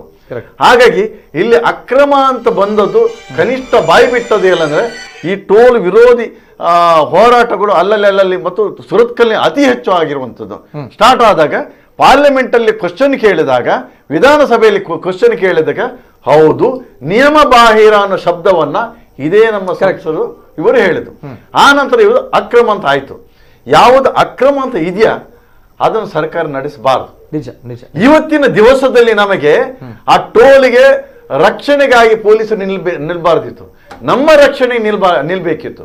ಸರ್ಕಾರ ಏನು ಮಾಡಿದೆ ಅಂದ್ರೆ, ಟೋಲನ್ನು ರಕ್ಷಣೆ ಮಾಡಲಿಕ್ಕೆ ಅಷ್ಟು ಲಕ್ಷಗಟ್ಟಲೆ ಖರ್ಚು ಮಾಡಿತ್ತು, ನಮ್ಮನ್ನು ಹೇಳ್ಕೊಂಡು ಹೋಗಿದೆ. ಕರೆಕ್ಟ್, ಇದು ತಪ್ಪು. ಅಕ್ರಮ ಅಂತ ಹೇಳುವ, ನಾವೀಗ ಕೆಲವರು ಕೇಳ್ತಾರೆ, ಸರ್ ಈ ಹಂತದಲ್ಲಿ, ಮೊನ್ನೆ ಒಬ್ರು ಕೇಳಿದ್ರು, ಈ ಹಂತದಲ್ಲಿ ನೀವು ಕೋರ್ಟಿಗೆ ಹೋಗ್ಬೋದು. ನನಗೆ ಉತ್ತರ ಕೊಟ್ಟೆ, ಈ ಹಂತದಲ್ಲಿ ಇಷ್ಟು ವರ್ಷ ನಾವು ಒಂದು ಅಕ್ರಮ ಅಂತ ಹೇಳಿಸ್ಲಿಕ್ಕೆ ಇಷ್ಟು ವರ್ಷ ಆಯ್ತು, ಇನ್ನ ಇದನ್ನು ಅಕ್ರಮ ಅದನ್ನು ತೆಗೀರಂತ ಹೇಳಲಿಕ್ಕೆ ನ್ಯಾಯಾಲಯಕ್ಕೆ ಹೋದ್ರೆ ಇನ್ನಷ್ಟು ವರ್ಷ ಹೋಗುತ್ತೆ. ಇದರ ಇತಿಹಾಸ ತುಂಬಾ ಇದೆ. 2012ರ ಪೇಪರ್ಗಳನ್ನು ಸ್ವಲ್ಪ ತೆಗೆದು ನೋಡಿದ್ರೆ, ಈ ಟೋಲ್ ವಿಚಾರದಲ್ಲಿ ಬಾಂಬೆಯಲ್ಲಿ ಎಲ್ಲ ಪ್ರತಿಭಟನೆಗಳು ಆಗ್ತವೆ. ಆ ಸಂದರ್ಭದಲ್ಲಿ ಹೆಸರು ಬರುತ್ತೆ, ಅದನ್ನು ಸರಿಯಾಗಿ ಸ್ವಲ್ಪ ಹುಡುಕಿ ಹೆಸರು ಬರುತ್ತೆ. ಇವತ್ತು ಯಾರು ಅಧಿಕಾರದಲ್ಲಿದ್ದಾರ, ರಾಷ್ಟ್ರೀಯ ಹೆದ್ದಾರಿಯಲ್ಲಿ ಯಾರು ಮಂತ್ರಿ ಆಗಿದ್ದಾರ, ಅವರ ಹೆಸರು ಈ ಟೋಲ್ ವಿಚಾರದಲ್ಲಿ ಕಾಂಟ್ರಾಕ್ಟರ್ ಆಗಿ ಇದ್ದಾರೆ ಅನ್ನೋದು ಅಲ್ಲಿ ಬರುತ್ತೆ. ಹಾಗೆ ಯಾವುದೇ ಈ ಟೋಲ್ ವಿಚಾರ ದೊಡ್ಡ ಮಾಫಿಯಾ ಇದೆ, ದೇಶದಾದ್ಯಂತ ಇರುವಂಥ ಮಾಫಿಯಾ. ಆ ಮಾಫಿಯಾದ ವಿರುದ್ಧ ಇರುವಂಥದ್ದು ನಮ್ಮಂಥ ಒಬ್ಬ ಸಮರ್ಥವಾದಂಥ ಮುನಿರಂಥ ನಾಯಕತ್ವ ಇರುವಂಥ ವಿರೋಧ ಹೋರಾಟ ಸಮಿತಿಯಿಂದಲೇ ಮಾತ್ರ ಸಾಧ್ಯ ಹೊರತು ನ್ಯಾಯಾಲಯಕ್ಕೆ ಹೋಗಿ ಒಂದಷ್ಟು ಹೋರಾಟ ಮಾಡಿ, ಅಷ್ಟು ಖರ್ಚು ಮಾಡಿ, ವಕೀಲರಿಗೆ ಅಷ್ಟು ಖರ್ಚು ಮಾಡಿ, ಒಂದಷ್ಟು ಸಮಯ ವ್ಯಯ ಮಾಡಿದರೆ ಯಾರಿಗೋದ್ರೂ ಗೊತ್ತಾಗ್ಲಿಕ್ಕಿಲ್ಲ. ಓಕೆ ಎಸ್ ಮೇಡಮ್, ಈಗ ಇಲ್ಲಿ ಈ ಒಂದು ಟೋಲ್ ಅನ್ನ ಉಳಿಸ್ಕೊಳ್ಳೇಬೇಕು ಅನ್ನುವಂಥದ್ದು ಕೂಡ ಒಂದು ವರ್ಗದ ಒಂದು ಹಠ ಅಥವಾ ಅವರುಗಳಿಗೆ ಬೇಕು ಅನಿವಾರ್ಯತೆ ಏನಿಲ್ಲ ನನ್ನ ಲೆಕ್ಕದಲ್ಲಿ. ಐ ಡೋಂಟ್ ಥಿಂಕ್ ಸೊ ಯಾವುದು ವರ್ಗ ಅಂತ. ಪರ್ಟಿಕ್ಯುಲರ್ ಆಗಿ ಪಾಲಿಟಿಷಿಯನ್ಸ್, ಬಿಜೆಪಿ ಪಾಲಿಟಿಷಿಯನ್ಸ್ ಯಾರಿದ್ದಾರೆ ಅವರು ನಾಟ್ ಲೈಕ್ ದಟ್. ಅನೇಕ ಜನರು ಹೇಳ್ತಾ ಇದ್ರೆ, ಇಲ್ಲ ನಮ್ಗಳಿಗೆ ಟೋಲ್ ಕಷ್ಟ ಆಗ್ತಾ ಇದೆ, ಬಟ್ ಕೆಲವರು ಇದರ ಹಿಂದೆ ಇದ್ದಾರೆ. ಎಸ್, ಬೇಡ, ಗೊತ್ತಿದೆ ಅಕ್ರಮ, ಈ ರೀತಿ ಇಲ್ಲೀಗಲ್ ಎಲ್ಲವೂ ಕೂಡ ಗೊತ್ತಿದ್ರು ಕೂಡ ಇದನ್ನ ದಿನ ಇನ್ನೂ ಟೈಮ್ ಕೊಡಿ ಅನ್ನುವಂಥದ್ದು ಈಗಲೇ DC ಅವರು ಹೇಳಿದ್ದಾರೆ. ನೋಡೋಣ, ನಾವು ನಳಿನ್ ಕುಮಾರ್ ಕಟೀಲ್ ಅವರು ಒಬ್ಬರೇ ಹೇಳ್ತಾ ಇರೋದಲ್ಲ ಈಗ, ಅವರು ಮತ್ತೆ ಅವರ ಸಂಗಡಿಗರು ಈ ಭರತ್ ಶೆಟ್ಟಿ ಏನು ಅನಿವಾರ್ಯತೆ ಉಳಿಸ್ಕೊಳ್ಳಬೇಕು. ಏನ್ ಕಾರಣ ಅಂದ್ರೆ ನಮ್ಗಳಿಗೆ ಗೊತ್ತಿಲ್ಲ, ಜನರಿಗೆ ಗೊತ್ತಿಲ್ಲ ಯಾಕೆ ಅನ್ನೋದು. ಜನರು ಇಷ್ಟೇ, ಅಲ್ಲ ಮೇಡಮ್, ಜನರ ಮನಸ್ಸಲ್ಲಿ ಇಷ್ಟೇ. ಅದು ಇಲ್ಲೀಗಲ್ ಅಂತ ಬಂದಾಗ ತೆಗೆದು ಬಿಡಬಹುದಿಲ್ಲ, ಅವ್ರಿಗೆ ತಿಂಗಳಿಗೆ ಬರುವಂತ ಯಾಕೆ ಉಳಿಸ್ಕೊಳ್ತಾ ಇದ್ದಾರೆ, ಕಡಿಮೆ ಆಗ್ತದೆ ಏನೋ ಗೊತ್ತಿಲ್ಲ. ಯಾಕೆಂದ್ರೆ ಫ್ರಮ್ 6-7 years ನಾವು ನೋಡ್ತಾ ಇದ್ದೇವೆ ಕಂಟಿನ್ಯೂಸ್ ಆಗಿ. ಅಲ್ಲ, ಯಾಕಂದ್ರೆ ಸ್ಟ್ರಾಂಗ್ ರೀಸನ್ ಬೇಕು. ನೀವು ಅವ್ರ ಹತ್ರ ಕೇಳ್ಬೇಕು, ಯಾಕೆ ಗೊತ್ತುಂಟು. ಅಲ್ಲ, ತಾವುಗಳು ಈ ಹೋರಾಟದ ಹಿಂದೆ ಇದ್ರಿ, ಇಷ್ಟು ಅವರ ಮನಸ್ಥಿತಿಯಲ್ಲಿ ಏನುಂಟಂತ ಹೇಳಿಕೆ ಬರುದಿಲ್ಲ ನೋಡಿ. 6 years ಇಂದ ಹೇಳ್ತಾ ಇದ್ದಾರೆ, ಇವತ್ತು ತೆಗಿತೇವೆ, ನಾಳೆ ತೆಗಿತೇವೆ, 20 ದಿನ, 1 ವರ್ಷ, ಇಲ್ಲಿವರೆಗೆ ಅವರು ತೆಗಿಲೇ ಇಲ್ಲ ಅಲ್ಲ. ಈ ಪ್ರಶ್ನೆ ನೀವು ಅವ್ರ ಹತ್ರ ಕೇಳ್ಬೇಕು. ಅದಕ್ಕೆ ನಾನು ಹೇಳ್ತೇನೆ, ಮೊನ್ನೆ ನಮ್ಮನ್ನು 13ನೇ ತಾರೀಕು ಮೀಟಿಂಗ್ ಕರೆದ್ರು. ಅದರ ಪೂರ್ವದಲ್ಲಿ ತಮಗೆ ಗೊತ್ತಿರಬಹುದು, ಒಬ್ಬರು ಪ್ರೆಸ್ ಮೀಟ್ ಕರೆದ್ರು. ಆ ಪ್ರೆಸ್ ಮೀಟ್ ಕರೆದಂತ ವ್ಯಕ್ತಿ, ಅವರ ಹೆಸರೇನು, ಸ್ವಲ್ಪ ಪ್ರೆಸ್ ಮೀಟ್ RSS ನವರು ಯಾರೋ ಒಬ್ರು, ಭಾಸ್ಕರ್ ಮುಖ ಅಂತ. ಈ ವಿಚಾರ ನಮ್ಮ ತಲೆಯಲ್ಲಿತ್ತು. ನಾವು ಯಾವಾಗ ಈ 18ರ ಡೇಟನ್ನು ಫಿಕ್ಸ್ ಮಾಡಿದ್ದೇವೆ, ಅವರು ಹೇಳಿದ್ದೇನು ಬಂದರು, ಇವರು ಯಾರು ತೆಗೀಲಿಕ್ಕೆ, ಸರ್ಕಾರ ತೆಗೀಬೇಕಂದ್ರೆ ಇವರು ಕೊಟ್ಟದು. ನಾವು ಬೆನ್ನತ್ತಿದ್ದು ನಮ್ಮ ಟೋಲ್ ಗೇಟನ್ನು ಪೆಟ್ಟು ನೋವಾದದ್ದು ಯಾರಿಗೆ? ನಮ್ಮ RSSನ ಬ್ಯಾಕ್ಗ್ರೌಂಡ್ ಅಥವಾ ಯಾವುದೋ ಭಾಸ್ಕರ್ ಮುಕ್ಕ ಅಂತ ಈ ವ್ಯಕ್ತಿ ಈ ಸ್ಟೇಟ್ಮೆಂಟ್ ಕೊಡ್ಲಿಕ್ಕೆ ಕಾರಣ ಏನು? ಈ ಹಿನ್ನೆಲೆಯಲ್ಲಿ ನಾವು ಮೊನ್ನೆ ಇದು ನಮ್ಮ ಯಾರು AC ಅವರು ಮತ್ತು ACP ಅವರು ಮೀಟಿಂಗ್ ಕರೆದರು. ಈ ಮೀಟಿಂಗಲ್ಲಿ ಟೋಲ್ ಗೇಟ್ನವರು ಇದ್ರು. ನಾವು ಪ್ರಶ್ನೆ ಮಾಡಿದ್ದೀವಿ, ಇವರನ್ನ ಯಾಕೆ ಇಟ್ಟಿದ್ರಿ? ಕೂಡಲೇ ACP ಅವರನ್ನು ಓಡಿಸಿದ್ರು. ಓಡಿಸಿದ ಮೇಲೆ ಅದರ ಮೊದಲು ಅವರಿದ್ದರು, ಈ ಟೋಲ್ ಗೇಟ್ನವರು ಕೂಡ. ಆವಾಗ ನಾವು ಪ್ರಶ್ನೆ ಹಾಕಿದ್ದೇವೆ, ಆಯಿತು ನೀವು ಟೋಲ್ ಗೇಟ್ನವರಲ್ವಾ, ನಿಮ್ಮಲ್ಲೇ ಪ್ರಶ್ನೆ ಇದೆ. ಮೊನ್ನೆ ಈಗ ನೀವಿದ್ದೀರಾ ಅಥವಾ ನಿಮ್ಮ ಜವಾಬ್ದಾರಿ ಯಾರು? ಪ್ರೆಸ್ ಮೀಟ್ ಯಾರು ಕೊಟ್ಟೋದು ಕೇಳಿದೆ. ಅವರು ಹಿಂದಿಯಲ್ಲಿ ಮಾತಾಡೋದು ನಮ್ಗೆ ಗೊತ್ತಿಲ್ಲ ಅಂದರೆ ಟೋಲನ್ನು ಇವ್ರು ನಿಲ್ಲಿಸಲಿಕ್ಕೆ ಯಾರು ಅಂತ ಕೇಳಿದ್ದಾರೆ. ಅದನ್ನು ನಮಗೆ ರೆಕಾರ್ಡ್ ಆಗಬೇಕಂತ ಹೇಳಿದೆ. ಓಕೆ, ಈ ವಿಚಾರ ನಾನು ಸ್ಪಷ್ಟ ಹೇಳಿದೆ. ಒಬ್ಬ ನ್ಯಾಯವಾದಿಯಾಗಿ ನಾನು ಹೇಳಿದೆ AC ಅವರಿಗೆ, ಸರ್ ಇದು ಅಫಿಷಿಯಲ್ ಮೀಟಿಂಗ್, ಆ ಟೋಲ್ನವರು ಇದ್ರು ಅನ್ನೋದೊಂದು ಬೇಕು, ಅವರ ಅಡ್ಮಿಷನ್ ಬೇಕು, ಮತ್ತೆ ಇದರ ಉತ್ತರವೂ ಕೂಡ ಬೇಕು ನಮಗೆ. ಭಾಸ್ಕರ್ ಮುಕ್ಕ ಅನ್ನೋ ವ್ಯಕ್ತಿ ಯಾರು ಅಂತ ಹೇಳಿದಾಗ ಪೊಲೀಸರ ಬಾಯಲ್ಲಿ ಬಂದದ್ದು ಆತ ಒಬ್ಬ ರೌಡಿ ಅಂತ. ಆತ ಒಬ್ಬ RS ಭಾಗವಾಗಿರೋರು. ಹಾಗಿದ್ರೆ ಈ ಟೋಲ್ನಲ್ಲಿ ಆ ವ್ಯಕ್ತಿಗೆ ಎಷ್ಟು ಹಣ ಹೋಗದೆ ಅವರು ಪ್ರೆಸ್ ಮೀಟ್ ಕೊಡ್ತಾರಾ? ಸುಮ್ಮನೆ ಕೊಡ್ತಾರಾ? ಇಲ್ಲಿ ಜನಪ್ರಶ್ನೆ ಮಾಡಬೇಕು. ಅಲ್ಲಿಂದ ಪಕ್ಷಕ್ಕೆ ಎಷ್ಟು ಹೋಗುತ್ತೆ ಅಂತ BJP ಅವರು ಹೇಳಬೇಕು. ಇದು ಮೊನ್ನೆ ನಡೆದಂತ ಒಂದು ಅಫಿಷಿಯಲ್ ಮೀಟಿಂಗ್ ಅಲ್ಲಿ ಆದಂತ ವಿಚಾರ. ಆ ನಂತರ ACP ಅವರು ನಾವು ಇನ್ನು ಇವರಲ್ಲಿ ಬಾಯಿ ಬಿಡಿಸ್ತೇವೆ ಅಂತ ಹೇಳಿ ನೀವು ಹೋಗಿ ಇಲ್ಲಿ ನಿಮ್ಗೆ ಅಗತ್ಯ ಇಲ್ಲ ಅಂತ ಹೇಳಿದ್ರು. ಇದು ಪೊಲೀಸರಿಗೆ ಗೊತ್ತಿಲ್ವಾ? ಪೊಲೀಸರಿಗೆ ಗೊತ್ತಿದ್ದ ಕಾರಣ ನಮ್ಮ ಎದುರು ಅವರನ್ನು ಓಡಿಸಿದ್ದಲ್ವಾ? ನಾವಿಲ್ಲ ಬಾಯಿ ಬಿಡಿಸಿದ್ರು ಅವರಲ್ಲೇ. ನಿತಿನ್, ನಂದು ಒಂದು ಪ್ರಶ್ನೆ, ನಳಿನ್ ಕುಮಾರ್ಗೆ ಅಷ್ಟು ಹಠ ಯಾಕೆ? ಈಗ ಇರುವುದು ಬರೇ 10 ದಿನ 20 ದಿನ ಅಂತ ಹೇಳ್ತಾ ಇದ್ದಾರಲ್ಲ, ಜನರಿಗೆ ರಿಯಾಯಿತಿ ಕೊಡ್ಬೋದಿತ್ತಲ್ಲ. 10 ದಿನ 20 ದಿನ ರಿಯಾಯಿತಿ ತೆಗೆದುಕೊಳ್ಳದೆ ಯಾರಿಗೆ ಅವ್ರು ರಿಯಾಯಿತಿ ಕೊಡುದು? ನಮ್ಮ ತುಳುನಾಡಿನ ಜನರಿಗೆ, ಹೌದಲ್ವಾ? ಯಾಕೆ ಅವರು ಅಷ್ಟೊಂದು ಹಠ ಮಾಡ್ತಾ ಇದ್ದಾರೆ? ಇಲ್ಲ ಇನ್ನೊಂದು 10 ದಿನ ಟೈಮ್ ಬೇಕು, 20 ದಿನ ಟೈಮ್ ಬೇಕು ಅಂತ. ನೋಡಿ, ಮೊನ್ನೆ ಅಷ್ಟೇ ಹೇಳಿದ್ರು 15 ದಿನ ಟೈಮ್ ಬೇಕು ಅಂತ ಹೇಳಿ. ನೆಕ್ಸ್ಟ್ ಡೇ ಹೇಳ್ತಾ ಇದ್ದಾರೆ 20 ದಿನ ಟೈಮ್ ಬೇಕು. ಇವರನ್ನು ಹೇಗೆ ನಂಬುದು? ಇದಕ್ಕಿಂತ ಮೊದಲು ಅವರ ವಿಡಿಯೋ ಟ್ರೋಲ್ ಆಗಿದೆ. ಏನಂದ್ರೆ ಎಲ್ಲಿರ್ದು ಬೊಕ್ಕ ಎಲ್ಲ ಕಾಸ್ಕೊರಚಿ ಯಾನುಲ್ಲೆ ಅಂತ ಹೇಳಿ. ಈ ಟ್ರೋಲ್ ಆಗಿದ್ದ ವಿಡಿಯೋ 3 ವರ್ಷದಿಂದ ನೋಡ್ತಾ ಇದ್ದೇವೆ. ಆದ್ರೆ ಎಲ್ರು ಇವಾಗ್ಲೂ ನಾವು ಟೋಲ್ ಕಟ್ಟಿ ಹೋಗ್ತಾ ಇದ್ದೇವೆ. ಇಂಥವರ ನಾವು ಮಾತನ್ನ ನಂಬುದಾ? ಕರೆಕ್ಟ್. ಎಸ್ ಮೇಡಮ್, ಬರ್ತೇನೆ. ಮತ್ತೊಂದು ಕರೆ ಇದೆ. ಹಲೋ ಸರ್, ನಮಸ್ತೆ. ಸರ್ ನಮಸ್ತೆ, ಧ್ವನಿ ಕೇಳ್ತಾ ಇದೆಯಾ ಸರ್? ಸರ್ ನಮಸ್ತೆ, ನಾವು ಕುಂದಾಪುರದಿಂದ. ನಮಸ್ತೆ ಸರ್, ತಮ್ಮ ಹೆಸರು ಸರ್? ವಿಶ್ವನಾಥ. ಎಸ್, ಮಾತಾಡಿ ಸರ್. ಅಲ್ಲ ಮೇಡಮ್, ನಮಸ್ಕಾರ. ನಾವು ವಿಶ್ವನಾಥ್ ಅಂತ ಕೊರೋಡಿಯಿಂದ. ಹೇಳಿ. ನೀವು ಇಷ್ಟೊಂದು ಹೋರಾಟ ಮಾಡ್ತಾ ಇದ್ರಲ್ಲ, ಹೇಳಿ. ಅವರಿಗೆ ಮಾನ ಮರ್ಯಾದೆ ಏನಾದ್ರು ಇದ್ದಿದ್ರೆ ಇಷ್ಟೊತ್ತಿಗೆ ಅವ್ರು ತೆಗಿತಾ ಇದ್ರು ಮೇಡಮ್. ಹೌದು. ಅವ್ರಿಗೆ ಏನು ಇಲ್ಲ. ಅವ್ರಿಗೆ ಒಂದು ತಲೆಯಲ್ಲಿ ಬಂದ್ಬಿಟ್ಟಿದೆ, ಏನಂದ್ರೆ ನಾವು ಏನ್ ಮಾಡಿದ್ರು ನಮ್ಗೆ ಜನರು ಓಟ್ ಹಾಕ್ತಾರೆ, ನಾವು ಬಂದೇ ಬರ್ತೀವಿ ಅಂತೇಳಿ. ಸ್ವಲ್ಪನಾದ್ರೂ ಇದ್ದಿದ್ರೆ ಇಷ್ಟೊಂದು ಜನರು ಹೋರಾಟ ಮಾಡ್ತಾ ಇದ್ರು, ಅವ್ರು ಪೊಲೀಸ್ನವ್ರು ಇಟ್ಕೊಂಡು ಈ ತರ ಮಾಡೋದಿಲ್ಲ ಇತ್ತು. ಅದನ್ನ ಯಾವತ್ತೂ ತೆಗಿಸ್ತಾ ಇದ್ರು. ಅವರಿಗೆ ಮಾನ ಮರ್ಯಾದೆ ಇಲ್ಲ ವಿಶ್ವನಾಥ್ ಅವರೇ. ನಮ್ಮ ಜನರಿಗಾದ್ರೂ ಈಗ ಬುದ್ಧಿ ಬರ್ಬೇಕಲ್ಲ ಅಂತ. ನಮ್ಮ ಜನರಿಗೆ ಅರ್ಥ ಆಗ್ಬೇಕಲ್ಲ ವಿಶ್ವನಾಥ್, ಜನರಿಗೆ ಅರ್ಥ ಆಗ್ಬೇಕಲ್ಲ ಏನ್ ಆಗ್ತಾ ಇದೆ, ಯಾಕೆ ಈ ರೀತಿ ಲೂಟಿ ಮಾಡ್ತಾ ಇದ್ದಾರೆ. ಇನ್ನೂ ಬಾಯಿ ಮುಚ್ಚಿ ಕುತ್ಕೊಂಡ್ರೆ ಒಂದು ದಿನ ನಮ್ಮ ಮನೇನೆ ಕೆತ್ಕೊಂಡು ಹೋಗ್ತಾರೆ. ಗ್ಯಾರಂಟಿ ಮಾಡೋದು ಗ್ಯಾರಂಟಿ ಇಲ್ಲ ಅಂದ್ರೆ ಇಲ್ಲ ಅಂತ ಹೇಳಿದ್ರೆ ಪೆಟ್ರೋಲ್ ರೇಟ್ ಇಷ್ಟೊಂದು ಜಾಸ್ತಿ ಆಗಿದೆ ಮೇಡಮ್. ನಾವು ಆಚೆ ರೋಡಲ್ಲಿ ಹೋಗುವಾಗ ಇವ್ರದ್ದು ಹತ್ತತ್ರ ಒಂದೊಂದು ಟೋಲ್ ಗೇಟ್ ಇಟ್ರೆ ಯಾರು ಕೊಡ್ತಾರೆ ಹೇಳಿ? ಅದಕ್ಕೆ ಅವ್ರಿಗೆ ಅಷ್ಟೇ ಹಣ ಬೇಕಿದ್ರೆ ಎಲ್ಲಾದ್ರೂ ಭಿಕ್ಷೆ ಎಲ್ಲಾದ್ರೂ ಬೇಡ್ಬೋದಲ್ಲ. ಇಲ್ಲಾದ್ರೂ ನಾವೇ ಎಲ್ಲ ಒಟ್ಟು ಹಾಕೊಂಡು ಅವರಿಗೆ ಸ್ವಲ್ಪ ಹಣ ಕೊಡ್ಬೋದಿತ್ತು, ಸ್ವಲ್ಪ ಎಲ್ಲ ಸೇರಿ. ಈಗ ನಾವೆಲ್ಲ ಸ್ವಲ್ಪ ಹಾಕಿ ಕೊಡೋದು ಟೋಲಲ್ಲಿ ಅವರಿಗೆ. ಹೌದು, ಅದೇ ಅದಕ್ಕಿಂತ ಅದು ಭಿಕ್ಷೆ ಬೇಡೋದು ಒಳ್ಳೇದಲ್ಲ. ಅವರಿಗೆ ಮಾನ ಮರ್ಯಾದೆ ಏನೂ ಇಲ್ಲ. ಯಾಕಂದ್ರೆ ಅವ್ರು ಅಷ್ಟು ಮಾನ ಮರ್ಯಾದೆ ಇದ್ದಿದ್ರೆ ಅದು ಟೋಲ್ ಅವಧಿ ಮುಗ್ದಿದ್ಮೇಲೆ ಇಷ್ಟೊತ್ತಿಗೆ ಅವರು ಕಲೆಕ್ಟ್ ಮಾಡ್ತಾ ಇಲ್ಲ ಇತ್ತು. ಅವ್ರು ಅವರಿಗೆ ಒಂದು ತಲೆಯಲ್ಲಿ ಒಂದು ಪಕ್ಕ ಇದೆ ಮೇಡಮ್. ಏನಂತ ಹೇಳಿದ್ರೆ ಜನರಿಗೆ ನಾವು ಏನ್ ಮಾಡಿದ್ರು ನಮ್ಗೆ ಓಟ್ ಹಾಕ್ತಾರೆ ಅಂತ. ಅದನ್ನ ಇವತ್ತು ಜನ ಅರ್ಥ ಮಾಡ್ಕೊಳ್ಳಿಕ್ಕೆ ಶುರುವಾಗಿದೆ ಅಂತ ನಾನು ಭಾವಿಸ್ತೀನಿ. ಅಲ್ಲ, ಟೋಲ್ ಗೇಟ್ ಅವರ ಭಿಕ್ಷಾಟನೆ ಕೇಂದ್ರ ಅವರ ಪ್ರಕಾರ. ಅದು ಸುರತ್ಕಲ್ ಟೋಲ್ ಗೇಟ್ ಗಿಂತ ನಳಿನ್ ಕುಮಾರ್ ಟೋಲ್ ಗೇಟ್ ಅಂತ ಹೆಸರು ಚೇಂಜ್ ಮಾಡಿಬಿಡಿ ಮೇಡಮ್. ಭಿಕ್ಷಾಟನೆ ಕೇಂದ್ರ ಅಂತ ಮಾಡೋಣ. ನಳಿನ್ ಕುಮಾರ್ ಭಿಕ್ಷಾಟನೆ ಕೇಂದ್ರ ಟೋಲ್ ಗೇಟ್ ಅಂತೇಳಿ ನಾವು ಅಲ್ಲಿ ಹೋಗಿ ಭಿಕ್ಷೆ ಹಾಕಿ ಹೋಗುದು ಮುಂದಕ್ಕೆ. ಎಲ್ಲಾ ಕಡೆಯಲ್ಲೂ ಕೂಡ ಹೆದ್ದಾರಿ ಹೋಗುವಾಗ ಒಂದು 20 ಹಾಕುದು, ಅವರು ದುಡ್ಡು ಮಾಡ್ಲಿ ಅವರು. ಅದೊಂದು ಹೋರಾಟ ಮಾಡಬಹುದು. ಭಿಕ್ಷಾಟನೆ ಕೇಂದ್ರ ಅಲ್ಲ, ಎಲ್ಲಾ ಕಡೆಯಿಂದ ಕೂಡ ಹೆದ್ದಾರಿ ಪ್ರಾಧಿಕಾರಕ್ಕೆ ಒಂದು ಮನವಿ, ಅದಕ್ಕೆ ಹೆಸರಿಡಬೇಕು ಅಂತ. ಧನ್ಯವಾದ. ಎಸ್ ಸರ್, ಮತ್ತೊಂದು ಕರೆ ಇದೆ. ಹಲೋ ಸರ್, ನಮಸ್ತೆ. ನಮಸ್ತೆ ಸರ್, ಧ್ವನಿ ಕೇಳ್ತಾ ಇದೆಯಾ ಸರ್? ಸರ್ ನಮಸ್ತೆ, ಧ್ವನಿ ಕೇಳ್ತಾ ಇದೆಯಾ ಸರ್?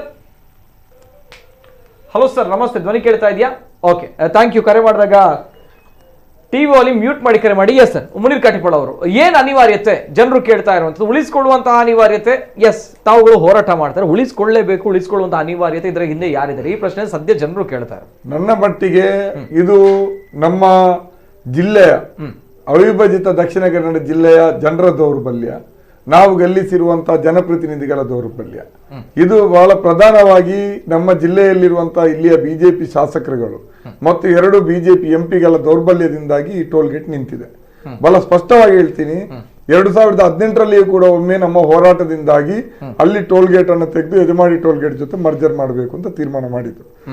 ಆ ತೀರ್ಮಾನ ಜಾರಿ ಆಗ್ಲಿಲ್ಲ. ಅದು ಯಾಕೆ ಜಾರಿ ಆಗ್ಲಿಲ್ಲ ಅಂದ್ರೆ ನವಯುಗ್ನವರು ಒಪ್ಪಲ್ಲ. ಇವರು ಕೊಡುವ ರೇಟಿಗೆ ನವಯುಗ್ ಅವರು ಒಪ್ಪಲ್ಲ, ನಮ್ಗೆ ದೊಡ್ಡ ಗಂಟು ಬೇಕು ಅಂತ ಹೇಳ್ತಾರೆ. ಅದಕ್ಕಾಗಿ ನಳಿನ್ ಕುಮಾರ್ ಕಟೀಲ್ ಅವರು ಅವಾಗ್ಲೇ ಬೇರೆ ಬೇರೆ ಡೈಲಾಗ್ ಗಳನ್ನ ಹೇಳಿದ್ರು. ಏನು, ಇದನ್ನ ಟೋಲ್ ಮುಕ್ತ ರಸ್ತೆ ಮಾಡ್ತೀವಿ.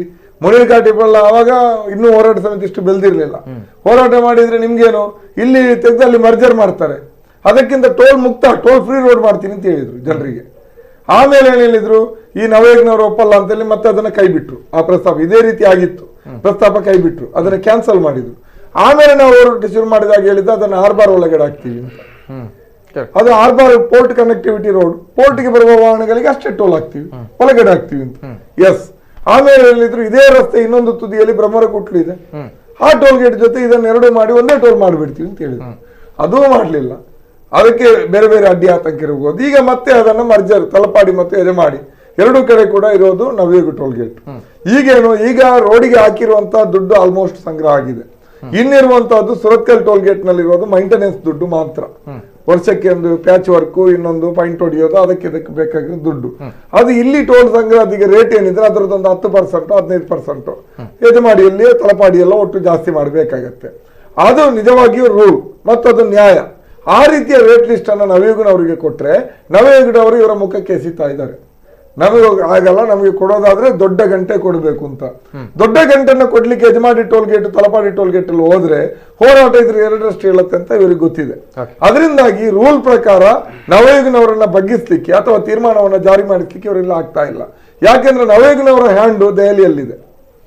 ಇದೊಂದು ದೊಡ್ಡ ಮಾಫಿಯಾ. ನಮ್ಮ ಇಂಡಿಯಾದ ಸಾವಿರಾರು ಕಿಲೋಮೀಟರ್ ಹೆದ್ದಾರಿಗಳನ್ನ ಇವರು ವಶಕ್ಕೆ ತೆಗೆದುಕೊಂಡಿದ್ದಾರೆ.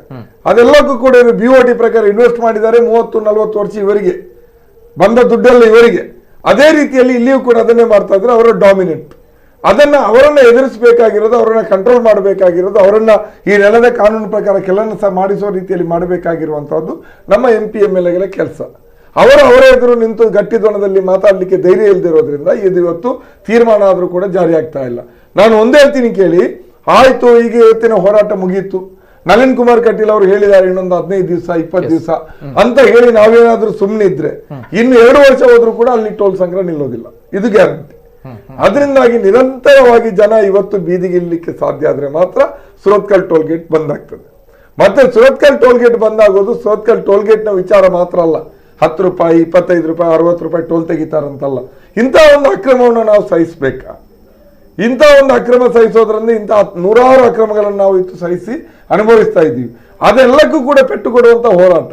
ಅದರಿಂದಾಗಿ ಇವರ ಈ ದೌರ್ಬಲ್ಯ, ಬಂಡವಾಳಶಾಹಿಗಳ ಕಾರ್ಪೊರೇಟ್ ದನಿಗಳ ಮುಂದೆ ಬಂಡಿಯಿರುವಂತ ಈ ಸರ್ಕಾರ ನಡೆಸುವವರ ಬಿಜೆಪಿಯ ಸಂಸದರ ಶಾಸಕರುಗಳ ದೌರ್ಬಲ್ಯ ಏನಿದೆ, ಅವರ ವೀಕ್ನೆಸ್ ಏನಿದೆ, ಅದನ್ನ ಕಿತ್ತಾಕುವಂತ ರೀತಿಯಲ್ಲಿ ಇವತ್ತು ಹೋರಾಟ ಬೆಳೆದ್ರೆ ಮಾತ್ರ ಈ ಟೋಲ್ಗೇಟ್ ಹೋಗುತ್ತೆ ಮತ್ತು ಬಂಡವಾಳಶಾಹಿಗಳ ಈ ಒಂದು ಇದೇನಿದೆ ಅದಕ್ಕೆ ನಾವು ಕಡಿವಾಣ ಕೂಡ ಹಾಕ್ಲಿಕ್ಕೆ ಆಗತ್ತೆ ಅನ್ನುವಂಥದ್ದು ನನ್ನ ಅಭಿಪ್ರಾಯ. ಮತ್ತು ಇವತ್ತು ಟೋಲ್ ಗೇಟ್ ಈ ರೀತಿ ಇಷ್ಟೆಲ್ಲ ಆದ್ಮೇಲೆ ಕೂಡ ಮುಂದುವರಿತಾ ಇರೋ ಹಿನ್ನೆಲೆ ಕೂಡ ಇದುವೆ ನವಯುಗ ಲಾಬಿ ಅಷ್ಟೇ. ಓಕೆ, ಎಸ್ ಸರ್, ಬರ್ತೇನೆ. ಮತ್ತಷ್ಟು ಕರೆಗಳಿವೆ. ಹಲೋ ಸರ್, ನಮಸ್ತೆ. ನಮಸ್ತೆ. ನಮಸ್ತೆ ಸರ್, ತಮ್ಮ ಹೆಸರು ಎಲ್ಲಿಂದ ಸರ್? ಉತ್ತರದಿಂದ ಉಲ್ಲಾಸ್ ಕೋಟೆಯನ್ನ. ಎಸ್ ಸರ್, ಮಾತಾಡಿ ಸರ್. ಹೋರಾಟ ಮಂತನ ಮುಂಜಾನಕ್ಕಿಲ್ಲ ಪ್ರತಿಭಕ್ಕಾಗಿ ನಮ್ಮ ಮಕ್ಕಳಿಗೆ ಅಂಜನೆ ಮುನೀರ್ ಕಾಟಿಪಳ್ಳಾಗ ಧನ್ಯವಾದ ಕೊಂಡೊಂದು దాదాపు నిఖిలీని మాత్రం ಜನಕ್ಕೆ ಒಂದು ಭಯಪಂಡ ನಮಕ್ 75 ವರ್ಷ ಆಂಡ್ ಸ್ವಾತಂತ್ರ್ಯ ಸಿಕ್ಕದು ಇತ್ತೆ ನಮ್ಮ ಸ್ವಾತಂತ್ರ್ಯದ 75 ವರ್ಷ ಆಚರಣೆ ಮಾಡ್ಕೊಂಡ ಸಮಯ ಬ್ರಿಟಿಷರು ನಮ್ಮನ್ನು ದಾನೆ ಮಂತೊಂದಿತ್ತೇರ ಐನು ಮಾತ ಇನ್ನಿ ಆ ಪೊಲೀಸ್ ದಾಖಲೆ ಮಲ್ತೇರು ನೆಕ್ ಈ ಆಡಳಿತ ಪಕ್ಷದಾಗ್ಲಿ ಕಾರಣ ಅಂತ ಬಂದ್ಬಿಡು ಇಡೀ ತುಳುನಾಡದ ಸಜ್ಜನರಿಗೆ ಗೊತ್ತುಂಡು ನಿಖಿಲ್ ಮಾತ್ರ ನಿಖಿಲಿ ಬತ್ತನ ಜನ ಏತಿಪ್ಪೋ ನಿಖಿಲ ಪಿರಾವಡಿ ಇಂಕಲ ಮಾತ್ರ ತುಳುನಾಡದಲ್ಲಿ ಖಂಡಿತವಾದಲ ಉಲ್ಲ ಎಂಕ್ಲ ಈ ಹಳ್ಳಿ ಪ್ರದೇಶ ಇಂಕ್ಲಿ ಬೆರೆದ ನನ್ನ ದುಂಬದ ಜನತೆ ಇಂಕ್ಲೆಲ್ಲ ಕರ್ತ ಇಂದು ದಾಯಗೆ ಪಂಡ ಒಂಜಿ ಸಂದೇಶ ಅದು ಪೋಡಿದಿ ನಮ್ಮ ಊರುಡು ಒವೇ ಆಡಳಿತ ಪಕ್ಷ ವಿರೋಧ ಪಕ್ಷ ದೇಪ ಇಂಚ ಏರ್ಲ ಮಲ್ಪೆರೆ ಬಲ್ಲಿ ಆಡಳಿತಾತ್ಮಕ ತಾಂತ್ರಿಕ ವಿಷಯಲು ಬೇತಿಪ್ಪು ಆಂಡ ಒಂಜಿ ಪ್ರತಿಭಟನೆ ಇಂಚಂದು ಮಲ್ಪನ ಬ್ರಿಟಿಷರಿಗೆಲ್ಲ ಮುಕ್ಲಿಗೆಲ್ಲ ದಾಲಾ ವ್ಯತ್ಯಾಸ okay okay yes sir thank you ಧನ್ಯವಾದ. ಮತ್ತೊಂದು ಕರೆ ಇದೆ. ಹಲೋ ಸರ್, ನಮಸ್ತೆ. ಹಲೋ ನಮಸ್ತೆ. ನಮಸ್ತೆ ಸರ್. ಎಸ್ ಸರ್, ತಮ್ಮ ಹೆಸರಲ್ಲಿ ಸರ್? ಪ್ರಶಾಂತ್ ಪಾಂಡೇಶ್ವರ. ಪ್ರಶಾಂತ್ ಪಾಂಡೇಶ್ವರ ಮಾತಾಡಿ ಸರ್. ಇದು ನಾವು ಹೊಸ ಗಾಡಿ ವೆಹಿಕಲ್ ಎಲ್ಲ ತಗೊಳ್ಳುವಾಗ ನಾವು ಇದು ಗೌರ್ಮೆಂಟ್ ಟ್ಯಾಕ್ಸ್ ಕಟ್ಟಿದ್ದೇವೆ, ರೋಡ್ ಟ್ಯಾಕ್ಸ್ ಅಂತ. ಅದು ಯಾಕೋಸ್ಕರ ಸರ್? ಅದು ಯಾಕೆ ಅಂತ ಹೇಳಿ ಇದನ್ನ ಕೇಳ್ತಾ ಇದೀವಿ ವರ್ಷಗಳಿಂದ. ಎಸ್, ಅದೇ ಕೇಳಿಕೆ ಇತ್ತು ಸರ್. ಅದು ರೋಡ್ ಮೇಂಟೆನೆನ್ಸ್ ಅಲ್ಲ ಸರ್, ನಾವು ಗವರ್ಮೆಂಟ್ ಕಟ್ಟೋದು. ಎಸ್, ಹೌದು. ಓಕೆ, ಇದು ನಮ್ಮ ಪ್ರಶ್ನೆ. Okay sir, thank you. ಮತ್ತೊಂದು ಕರೆ ಇದೆ. ಹಲೋ ಸರ್, ನಮಸ್ತೆ. ಹಲೋ ಸರ್, ನಮಸ್ತೆ. ನಾವು ಶೇಖರ್ ಪೂಜಾರಿ ಮಾತಾಡ್ತೀವಿ. ಶೇಖರ್ ಪೂಜಾರಿ, ನಮಸ್ತೆ ಸರ್, ಮಾತಾಡಿ ಸರ್. ಹಲೋ ಸರ್, ನಮಗೆ ಸ್ವಲ್ಪ ಲಾಯರ್ ಹತ್ರ ಮಾತಾಡ್ಬೇಕು. ಎಸ್ ಸರ್, ಮಾತಾಡಿ. ಹೇಳಿ. ಹಲೋ ಸರ್, ನಮಸ್ತೆ ಸರ್. ಮಾತಾಡಿ, ಕೇಳಿ ಸರ್. ಕೇಳ್ತಾ ಇದೆ ಸರ್, ಧ್ವನಿ ಕೇಳ್ತಾ ಇದೆ, ಮಾತಾಡಿ ಸರ್. ನೋಡಿ ನೀವು ಎಲ್ಲರಿಗೆ ನ್ಯಾಯ ಎಲ್ಲ ಕೊಡುವ ಸಂವಿಧಾನದ ವಾಸ್ತು ಅಲ್ಲಿ ಈ ಇದ್ರಲ್ಲಿ ಆದ್ರೆ ಇದ್ರಲ್ಲಿ ಉಂಟಲ್ಲ, ಎರಡು ಪಕ್ಷದ ತಪ್ಪುಂಟು. ಕಾಂಗ್ರೆಸ್ ತಪ್ಪುಂಟು, ಬಿಜೆಪಿ ತಪ್ಪುಂಟು ಅದ್ರಲ್ಲಿ. ಈಗ ಅದನ್ನು ಯಾವ ರೀತಿ ಇಲ್ಲಿ ಮಂಗೆ ಮಾಡುದು ಯಾರನ್ನು? ಜನ ಪ್ರಜೆಯನ್ನು. ಓಕೆ, ಮಾತಾಡಿ. Yes sir. ಆಗ ಅಲ್ಲಿ ಸ್ಟಾರ್ಟ್ ಆಗುವಾಗ ಯಾಕೆ ಇವರು ಅಧಿಕಾರದಲ್ಲಿ ಇರುವಾಗ ಈ ಪ್ರಶ್ನೆ ಮಾಡಿಲ್ಲ? ಓಕೆ, ಇವ್ರು ತೆಗಿತಲ್ಲ. ಈಗ ಕೋರ್ಟ್ಗೆ ಹೋಗಿದ್ರೆ ಎಷ್ಟು ದಿನ ಆಗ್ತದೆ? ಇನ್ನೊಂದು 20 ವರ್ಷನ ಆಗ್ಬೋದು, 10 ವರ್ಷನ ಆಗ್ಬೋದು, 6 ತಿಂಗಳನ್ನ ಆಗ್ಬೋದು. ಕೋರ್ಟ್ಗೆ ಹೋಗುದು ಗ್ಯಾರಂಟಿ ಅದು. ಅದು ಸ್ಟಾರ್ಟ್ ಆಗುವಾಗ ಇನ್ನವೇ ನಾವು ಹೋರಾಟ ಮಾಡ್ತಾ ಇದ್ದೇವೆ. ಮತ್ತೆ ಇದು ಅಲ್ಲ ಒಂದ್ ನಿಮಿಷ ಸರ್. ಸೆಂಟ್ರಲ್ ಗವರ್ಮೆಂಟ್ ಅಲ್ಲಿ ಅಂಡರ್ ಅಲ್ಲಿ ಬರುವುದು ಹೈವೇ ಪ್ರಾಧಿಕಾರ. ಆವಾಗ ಅಲ್ಲಿ ಬಿಜೆಪಿ ಸರ್ಕಾರ ಇದ್ದದ್ದು, ಕಾಂಗ್ರೆಸ್ ಸರ್ಕಾರ ಅಲ್ಲ. ಈಗ ಈ ಭರತ್ ಶೆಟ್ಟರ್ ಎಲ್ಲ ಏನ್ ಮಾಡ್ತಾ ಇದ್ದಾರೆ? ಕಾಂಗ್ರೆಸ್ ಇದ್ದಾಗ ಆಗಿದ್ದು ಅಂತ ಸುಮ್ಮನೆ ಬಾಯಲ್ಲಿ ಹೇಳ್ತಾ ಇದ್ದಾರೆ. ಆಯ್ತು, ಉತ್ತರ ಕೊಡ್ಬೇಕಾ? ಓಕೆನಾ sir? Thank you sir. Yes sir, thank you, ಧನ್ಯವಾದ. Yes sir. ಇಲ್ಲ, ಅವರಿಗೆ ಉತ್ತರ ಕೊಡ್ಲಿಕ್ಕೆ ಬಹಳ ನಮ್ಗೆ ಕಷ್ಟ ಆಗತ್ತೆ. ಯಾಕಂದ್ರೆ ಅದು ಆಗಿನ ಅದು ಬೇರೆ ಇದರಲ್ಲಿ ಏನಿರ್ಲಿ, ನಾವು ಸಾರ್ವಜನಿಕರಿಗೆ ಇಷ್ಟೇ ಹೇಳಲಿಕ್ಕೆ ಬಯಸ್ತೇವೆ. ಅದನ್ನ ಆರಂಭಿಕ ಹಂತದಲ್ಲಿ 2015 ಆರಂಭ, 15 ಡಿಸೆಂಬರ್ 15ರಲ್ಲಿ ಆರಂಭ ಆಯಿತು. ಆರಂಭಿಕ ಅಂತ ಯಾವುದೇ ಒಂದು ಹೈವೇನ ಆರಂಭ ಮಾಡುವಾಗ ಅದರ ಖರ್ಚು ವೆಚ್ಚಗಳ ಬಗ್ಗೆ ಟೋಲ್ ಅನ್ನು ಆರಂಭಿಸುವುದು ಇತ್ತೀಚಿನ ಕಾನೂನು. ಅದಕ್ಕೆ 2008ರಲ್ಲಿ ಅದಕ್ಕೆ ಒಂದು ಕಾನೂನೆಲ್ಲ ತಗೊಂಡ್ಬಂದ್ರು. ಅದರ ಮುಂಚೆ ಕೂಡ ಇದಿತ್ತು, ಆಕ್ಟ್ ಇತ್ತು. ಅದನ್ನು ಸ್ಟ್ರಿಕ್ಟ್ ಆಗಿ ಇಂಪ್ಲಿಮೆಂಟೇಷನ್ ಕಾಂಗ್ರೆಸ್ ಸರ್ಕಾರ ಮಾಡಿರಲಿಲ್ಲ. 1960ರಿಂದಲೇ ಇದನ್ನ ಒಂದು ಕಾನೂನಿದೆ, ಇಲ್ಲ ಅಂತೆಲ್ಲ. ಅದನ್ನ ಎಲ್ಲೂ ಕೂಡ ದೇಶದಾದ್ಯಂತ ಅದನ್ನು ಸ್ಟ್ರಿಕ್ಟ್ ಆಗಿ ಮಾಡಲಿಕ್ಕೆ ಕಾಂಗ್ರೆಸ್ ಸರ್ಕಾರ ಹೋಗಿರಲಿಲ್ಲ. 2008ರಲ್ಲಿ ಇದಕ್ಕೆ ಒಂದು ರೂಲ್ಸ್ ಅನ್ನ ತಗೊಂಡ್ಬಂದ್ರು. ಅದು ನಮ್ಮ ವಾಜಪೇಯಿ ಸರ್ಕಾರ ಇದ್ದಾಗ. ಏನೇ ಇರಲಿ, ಅದು ಒಂದು ಮಟ್ಟಕ್ಕೆ. ಆನಂತರ ಆರಂಭ ಆದಂಥ ಅಲ್ಲಲ್ಲಿ ಪ್ರತಿಭಟನೆಗಳೆಲ್ಲ ಆಗ್ತಾ ಇದೆ. ಮತ್ತೆ ಇವರು ಕಾಂಗ್ರೆಸ್ ಸರ್ಕಾರ, ಬಿಜೆಪಿ ಸರ್ಕಾರ ಅನ್ನೋದಕ್ಕಿಂತ ಒಂದು ಹೈವೇಯನ್ನು ಮಾಡಿದಾಗ ಅದರ ಟೋಲ್ ಕೂಡ ಅದರೊಂದು ಭಾಗ. ಆ ಭಾಗದಲ್ಲಿರುವಾಗ ಎಲ್ಲಿ ಇದನ್ನು ಟೋಲ್ ಸಂಗ್ರಹ ಮಾಡಬೇಕು, ಎಲ್ಲಿ ಟೋಲ್ ಗೇಟ್ ಹಾಕಬೇಕು ಅನ್ನೋದು ತೀರ್ಮಾನ ಆಗಿರುತ್ತೆ. ಇಲ್ಲಿ ಸುರತ್ಕಲ್ನಲ್ಲಿ ಯಾಕೆ ಹಾಕಿದ್ರು ಅಂದ್ರೆ ಅಲ್ಲಿ ಅವರಿಗೆ ಟೆಂಪರರಿ ಅಂತ ಹಾಕಿದ್ರು, ಆನಂತರ ಪೂರ್ವಭಾವಿಯ ಹಾಕಿದ್ರು. ಹಾಗಾಗಿ ಅದು ಕಾಂಗ್ರೆಸ್ ಸರ್ಕಾರ ಮಾಡಿದೆ, ಬಿಜೆಪಿ ಸರ್ಕಾರ ಮಾಡಿದೆ ಅನ್ನೋದಕ್ಕಿಂತ ಯಾವಾಗ ನೀವು ತೀರ್ಮಾನ ತಗೊಂಡಿದ್ದೀರಿ 6 ತಿಂಗಳಂತ, 6 ತಿಂಗಳ ನಂತರ ಅಲ್ಲಿ ಶಿಫ್ಟ್ ಮಾಡುವಂತ ಜವಾಬ್ದಾರಿ ಯಾರ್ದು? ನಮಗೆ ಬಿಜೆಪಿ ಕಾಂಗ್ರೆಸ್ ಪ್ರಶ್ನೆ ಅಲ್ಲ. ಆಡಳಿತಾತ್ಮಕವಾದ ನಿಯಮಾವಳಿಗಳೇನಿದೆ, ತೀರ್ಮಾನ ತಗೊಂಡಿದ್ರೆ ಆ ತೀರ್ಮಾನವನ್ನು ಕಾರ್ಯಗತವಾಗಿ ಮಾಡಿಕೊಳ್ಳುವಂಥದ್ದು ಆ ಅಧಿಕಾರಿಗಳ ಕರ್ತವ್ಯ. ಒಂದು ವೇಳೆ ಕಾಂಗ್ರೆಸ್ ಬಿಜೆಪಿನೂ ಬರಲ್ಲ. ಒಂದ್ ವೇಳೆ ಕಾಂಗ್ರೆಸ್ ಅವರು ಮಾಡಿದ್ರು ಅಂತ ಇಟ್ಕೊಂಡ್ರು ಕೂಡ BJP ಬಿಜೆಪಿ ಅವರು ಅದನ್ನ ಮಾಡಿದ್ರೆ ದೇವತಾ ಮನುಷ್ಯರಾಗ್ತಾ ಇದ್ರು ಅಲ್ವಾ ಬಹುಶಃ. ಇಲ್ಲ ನಿತಿನ್, ಆಕ್ಚುಲಿ ಅದು ಫಸ್ಟ್ ಆಸ್ ಅವ್ರು ಹೇಳಿದಾಗ Okay, ಟೆಂಪರರಿ ಆಗಿ ಮಾಡಿ. ಇಲ್ಲ ಹೌದು ಬರ್ತೀನಿ ಮತ್ತಷ್ಟು ಕರೆಗಳಿವೆ. ಹಲೋ ಸರ್, ನಮಸ್ತೆ. ನಮಸ್ತೆ ಹೇಳ್ತೇನೆ ಸರ್. ನ್ಯಾಷನಲ್ ಹೈವೇ ಅಂತ ಬರುದು ಅಂತ ಹೇಳಿದ್ರೆ ಅದು ಯಾವ ಪಾರ್ಟಿ ಕೂಡ ಬರುದಿಲ್ಲ. ಅದು ದೇಶದ ಮುಖ್ಯ ಅದೊಂದು ರಾಷ್ಟ್ರೀಯ ಹೆದ್ದಾರಿ. ಅದು ಜನಗಳಿಗೆ ಒಳ್ಳೆ ರೀತಿಯಂತ ಒಂದು ಮಾರ್ಗದಲ್ಲಿ ನಡ್ಕೊಂಡು ಹೋಗುವಂತದ್ದು. ಅಂತ ವಿಷಯದಲ್ಲಿ ನೀವು ಸುರತ್ಕಲ್ಲಿಂದ ಬ್ರಹ್ಮ ಕುಟೀರದಂತ ಇಸ್ಕಾನ್ ಕಂಪನಿಯವರಿಗೆ ಕೊಟ್ರಿ. ಯಾವ ರೀತಿಯಲ್ಲಿ ಕೊಟ್ರಿ ಅದು ನ್ಯಾಷನಲ್ ಅಂತ ನೀವು ದಿನೇಶ್ ನೀವು ಎಂದು ಹೇಳಿದ್ರಿ. ಸರಿ, ನಾನು ಅದು ಏನು ವಿಷಯ ಅಲ್ಲ.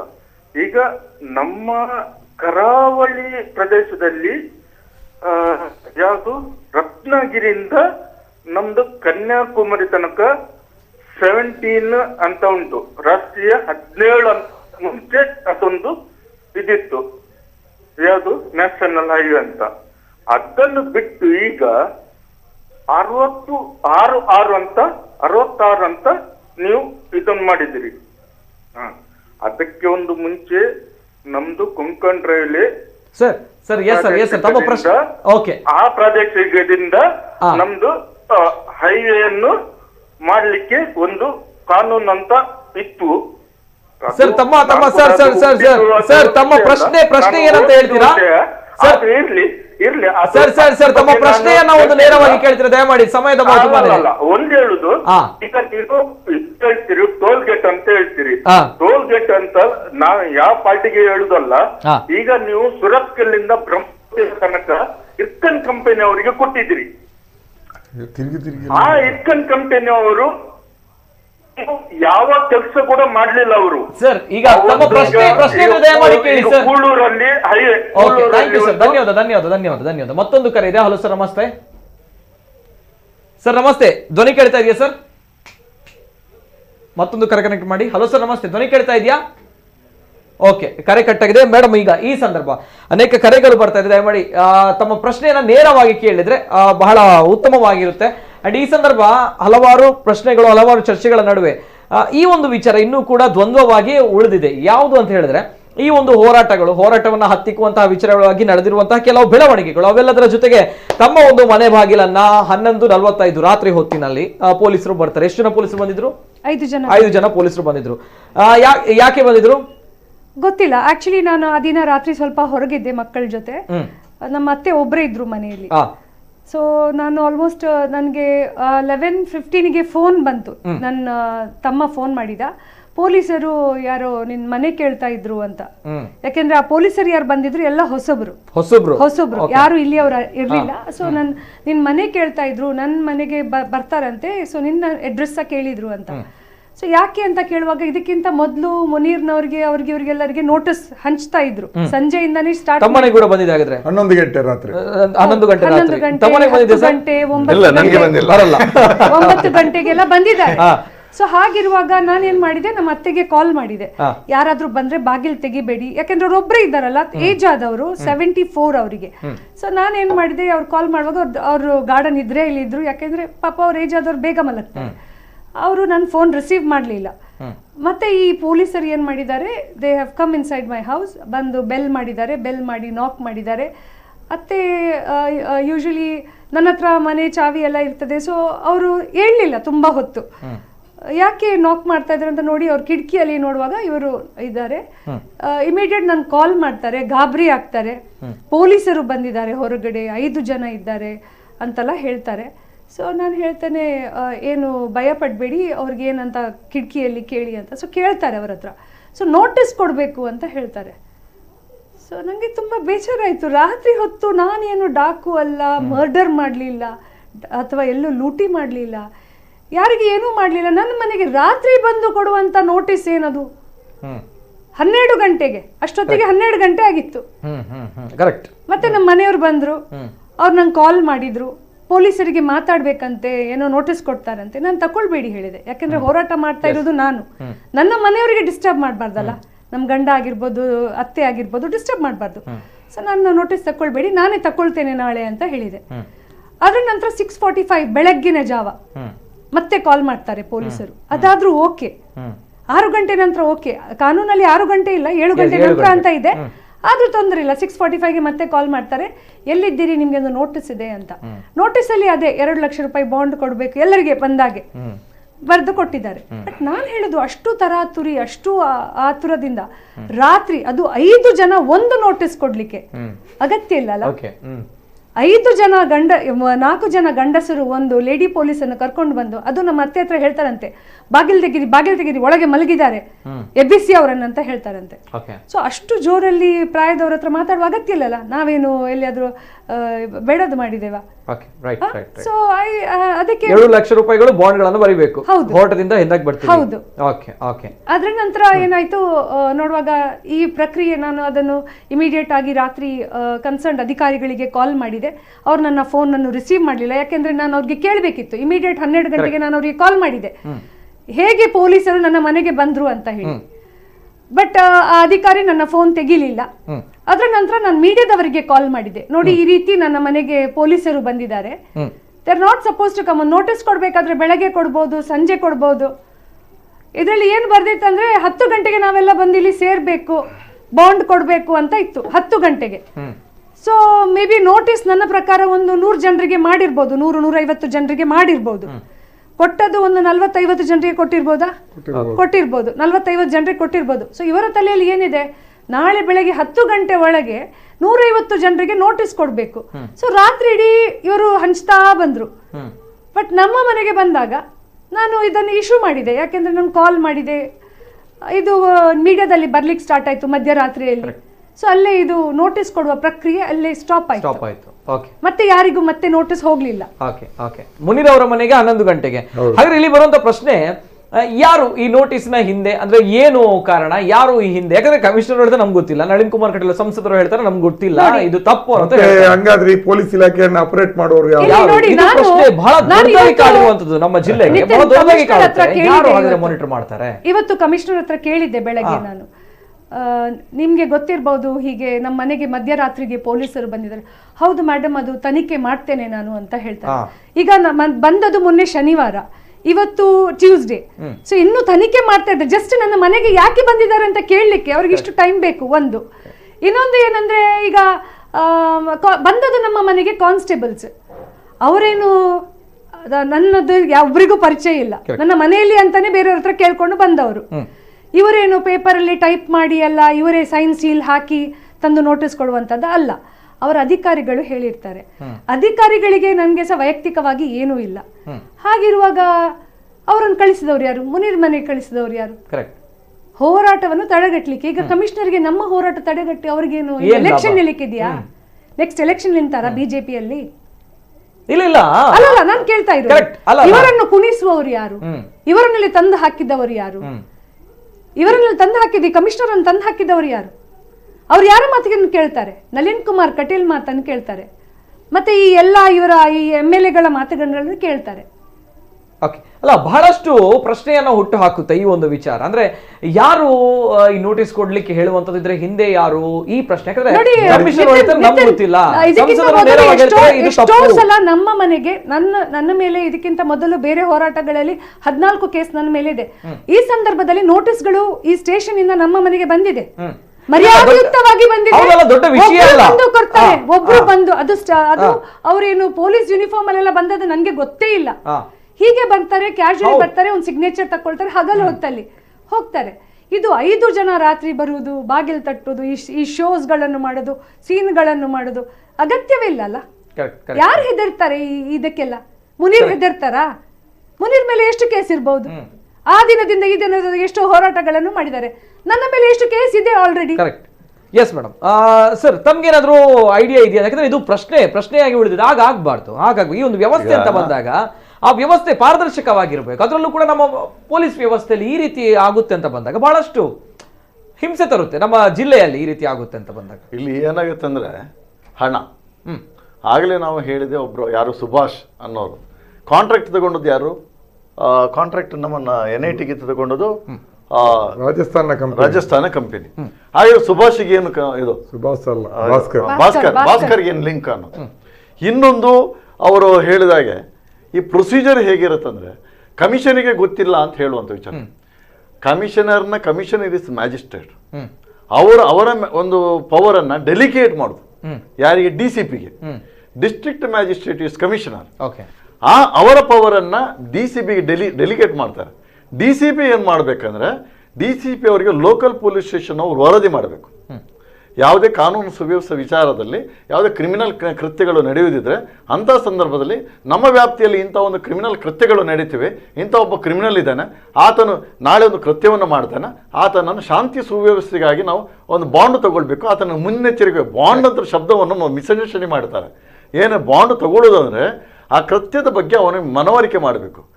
ನೀವು ಮಾಡ್ತೀಯಾ ಮಾಡೋದಿಲ್ಲ, ನಿನಗೆ ನಿನ್ನಿಂದ ಸಮಾಜಕ್ಕೆ ತೊಂದರೆ ಆಗತ್ತೆ, ಆ ತೊಂದರೆ ಆಗುವುದನ್ನು ಸಮಾಜಕ್ಕೆ ತಡೆಗಟ್ಟುವುದು ನನ್ನ ಕರ್ತವ್ಯ, ನಾನು ರಾಜ್ಯ ಸರ್ಕಾರದಿಂದ ನೇಮಕ ಮಾಡಲ್ಪಟ್ಟವ, ಹಾಗಾಗಿ ನೀನು ಇದನ್ನು ಮಾಡುವುದಿಲ್ಲ ಅಂತ ಹೇಳ್ಕೊಂಡು ನನಗೆ ಬಾಂಡ್ ಕೊಡು.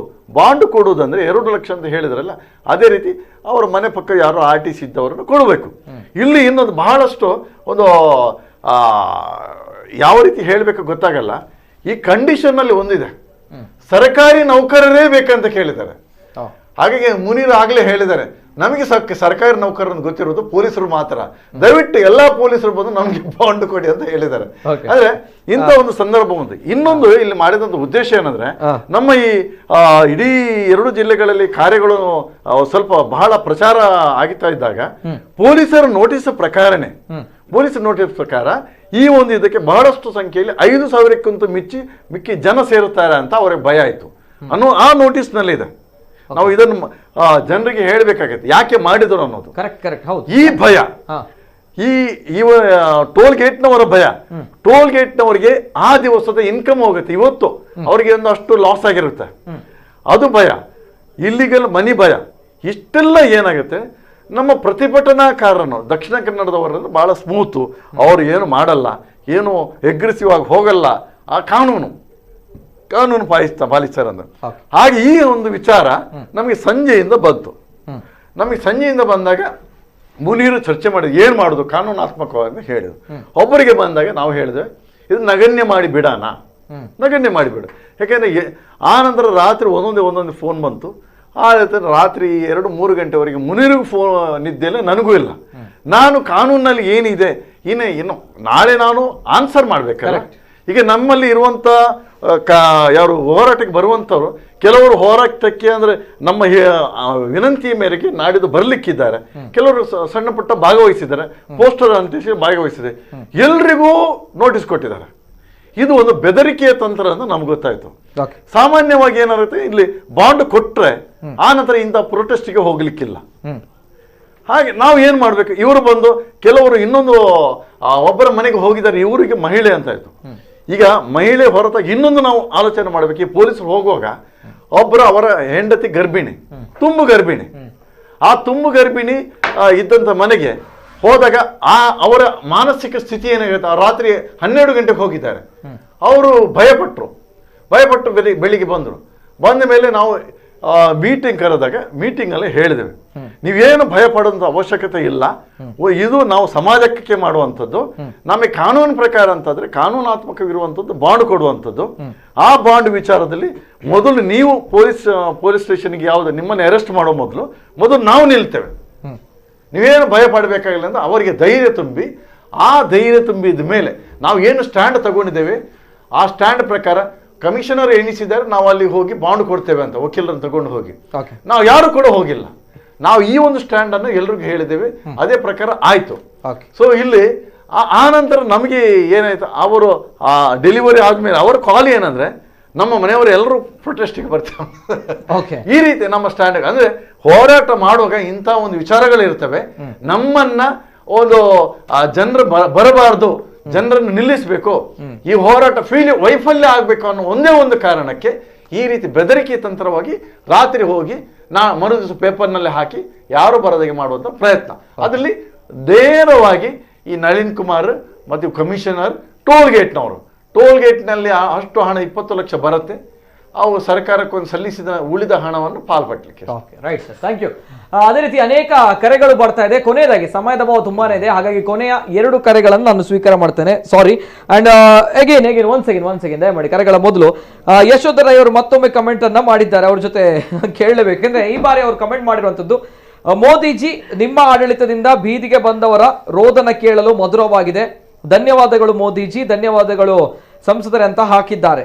ಅಂಡ್ ವೆರಿ ಇಂಟ್ರೆಸ್ಟಿಂಗ್, ಏನು ಮೋದಿಜಿ ಅವರ ಹೆಸರನ್ನು ಕೂಡ ತಂದು ಹಾಕಿದ್ದೀರಾ ಇಲ್ಲಿ. ಓಕೆ, ತಮ್ಮ ಒಂದು ಬದ್ಧತೆಯನ್ನು ಕೂಡ ಪ್ರಶ್ನೆ ಮಾಡುತ್ತೆ. ಅಂದ್ರೆ ಮೋದಿಯವರು ನಮ್ಗಳನ್ನ ತಂದು ರೋಡಿಗೆ ಹಾಕಿದ್ದಾರೆ ಅನ್ನುವಂಥದ್ದು. ತಮ್ಮ ಹೊಗಳು ಭಟ್ಟರ ಒಂದು ಕೆಲಸದಲ್ಲಿ ಯಾರ್ಯಾರನ್ನೋ ತಂದು ಎಳೆದಾಗ್ತಾ ಇದ್ದೀರಾ, ತಮ್ಗಳನ್ನ ತಾವು ಪ್ರಶ್ನೆ ಮಾಡ್ಕೊಳ್ಳಿ. ನಾಳಿನ ದಿನ ಮೋದಿಯವರನ್ನ ಹೊಗಳುವಂತಹ ಬರದಲ್ಲಿ ಯಾರ್ಯಾರನ್ನ ಹೊಗಳ್ತಾ ಇದ್ದೀರಾ, ನಾಳೆ ತಮ್ಗಳ ಬುಡಕ್ಕೆ ಬಂದು ಇರಬಹುದು. ಸ್ವಲ್ಪ ಯೋಚನೆ ಮಾಡ್ಕೊಳ್ಳಿ. ಅಂಡ್ ಕೊನೆಯದಾಗಿ ಸಮಯದ ಅಭಾವ ತುಂಬಾನೇ ಇದೆ, ತಮ್ಗಳಿಗೆ ಪಾಠ ಮಾಡೋದಕ್ಕಿಂತ ಜಾಸ್ತಿಯಾಗಿ ತಮ್ಮ ಒಂದು ಒಳ್ಳೆಯ ವಿಚಾರ, ನಾನು ಕಳಕಳಿಯ ವಿನಂತಿ, ತಮ್ಮ ಒಂದು ನಂಬರ್ ಅನ್ನ ಹಾಕ್ತಾ ಇದ್ರೆ, ಬೇಡ ನಂಬರ್ ಹಾಕಿದ್ರೆ ನಿಮ್ಗೆ ಕೂತ್ಕೊಳ್ಳಿಕ್ಕೆ ಆಗಲ್ಲ, ತಾವು ನಮ್ಮ ಇನ್ಬಾಕ್ಸ್, ನಮ್ಮ ಕುಡ್ಲ ನ್ಯೂಸ್ ಅಲ್ಲಿ ಇನ್ಬಾಕ್ಸ್ ಅಲ್ಲಿ ಒಳಗೆ ಹೋಗಿ ದಯಮಾಡಿ ತಮ್ಮ ನಂಬರ್ ಅನ್ನ ಹಾಕಿ, ನಮ್ಮ ಟೆಕ್ನಿಕಲ್ ಟೀಮ್ ನಿಮ್ಗೆ ಕನೆಕ್ಟ್ ಮಾಡುತ್ತೆ. ತಮ್ಮ ಪ್ರಶ್ನೆಗಳಿದ್ರೆ, ತಮ್ಮ ಅಭಿವ್ಯಕ್ತಿ ಸ್ವಾತಂತ್ರ್ಯ ಇದ್ರೆ ಅದನ್ನ ನೇರವಾಗಿ ಪ್ರಶ್ನೆಗಳನ್ನ ಕೇಳಬಹುದು. ತಮ್ಗೆ ಎಲ್ಲಿ ಇವುಗಳು ಎಡವಿದ್ದಾರೆ ಅಥವಾ ನಾವುಗಳು ಎಲ್ಲಿ ಎಡವಿದ್ದೀವಿ, ಅಂಡ್ ಯಾವುದು ಸರಿ ಯಾವುದು ತಪ್ಪು, ಇದೆಲ್ಲವನ್ನ ತಾವು ಮುಕ್ತವಾಗಿ ಕೇಳಬಹುದು. ತಮ್ಗೆ ಅಭಿವ್ಯಕ್ತಿ ಸ್ವಾತಂತ್ರ್ಯ ಇದೆ.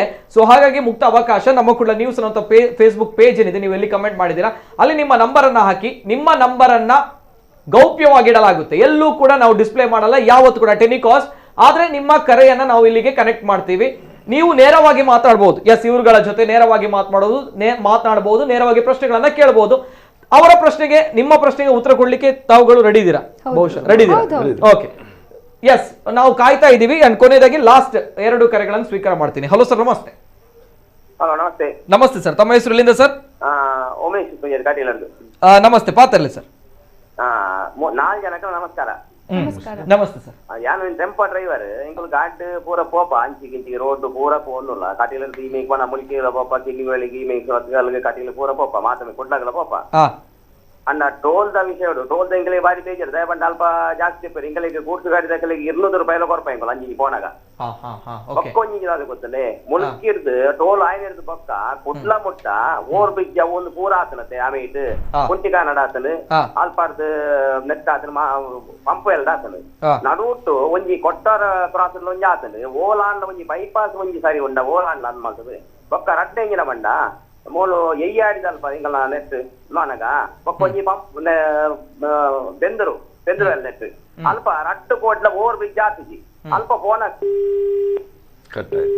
ಓಕೆ ಕಟ್ ಆಗಿದೆ. ಆದ್ರೆ 200 ರೂಪಾಯಿ ಒಂದು ಮೆನ್ಷನ್ ಮಾಡಿದ್ದೀರಾ, ಯಾರೋ ಹೇಳ್ತಾರೆ 10 ರೂಪಾಯಿ ಅನ್ನುವಂಥದ್ದು. ಥ್ಯಾಂಕ್ ಯು ಗೂಡ್ಸ್ ಗಾಡಿ ಅವರು, ತಾವು ಸರ್ ಥ್ಯಾಂಕ್ ಯು, ಧನ್ಯವಾದಗಳು.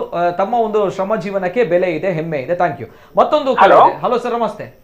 ಸರ್ ನಮಸ್ತೆ, ನಾನು ಗುರುರಾಜ್ ಕಾಟುಪಲದಿಂದ ಸರ್. ಗುರುರಾಜ್ ಅವರು ಮಾತಾಡಿ ಸರ್. ಸರ್, ಅದೇ ಇವಾಗ ನೀವು ಹೇಳ್ತಿದ್ದೀರಿ ಸರ್, ದಿವಸಕ್ಕೆ ಇಷ್ಟು ಟೋಲ್ ಕನೆಕ್ಟ್ ಆಗ್ತದೆ ಮತ್ತೆ ತಿಂಗಳಿಗೆ ಇಷ್ಟ ಆಗ್ತದೆ ಅಂದ್ರೆ ರೋಡ್ ನಮ್ದು ಇಂಪ್ರೂವ್ಮೆಂಟ್ ಆಗಿಲ್ಲಲ್ಲ ಸರ್. ಹೈವೇ ನೋಡಿ ಸರ್, ಇಲ್ಲಿ ನಮ್ದು ಹಿಡಿದದ್ದು ಪಣಂಬೂರು ತನಕ ಅಲ್ಲಿ ಹೊಂಡದಲ್ಲಿ ಹೋಗಿ ತುಂಬಾ ಕಷ್ಟ. ಅಂದ್ರೆ ಟ್ರಾಫಿಕ್ ಎಮರ್ಜೆನ್ಸಿ ಎಲ್ಲ ತುಂಬಾ ಪ್ರಾಬ್ಲಮ್ ಅಲ್ಲ ಸರ್. ಇಷ್ಟು ಅವರು ಸಂಗ್ರಹಣೆ ಮಾಡ್ತಿದ್ದಾರೆ ಅಂದ್ರೂ ಕೂಡ ಒಂದು ಟೋಲ್ ಒಂದು ಕ್ಲಿಯರ್. ಹಲೋ ಸರ್, ಕೇಳ್ತಾ ಇದೆಯಾ ಸರ್? ಲೈನ್ ಅಲ್ಲಿ ಡಿಸ್ಟರ್ಬೆನ್ಸ್ ಇದೆ. ಎಸ್ ಪ್ರಶ್ನೆ ಕೇಳಿ, ಮಾತಾಡಿ ಸರ್, ಮಾತಾಡಿ. ಗುರುರಾಜ್ ಕಾಡುಪಲದಿಂದ ನೋಡಿ ಸರ್, ಒಂದು ವಾರಕ್ಕೆ ತಿಂಗಳಿಗೆ ಅಂತ ಇಷ್ಟು ಟೋಲ್ ಸಂಗ್ರಹಣೆ ಆಗ್ತಿದೆ ಸರ್. ಆದ್ರೂ ಕೂಡ ಇವಾಗ ನೋಡಿ ನಮ್ದು ರೋಡ್ ನೋಡಿ ಸುರತ್ಕಲ್ಲಿಂದ ಇದೆ, ಮತ್ತೆ ಎಮರ್ಜೆನ್ಸಿ ನಾ ಮೊನ್ನೆ ಜಸ್ಟ್ ಒಂದು 1 ಮಂತ್ ಮುಂಚೆ ನೋಡಿದ ಸರ್, ಒಂದು ಎಮರ್ಜೆನ್ಸಿ ಆಂಬುಲೆನ್ಸ್ ಹೋಗ್ಲಿಕ್ಕೆ ತುಂಬಾ ಕಷ್ಟ ಬಂದ್ರು. ಇವರು ಇಷ್ಟು ಟೋಲ್ ಸಂಗ್ರಹಣೆ ಮಾಡಿದ್ರು ಕೂಡ ಒಂದು ನಮ್ದು ಎಮರ್ಜೆನ್ಸಿಗೆ ಒಂದು ಯಾವ್ದು ಕೂಡ ಒಂದು ಇದಿಲ್ಲ ಸರ್, ಒಂದು ಆಸ್ಪದಿಲ್ಲ. ಎಸ್ ಥ್ಯಾಂಕ್ ಯು, ಧನ್ಯವಾದಗಳು. ಎಸ್, ಕೊನೆಯದಾಗಿ ಮೂವರಲ್ಲೂ ಕೂಡ ನಾನು ಲಾಸ್ಟ್ ರಿಯಾಕ್ಷನ್ ತೆಗೆದುಕೊಳ್ತಾ ಇದ್ದೇನೆ. ನಾನು ಕ್ಷಮಿಸಬೇಕು, ಅನೇಕ ಕರೆಗಳು ಬರ್ತಾ ಇದೆ, ಅನೇಕ ಜನರ ಆಕ್ರೋಶದ ಮಾತುಗಳು. ಎಸ್, ಮಾತನಾಡಬೇಕು ಅನ್ನೋದು. ಇವೆಲ್ಲದರ ಜೊತೆಗೆ ನಾನು ದಯಮಾಡಿ ಅವರ ನಂಬರ್ ಹಾಕಿದ್ರೆ ಎಸ್ ಕರೆ ಕನೆಕ್ಟ್ ಮಾಡಬಹುದು. ದೊಡ್ಡ ವ್ಯಕ್ತಿ ಅಂದ್ರೆ ರಿಚೆಸ್ಟ್ ಪರ್ಸನ್ ಅನ್ನೋ ಶ್ರೀಮಂತರು. ಸೊ ಅವ್ರ ಜೊತೆ ಮಾತಾಡ್ಬೇಕು. ಲಾಸ್ಟ್ ರಿಯಾಕ್ಷನ್ ಪ್ರತಿಭಾ ಕುಳಾಯಿ ಅವರು ಈ ಸಂದರ್ಭ ಎಸ್ ತಮ್ಮ ಹೋರಾಟ ಇಲ್ಲಿಗೆ ಮುಗಿಯುತ್ತಾ, ಮುಂದೇನಾಗುತ್ತೆ ಅನ್ನೋ ಪ್ರಶ್ನೆಗಳ ನಡುವೆ ಲಾಸ್ಟ್ ರಿಯಾಕ್ಷನ್. ಖಂಡಿತ ಇಲ್ಲ, ಎಲ್ಲಿವರೆಗೆ ಅವರಲ್ಲಿ ಕಲೆಕ್ಷನ್ ಮಾಡ್ತಾರೆ, we will be planning and ಇನ್ನೂ ತೀವ್ರವಾಗಿ ನಾವು ಹೋರಾಟವನ್ನು ಮಾಡ್ತೇವೆ, ಇನ್ನೂ ತೀವ್ರವಾಗಿ. ಅವ್ರು ಯೋಚಿಸ್ಲಿಕ್ಕೆ ಸಹ ಸಾಧ್ಯ ಇಲ್ಲ ಅಂತ ಹೋರಾಟಗಳನ್ನು ನಾವು ಮಾಡ್ತೇವೆ. ಇವತ್ತೊಂದು ಸ್ಯಾಂಪಲ್ ಕೊಟ್ಟದಷ್ಟೇ. ಓಕೆ, ಸಾರ್ಥಕತೆ ಸಿಕ್ಕಿದೆ ಹಾಗಾದ್ರೆ ಇವತ್ತಿನ ಹೋರಾಟದಲ್ಲಿ 100%. ಯಾಕೆಂದ್ರೆ ಎಷ್ಟೋ ಜನರನ್ನು ನಾವು ಎಬ್ಬಿಸಿದ್ದೇವೆ. ಎಷ್ಟೋ ಜನರು ಅಯ್ಯೋ ನಮ್ಗೆ ಬೇಕಾಗಿ ಇಷ್ಟೆಲ್ಲ ಹೋರಾಟ ಮಾಡ್ತಾ ಇದ್ದಾರಲ್ಲ ಅಂತ ಒಂದು ಭಾವನೆ ಎಲ್ಲರಿಗೂ ಬಂದಿದೆ. ಸೊ ನೆಕ್ಸ್ಟ್ ಟೈಮ್ ಇವರು ಹೋರಾಟ ಮಾಡುವಾಗ ನಾವು ಇವರೊಟ್ಟಿಗೆ ಸೇರ್ಬೇಕು ಅಂತ ಬಂದಿದೆ. ಎಷ್ಟೋ ಜನ ಕರೆಗಳು ಮಾಡಿದ್ರು, ಎಷ್ಟೋ ಜನ ಎಪ್ರಿಶಿಯೇಟ್ ಮಾಡಿದ್ರು, ನಾವು ನಿಮ್ ಜೊತೆ ಇದ್ದೇವೆ ಅಂತ ಹೇಳಿದ್ರು, ನೀವು ಸರಿ ಮಾಡಿದಿರಿ, ನಮ್ಮ ಧ್ವನಿಯಾಗಿ ಮಾಡಿದಿರಿ ಅಂತ ಹೇಳಿದ್ದಾರೆ. ಸೊ ನಿಮ್ಗೂ ಗೊತ್ತಿದೆ, ಈಗ ಸೋಷಿಯಲ್ ಮೀಡಿಯಾದಲ್ಲಿ ಈಗಾಗಲೇ ನೀವು ನೋಡ್ತಾ ಇದ್ದೀರಿ. ಇನ್ನು ಮುಂದಕ್ಕೂ ನಾವು ಜನರೊಟ್ಟಿಗಿದ್ದೇವೆ, ತೀವ್ರವಾಗಿ ಹೋರಾಟ ಮಾಡ್ತೇವೆ. ಟೋಲ್ ಗೇಟ್ ಅನ್ನಂತೂ ಪುಡಿ ಪುಡಿ ಮಾಡೇ ಮಾಡ್ತೇವೆ. Okay, yes madam, thank you. Last reaction sir. ಇಲ್ಲ, ಇವತ್ತಿನ ಹೋರಾಟ ಏನಿದೆ ಅದು ಯಶಸ್ಸಿಗೆ 2 ವಿಚಾರದಲ್ಲಿ ನಾವು ಹೇಳಬೇಕಾಗಿದೆ. ಒಂದು, ಟೋಲ್ನ ಹಿನ್ನೆಲೆಯಲ್ಲಿ ಕೂಡ ನಾವು ಯಶಸ್ಸೇ. ಇನ್ನೊಂದು, ಜನರ ಮನ ಪರಿವರ್ತನೆ ಮಾಡುವಲ್ಲೂ ಕೂಡ ನಾವು ಯಶಸ್ವಿಯಾಗಿದ್ದೇವೆ. ಯಾಕೆಂದರೆ ಇಷ್ಟವರೆಗಿದ್ದಂಥ ಚಿಂತನೆಗಳು ಪರಿವರ್ತನೆ ಆಗ್ತಾ ಇದೆ. ಬಹುಶಃ ನಾನು ಪ್ರಾಕ್ಟೀಸಿಗೆ ಬಂದ ಮೇಲೆ ನಾವು ಹಲವಾರು ನ್ಯಾಯವಾದಿಯಾಗಿ ಹಲವಾರು ಸಮಸ್ಯೆಗಳನ್ನು ನೋಡ್ತಾ ಬಂದಾಗ ಅಥವಾ ಹಿಂದೆ ಕೆಲವು ಹೋರಾಟಗಳನ್ನ ಮಾಡಿದ ಸಂದರ್ಭದಲ್ಲಿ ಜನ ಯಾಕೆ ಹೀಗಿದ್ದಾರೆ, ಪರಿವರ್ತನೆ ಆಗ್ತಾ ಇಲ್ಲ ಅನ್ನೋ ಒಂದು ಭಾಳಷ್ಟು ನೋವಿತ್ತು. ಇಡೀ ಜಿಲ್ಲೆಯ ಕರಾವಳಿಯಾದ್ಯಂತ ಜನ ಒಂದು ವಿಚಾರವಂತಿಕೆಗೆ, ಆಡಳಿತಾತ್ಮಕ ಚಿಂತನೆಗೆ ಒಳಪಟ್ಟಿದ್ದಾರೆ. ಅದು 2ನೇ ಯಶಸ್ಸು. ಹಾಗಾಗಿ ನಾವು ನಳಿನ್ ಕುಮಾರ್ಗಾಗಲಿ ಈ ರೀತಿ ನಮಗೆ ಅವಕಾಶ ಕೊಟ್ಟದ್ದಕ್ಕೆ ಅವರಿಗೂ ಧನ್ಯವಾದನ ಹೇಳಬೇಕಾಗತ್ತೆ. ಅಂತೂ ಭವಿಷ್ಯದಲ್ಲಿ ಒಂದು ವೇಳೆ ಈ ಟೋಲ್ ನಿಲ್ಲದಿದ್ದರೆ ನಾವು ತೀವ್ರವಾದ ಒಂದು ಹೋರಾಟವನ್ನು ಮಾಡೇ ಮಾಡ್ತೇವೆ. ಅದು ನಿಲ್ಲಿಸ್ತೇವೆ. ನೀವು 15 ದಿವಸ ಹೇಳಿದ್ದನ್ನು ಅದೇ 15 ದಿವಸ ನಾವು ಕೊಡುವುದಿಲ್ಲ, ಅದರ ಮೊದಲೇ ನಮ್ಮ ಹೋರಾಟವನ್ನು ಆರಂಭ ಮಾಡ್ತೇವೆ. Okay sir, yes sir, thank you. ಕೊನೆಯದಾಗಿ ಮುನೀರ್ ಕಾಟಿಗೋಳ್ ಅವರು ಲಾಸ್ಟ್ ರಿಯಾಕ್ಷನ್ ಸರ್. ನಾನು ಕೊನೆಯದಾಗಿ ಹೇಳುವ ಮೊದಲು ಒಟ್ಟು ತುಳುನಾಡಿನ ಜನರಿಗೆ ನಾನು ಕೃತಜ್ಞತೆಗಳನ್ನು ಸಲ್ಲಿಸಲೇಬೇಕು. ಯಾಕೆಂದರೆ ಇವತ್ತು ಇಡೀ ತುಳುನಾಡು ಎದ್ದು ನಿಂತಿದೆ. ಇವತ್ತು ಕೆಲವು 1000 ಜನ ಅಲ್ಲಿ ಬಂದು ತಲುಪಿರ್ಬೋದು, ಆದರೆ ಮನೆಗಳಲ್ಲಿ ಇವತ್ತು ಈ ವಿಚಾರವನ್ನು ಚರ್ಚೆ ಮಾಡಿದ್ದಾರೆ, ನಮ್ಮ ಬಗ್ಗೆ ಸಹಾನುಭೂತಿಯನ್ನು ವ್ಯಕ್ತಪಡಿಸಿದ್ದಾರೆ ಮತ್ತು ಈ ಆಳುವ ಜನಗಳನ್ನು ಅವರಿಗೆ ಒಂದಿಷ್ಟು ಚೀಮಾರಿಗಳನ್ನು ಹಾಕಿದ್ದಾರೆ. ಇದು ಒಟ್ಟು ಜನ ವಿಭಾಗಗಳನ್ನು ಒಂದು ಎಬ್ಬಿಸಿ ನಿಲ್ಲಿಸಿದೆ. ಆ ಮಟ್ಟಿಗೆ ಇವತ್ತಿನ ಹೋರಾಟ ಬಹಳ ದೊಡ್ಡ ಗ್ರ್ಯಾಂಡ್ ಸಕ್ಸಸ್. ಒಂದು ಇತ್ತೀಚಿನ ವರ್ಷಗಳ ಮಟ್ಟಿಗೆ ಅದೊಂದು ಹಿಸ್ಟಾರಿಕಲ್ ಆದಂತಹ ಇವತ್ತಿನ ಹೋರಾಟ, ಅದರಲ್ಲಿ 2 ಮಾತಿಲ್ಲ. ಮತ್ತು ಇನ್ನೊಂದು ಬಹಳ ಪ್ರಧಾನವಾದಂಥದ್ದು, ಇಲ್ಲಿಯ ವಿರೋಧ ಪಕ್ಷಗಳಿಗೂ ಕೂಡ ಒಂದು ಈ ರೀತಿಯಾದಂಥ ಒಂದು ಆವೇಶಭರಿತ ಹೋರಾಟವನ್ನು ನಡೆಸಬೇಕು ಅನ್ನುವಂಥ ಒಂದು ಮನೋಭಾವವನ್ನು ಕೂಡ ಇದು ಹುಟ್ಟುಹಾಕಿದೆ. ಅದು ಕೂಡ ಇದರೊಂದು ಸಕ್ಸಸ್. ಅದರಿಂದಾಗಿ ಹಲವಾರು ಪ್ರಶ್ನೆಗಳನ್ನು ಇವತ್ತು ಚರ್ಚೆಗೆ ಮುನ್ನೆಲೆಗೆ ಬರ್ಬೋದು. ಆದರೆ ಆಚೆಗೆ ಈ ಟೋಲ್ ಬಂದ್ ಮಾಡುವಂಥ ವಿಚಾರದಲ್ಲಿ ಹೇಳೋದಾದರೆ, ಕನಿಷ್ಠ ಇವತ್ತಾದರೂ ನಳಿನ್ ಕುಮಾರ್ ಕಟೀಲು, ಭರತ್ ಶೆಟ್ಟಿ, ಉಮಾನಾಥ್ ಕೋಟ್ಯಾನು, ವೇದವಾಸ್ ಕಾಮತ್ತು ಸೇರಿದಂತೆ ಈ ಸರ್ಕಾರ ನಡೆಸುವವರಿಗೆ, ಇಲ್ಲಿಯ ಜನಪ್ರತಿನಿಧಿಗಳಿಗೆ ಒಂದು ಸಂದೇಶ ಅರ್ಥ ಆಗಬೇಕು. ಅರ್ಥ ಆಗಲಿಲ್ಲ ಅಂದರೆ ಖಂಡಿತವಾಗಿಯೂ ಅವರ ಕಾಲ ಮೇಲೆ ಅವರೇ ಚಪ್ಪಡಿ ಕಲ್ಲನ್ನು ಹಾಕ್ಕೊಳ್ತಾರೆ. ಇನ್ನು ಅವರೇನು ಇದರಿಂದ ಇನ್ನು ಮತ್ತೇನು ಲಾಭ ಗಿಟ್ಟಿಸುವ ಪ್ರಶ್ನೆ ಇಲ್ಲ, ನಾವು ಮಾಡಿದ್ವಿ ಅಂತ ಹೇಳುವಂಥ ಪ್ರಶ್ನೆ ಇಲ್ಲ. ಜನ ಇನ್ನಷ್ಟು ಇವರ ವಿರುದ್ಧ ದಂಗೆ ಹೇಳೋದ್ರ ಮೊದಲು ಇದನ್ನು ಮಾಡಿದರೆ ಅವರಿಗೂ ಒಳ್ಳೆಯದು. ಇಲ್ಲ ಅಂದರೆ ಇದು ಇನ್ನಷ್ಟು ಅತಿರೇಕದ ಮಟ್ಟಕ್ಕೆ ಈ ಹೋರಾಟಗಳು ತಲುಪುವ ಸಾಧ್ಯತೆ ಇದೆ. ಜನ ಕೂಡ ಇನ್ನು ನಮ್ಮ ಕಂಟ್ರೋಲಲ್ಲಿ ಇರ್ತಾರಂತ ಹೇಳಲಿಕ್ಕೆ ಬಯಸಲ್ಲ. ಅದರ ಸ್ಯಾಂಪಲ್ ಎಲ್ಲ ಇವತ್ತು ನಾವು ನೋಡಿದ್ದೀವಿ. ಅದರಿಂದಾಗಿ ನಾಳೆ ಟೋಲ್ ಗೇಟ್ ಮುಂಭಾಗದಲ್ಲಿ ಪ್ರತಿದಿನ ಗಲಾಟೆಗಳಾದರೆ ಅದರ ಹೊಣೆಯನ್ನು ಅವರೇ ಹೊರಬೇಕಾಗತ್ತೆ. ಜನ ಮತ್ತಷ್ಟು ತೀವ್ರವಾಗಿ ತಿರುಗಿ ಬೀಳ್ತಾರೆ. ಇದು ಒಂದು. ಮತ್ತು ಇನ್ನೊಂದು ನಾವು ಹೇಳಲಿಕ್ಕೆ ಬಯಸಿರೋದು, ನಾವು ನಾಳೆ ನಮ್ಮ ಕಮಿಟಿ ಮೀಟಿಂಗ್ ಸೇರ್ತೀವಿ. ನಾವು ಅಲ್ಲಿ ಕೂತ್ಕೊಂಡು ವಿಚಾರವಾಗಿ, ಇವತ್ತೆಲ್ಲ ನಾವು ತುಂಬ ಗಡಿಬಿಡಿಯಲ್ಲಿದ್ವಿ, ಇದರ ಎಲ್ಲ ಆಗು ಹೋಗುಗಳ ಬಗ್ಗೆ ನಾವು ಚರ್ಚೆಯನ್ನು ಮಾಡಿ ಮುಂದಿನ ಹೋರಾಟ ಯಾವ ರೀತಿ ಇರಬೇಕು, ಯಾವಾಗ ಆರಂಭ ಮಾಡಬೇಕು ಅಂತ ತೀರ್ಮಾನ ಮಾಡ್ತೀವಿ. ನಾವು ಇವರ 20 ದಿವಸದ ಭರವಸೆಯನ್ನು, 15 ದಿವಸದ ಭರವಸೆಯನ್ನು ನಂಬಿ ಕೂರೋದಿಲ್ಲ. ಆ ದಿನಾಂಕಕ್ಕೆ ಅದು ತೀರ್ಮಾನ ಆಗುವ ರೀತಿಯಲ್ಲಿ ಒತ್ತಡವನ್ನು ಹಾಕುವಂಥ ಹೋರಾಟವನ್ನು ನಾವು ಪ್ಲಾನ್ ಮಾಡ್ತೀವಿ ಮತ್ತು ಅದನ್ನು ನಾಳೆ ನಾವು ಜನರ ಮುಂದೆ ಇಡ್ತೀವಿ. ಮತ್ತು ಜನ ನಮ್ಮ ಮೇಲೆ ಇಟ್ಟಿರುವಂಥ ನಂಬಿಕೆಯನ್ನು ಮುಂದುವರಿಸಬೇಕು ಮತ್ತು ನಮ್ಮ ಜೊತೆ ಇನ್ನಷ್ಟು ದೃಢವಾಗಿ ನಿಲ್ಲಬೇಕು. ಖಂಡಿತವಾಗಿ ಈ ರೀತಿ ಹೋದರೆ ಈ ಜಿಲ್ಲೆಯಲ್ಲಿ ಟೋಲ್ ಕೂಡ ಬಂದಾಗ್ತದೆ ಮತ್ತು ಇಲ್ಲಿಯ ರಾಜಕಾರಣ ಕೂಡ ಜನಪರವಾಗಿ ಆಲೋಚನೆ ಮಾಡಲಿಕ್ಕೆ ಶುರು ಮಾಡ್ತದೆ. ನಾವೊಂದು ಪಕ್ಷಕ್ಕೆ ಸೀಮಿತವಾಗಿ ಇದನ್ನು ಮಾತಾಡಲ್ಲ. ಯಾವುದೋ ಈಗ ಆಡಳಿತ ಮಾಡುವಂಥ ಪಕ್ಷ, ಇನ್ನೊಂದು ಪಕ್ಷ ಅಂತ ಮಾತಾಡಲ್ಲ. ದಕ್ಷಿಣ ಕನ್ನಡ ಜಿಲ್ಲೆಯಲ್ಲಿ ಯಾರೇ ರಾಜಕೀಯ ಮಾಡಲಿ, ಯಾರೇ ಚುನಾವಣೆಗೆ ನಿಲ್ಲಿ, ಯಾರೇ ಚುನಾವಣೆಗೆ ಗೆಲ್ಲಿ, ಯಾರೇ ಸರ್ಕಾರ ಮಾಡಲಿ, ಅವರೆಲ್ಲರೂ ಕೂಡ ಜನಪರ ಸಂವೇದನೆಗಳನ್ನು ಮತ್ತು ಜನಪರ ವಿಚಾರಗಳನ್ನು ಮುಂದಿಟ್ಟು ರಾಜಕಾರಣ ಮಾಡುವಂಥ ದಿನಗಳಿಗೆ ಅದು ನಾಂದಿ ಆಗ್ತದೆ. ಆ ನಿಟ್ಟಿನಲ್ಲಿ ಜಿಲ್ಲೆಯ ಜನ ಇದಕ್ಕೆ ಬೆಂಬಲವನ್ನು ಮುಂದುವರಿಸಬೇಕು ಅಂತ ವಿನಂತಿ ಮಾಡ್ತೀನಿ. ಓಕೆ, ಈಗಾಗಲೇ ಅಲ್ಲಿ ಶುಲ್ಕ ತೆಗೆದುಕೊಳ್ಳಕ್ಕೆ ಸ್ಟಾರ್ಟ್ ಮಾಡ್ತಾ ಇದ್ದಾರೆ, ಶುಲ್ಕ ತೆಗೆದುಕೊಳ್ತಾ ಇದ್ದಾರೆ. ಈಗ ಅದು ಏನಾಗಿದೆ ಅಂದ್ರೆ, ಇವತ್ತು ನಮ್ಮ ಹೋರಾಟದಿಂದಾಗಿ ಆ ಸಂದರ್ಭಕ್ಕೆ ಪೂರ್ತಿ ನಿಲ್ಲಿಸಿದ್ರು. ಆಮೇಲೆ ನಮ್ಮನ್ನೆಲ್ಲ ರಿಮೂವ್ ಮಾಡಿದ ಮೇಲೆ ಸಂಗ್ರಹ ಆರಂಭ ಮಾಡಿದ್ದಾರೆ. ಆದ್ರೆ ಉಡುಪಿಗೆ ಕಡೆ ಹೋಗುವಂತ ಏನಿದೆ ವಾಹನಗಳು ಫ್ರೀ ಓಡಾಡ್ತಾ ಇದೆ. ಯಾಕೆಂದ್ರೆ ನಾವು ಅಲ್ಲಿ ಆದಂತಹ ಒಂದು ಸಂಘರ್ಷದಲ್ಲಿ ಅಲ್ಲಿ ಅವರ ಫಾಸ್ಟ್ ಆಗಿನ ಇವೆಲ್ಲವೂ ಕೂಡ ಕಟ್ ಆಗಿದೆ. ಅದರಿಂದಾಗಿ ಒಂದ್ ಸೈಡ್ಗೆ ಈಗ ಫ್ರೀ ಹೋಗ್ತಾ ಇದೆ. ಬಹುಶಃ ಇವತ್ತು ರಾತ್ರಿ ಸರಿ ಮಾಡಬಹುದು, ನಾಳೆ ಆರಂಭ ಆಗಬಹುದು. ಆದ್ರೆ ಜನ ಟೋಲ್ ಕೊಡೋದಿಲ್ಲ ಅಂತ ನಿಲ್ಬೇಕು, ಕರೆಕ್ಟ್, ಜನ ಧೈರ್ಯ ತೋರಿಸ್ಬೇಕು, ನಾವು ಕೊಡಲ್ಲ ಯಾಕೆ ಕೊಡಬೇಕು ಅನ್ನುವಂಥದ್ದನ್ನ ಕೊಡೋದು ನಾವಿದ್ದೇವೆ ಮತ್ತು ನಮ್ಮ ಹೋರಾಟ ಸಾಮೂಹಿಕ ನೆಲೆಯ ಹೋರಾಟ. ನಾವು ನಾಳೆ ನಿರ್ಧಾರ ಮಾಡ್ತೀವಿ. ನಾವು ಇವರ ಭರವಸೆಯನ್ನು ನಂಬಿ ಕೂರೋದಿಲ್ಲ. ಇಷ್ಟವರೆಗೆ ಹೇಳಿದ್ರಲ್ಲ, ನೀವು ಅನುಮತಿ ಕೇಳಲಿಲ್ಲ, ನಾಳೆ ಮತ್ತೆ ಅನುಮತಿ ಕೇಳಿ ಹೋರಾಟ ಶುರು ಮಾಡ್ತೀವಿ ಅಷ್ಟೇ. ಶಾಂತಿಯುತವಾಗಿ ಹೋರಾಟ ಮಾಡ್ತೀವಿ ಅಷ್ಟೇ. ಮತ್ತೆ ಹೋರಾಟ ಮಾಡ್ತೀವಿ. ಅದರಲ್ಲಿ ನೀವು ನಮ್ಮ ರಾಜಿಲ್ಲ. ಇಷ್ಟು ಜನ ನಮ್ಮ ಜೊತೆ ನಿಂತಿದ್ದಾರೆ, ನಾವು ಅವರ ಭಾವನೆಗಳಿಗೆ ಧ್ವನಿಯಾಗಿದ್ದೀವಿ. ಅವರ ವಿಶ್ವಾಸಕ್ಕೆ ಉಳಿಸಿಕೊಳ್ಳುವಂತ ಜವಾಬ್ದಾರಿ ಕೂಡ ನಮ್ದಿದೆ, ಅದನ್ನು ಉಳಿಸ್ಕೊಳ್ತೀವಿ. ನಳಿನ್ ಕುಮಾರ್ ಕಟೀಲ್ ಉಳಿಸ್ಕೊಳ್ದೇ ಇರ್ಬೋದು, ಭರತ್ ಶೆಟ್ಟಿ ಉಳಿಸ್ಕೊಳ್ದೇ ಇರ್ಬೋದು, ನಾವು ಉಳಿಸ್ಕೊಳ್ತೀವಿ. ಜನರಲ್ಲಿ ಒಂದು ವಿನಂತಿ, ನಾಳೆಯಿಂದ ನಾವು ಟೋಲ್ ಕಟ್ಟುವುದಿಲ್ಲ ಅನ್ನೋ ಒಂದು ಘೋಷಣೆಯೊಂದಿಗೆ ನೀವು ಅಲ್ಲಿ ಪಾಸ್ ಆಗಿ ನಾವು ಕಟ್ಟದೆ ಹೋಗಿ ನಾಳೆ ಏನ್ ಮಾಡ್ತಾರೆ ಜಿಲ್ಲೆಯ ಪ್ರತಿಯೊಬ್ಬರು ಕೂಡ ಆಲೋಚನೆ. ಮೊನ್ನೆ ಅಷ್ಟೇ ನಾನು ನಿಮ್ಮ ಕಾರ್ಯಕ್ರಮದಲ್ಲಿ ಹೇಳಿದೆ, ನಾನು ಅನಿಲ್ ಕುಮಾರ್ ಕಟೀಲಿಗೆ ಇವತ್ತಿನ ದಿನ ಅವರು ಟೋಲ್ ಅನ್ನು ನಿಲ್ಲಿಸಿದ್ರೆ ನಾನು ಅವರಿಗೆ ಜೈ ಹೇಳ್ತೇನೆ ಅಂತ. ಇವತ್ತು ಈ ಕಾರ್ಯಕ್ರಮದಲ್ಲಿ ಅವರಿಗೆ ನಳಿನ್ ಕುಮಾರ್ ಕಟೀಲಿಗೆ ಶೇಮ್ ಅಂತ ಹೇಳ್ತೇನೆ. Shem Nalin Kumar.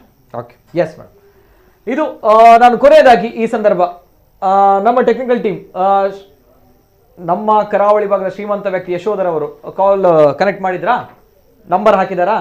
Okay, number ಹಾಕಿಲ್ಲ, ಯಾಕಂದ್ರೆ ನಂಬರ್ ಹಾಕಲ್ಲ, ಯಾಕಂದ್ರೆ ಮೆಸೇಜ್ಗಳಿಗೆ ಮಾತ್ರ ಸೀಮಿತ ಆಗುತ್ತೆ ಕೆಲವು ಹೋರಾಟಗಳು, ಕೆಲವು ಆಕ್ರೋಶಗಳು. ಆ್ಯಂಡ್ ಎನಿವೇ ನಮಗೆ ಅನೇಕ ಕರೆಗಳು ಬರ್ತಾ ಇದೆ. ನಾನು ಮೊದಲನೇದಾಗಿ ಕ್ಷಮೆಯನ್ನ ಕೇಳಬೇಕು ನಮ್ಮ ಎಲ್ಲ ವೀಕ್ಷಕರಲ್ಲಿ. ಯಾಕಂತ ಹೇಳಿದ್ರೆ 2 ಗಂಟೆಗಳ ಕಾಲ ಈ ಕಾರ್ಯಕ್ರಮ ನಾವು ಮಾಡಿದ್ವಿ. ಅಷ್ಟು ಆಕ್ರೋಶಗಳು, ಅಷ್ಟು ಅಭಿಪ್ರಾಯಗಳನ್ನು ವ್ಯಕ್ತಪಡಿಸಬೇಕು ಅನ್ನುವಂಥ ನಿಟ್ಟಿನಲ್ಲಿ ಅನೇಕ ಜನರು ಕರೆಯನ್ನ ಮಾಡ್ತಾ ಇದ್ದೀರಿ ಇನ್ನೂ ಕೂಡ. ಆ್ಯಂಡ್ ಸಮಯದ ಅಭಾವ ತುಂಬಾನೇ ಇದೆ. That's why I am very sorry for that. And ಸಮಯದ ಅಭಾವ ಇದೆ, ಹಾಗಾಗಿ ಕಾರ್ಯಕ್ರಮವನ್ನು ಕೊನೆಗೊಳಿಸುವಂತಹ ಸಂದರ್ಭ ಬಂದಿದೆ. ಇವೆಲ್ಲದಕ್ಕಿಂತ ಜಾಸ್ತಿಯಾಗಿ ಈ ಒಂದು ಹೋರಾಟದ ಕಿಚ್ಚು, ಟೋಲ್ ಗೇಟ್ ಅನ್ನುವಂತಹ ಹೋರಾಟದ ಕಿಚ್ಚು ಏನಿದೆ, ತುಂಬಾ ದೊಡ್ಡ ಮಟ್ಟದಲ್ಲಿ ಕರಾವಳಿ ಭಾಗದಲ್ಲಿ, ತುಳುನಾಡಿನಲ್ಲಿ ವ್ಯಾಪಕವಾಗಿ ಹಬ್ಬಿರುವಂಥದ್ದು ಮಾತ್ರ ಅಷ್ಟೇ ಸತ್ಯದ ವಿಚಾರ. ಜೊತೆಗೆ ಈ ಬಾರಿ ಆಗಿಲ್ಲ, ಆದ್ರೆ ಆಗದೆ ನಾವು ಬಿಡುವುದು ಕೂಡ ಇಲ್ಲ. ಈ ಟೋಲ್ ಗೇಟ್ ಅನ್ನುವಂಥದ್ದು ಏನಿದೆ, ಸುರತ್ಕಲ್ನ ವಿವಾದಿತ ಟೋಲ್ ಗೇಟ್, ಇದು ರದ್ದಾಗಬೇಕು ಅನ್ನುವಂಥದ್ದು ಈ ಹೋರಾಟಗಾರರ, ಪ್ರತಿಭಟನಾಕಾರರ ಒಂದು ವಿಚಾರ. ಇವೆಲ್ಲದರ ಜೊತೆ ಇನ್ನು ಮುಂದಕ್ಕಾದ್ರೂ ಆ ಸುರತ್ಕಲ್ನ NITK ವಿವಾದಿತ ಅಕ್ರಮ ಟೋಲ್ ಗೇಟ್ ಏನಿದೆ ಯಾವಾಗ ರದ್ದಾಗುತ್ತೆ, ಜೊತೆಗೆ ತುಳುನಾಡಿನ ಸ್ವಾಭಿಮಾನ ಅನ್ನುವಂಥದ್ದು ಏನಿದೆ, ಜೊತೆಗೆ ಪರಿಶ್ರಮದಿಂದ ಶ್ರಮಜೀವಿಗಳು ಯಾರಿದ್ದಾರೆ ತುಳುನಾಡಿನ ಜನರು, ಅವರೆಲ್ಲರಿಗೂ ಕೂಡ ಇದು ಅತ್ಯವಶ್ಯಕವಾಗಿ ಬೇಕಾಗಿದೆ. ಅಥವಾ ನನಗೆ ನನ್ನ ಅಪ್ಪ ಅಮ್ಮ, ನನ್ನ ಅಜ್ಜಂದಿರು ಬಹಳಷ್ಟು ಮಾಡಿದ್ದಾರೆ, ಶ್ರೀಮಂತಿಕೆ ಇದೆ ಅಂತ ಬಂದಾದ ಅಂತಹ ಜನರಿಗೆ ಇದು ಅವಶ್ಯಕತೆ ಬರಲ್ಲ. ಆದರೆ ಸ್ವಾಭಿಮಾನದಿಂದ ಶ್ರಮಪಟ್ಟು 10 ರೂಪಾಯಿ ಕೂಡ ಬೆಲೆ ಬರುತ್ತೆ ಅನ್ನುವಂಥದ್ದು ನಮ್ಮಂಥವರಿಗೆ. ಸೊ ಅಂಥವರಿಗೆ ಇದು ಸ್ವಾಭಿಮಾನದ ಸಂಕೇತ ಆಗಿರುತ್ತೆ. And anyway thank you. ಈ ಒಂದು ಗಲಾಟೆಯಲ್ಲಿ ತಮ್ಮ ಓಕೆ ಬೇಡಿ, ಥ್ಯಾಂಕ್ ಯು ಸೋ ಮಚ್, ಧನ್ಯವಾದಗಳು. And thank you 3 of you, Munir Katipal ಅವರು, ಪ್ರತಿಭಾ ಕುಳೆಯವರು ಅಂಡ್ ದಿನೇಶ್ ಹೆಗ್ಡೆ ಉಳಿಪಾಡಿ ಅವರು, ಮೂವರಿಗೆ ಕೂಡ ಧನ್ಯವಾದಗಳು, ಅಭಿನಂದನೆಗಳು. ತಮ್ಮ ಒಂದು ಹೋರಾಟಕ್ಕೆ ಜನರ ಬೆಂಬಲ ಸಿಕ್ಕಿದೆ ಅನ್ನುವಂಥದ್ದು ಇದು ಈ ಹೊತ್ತಿನ ವಿಶೇಷ. ನಿರಂತರ ಸುದ್ದಿ ಹಾಗೂ ಮನೋರಂಜನೆಗಾಗಿ ನೋಡ್ತಾ ಇರಿ ನಮ್ಮ ಕುಳ್ಳ ನ್ಯೂಸ್ 24/7. ಎಲ್ಲೇ ಮೀರಿದಂತಹ ಮುಸಲ್ಮಾನರನ್ನು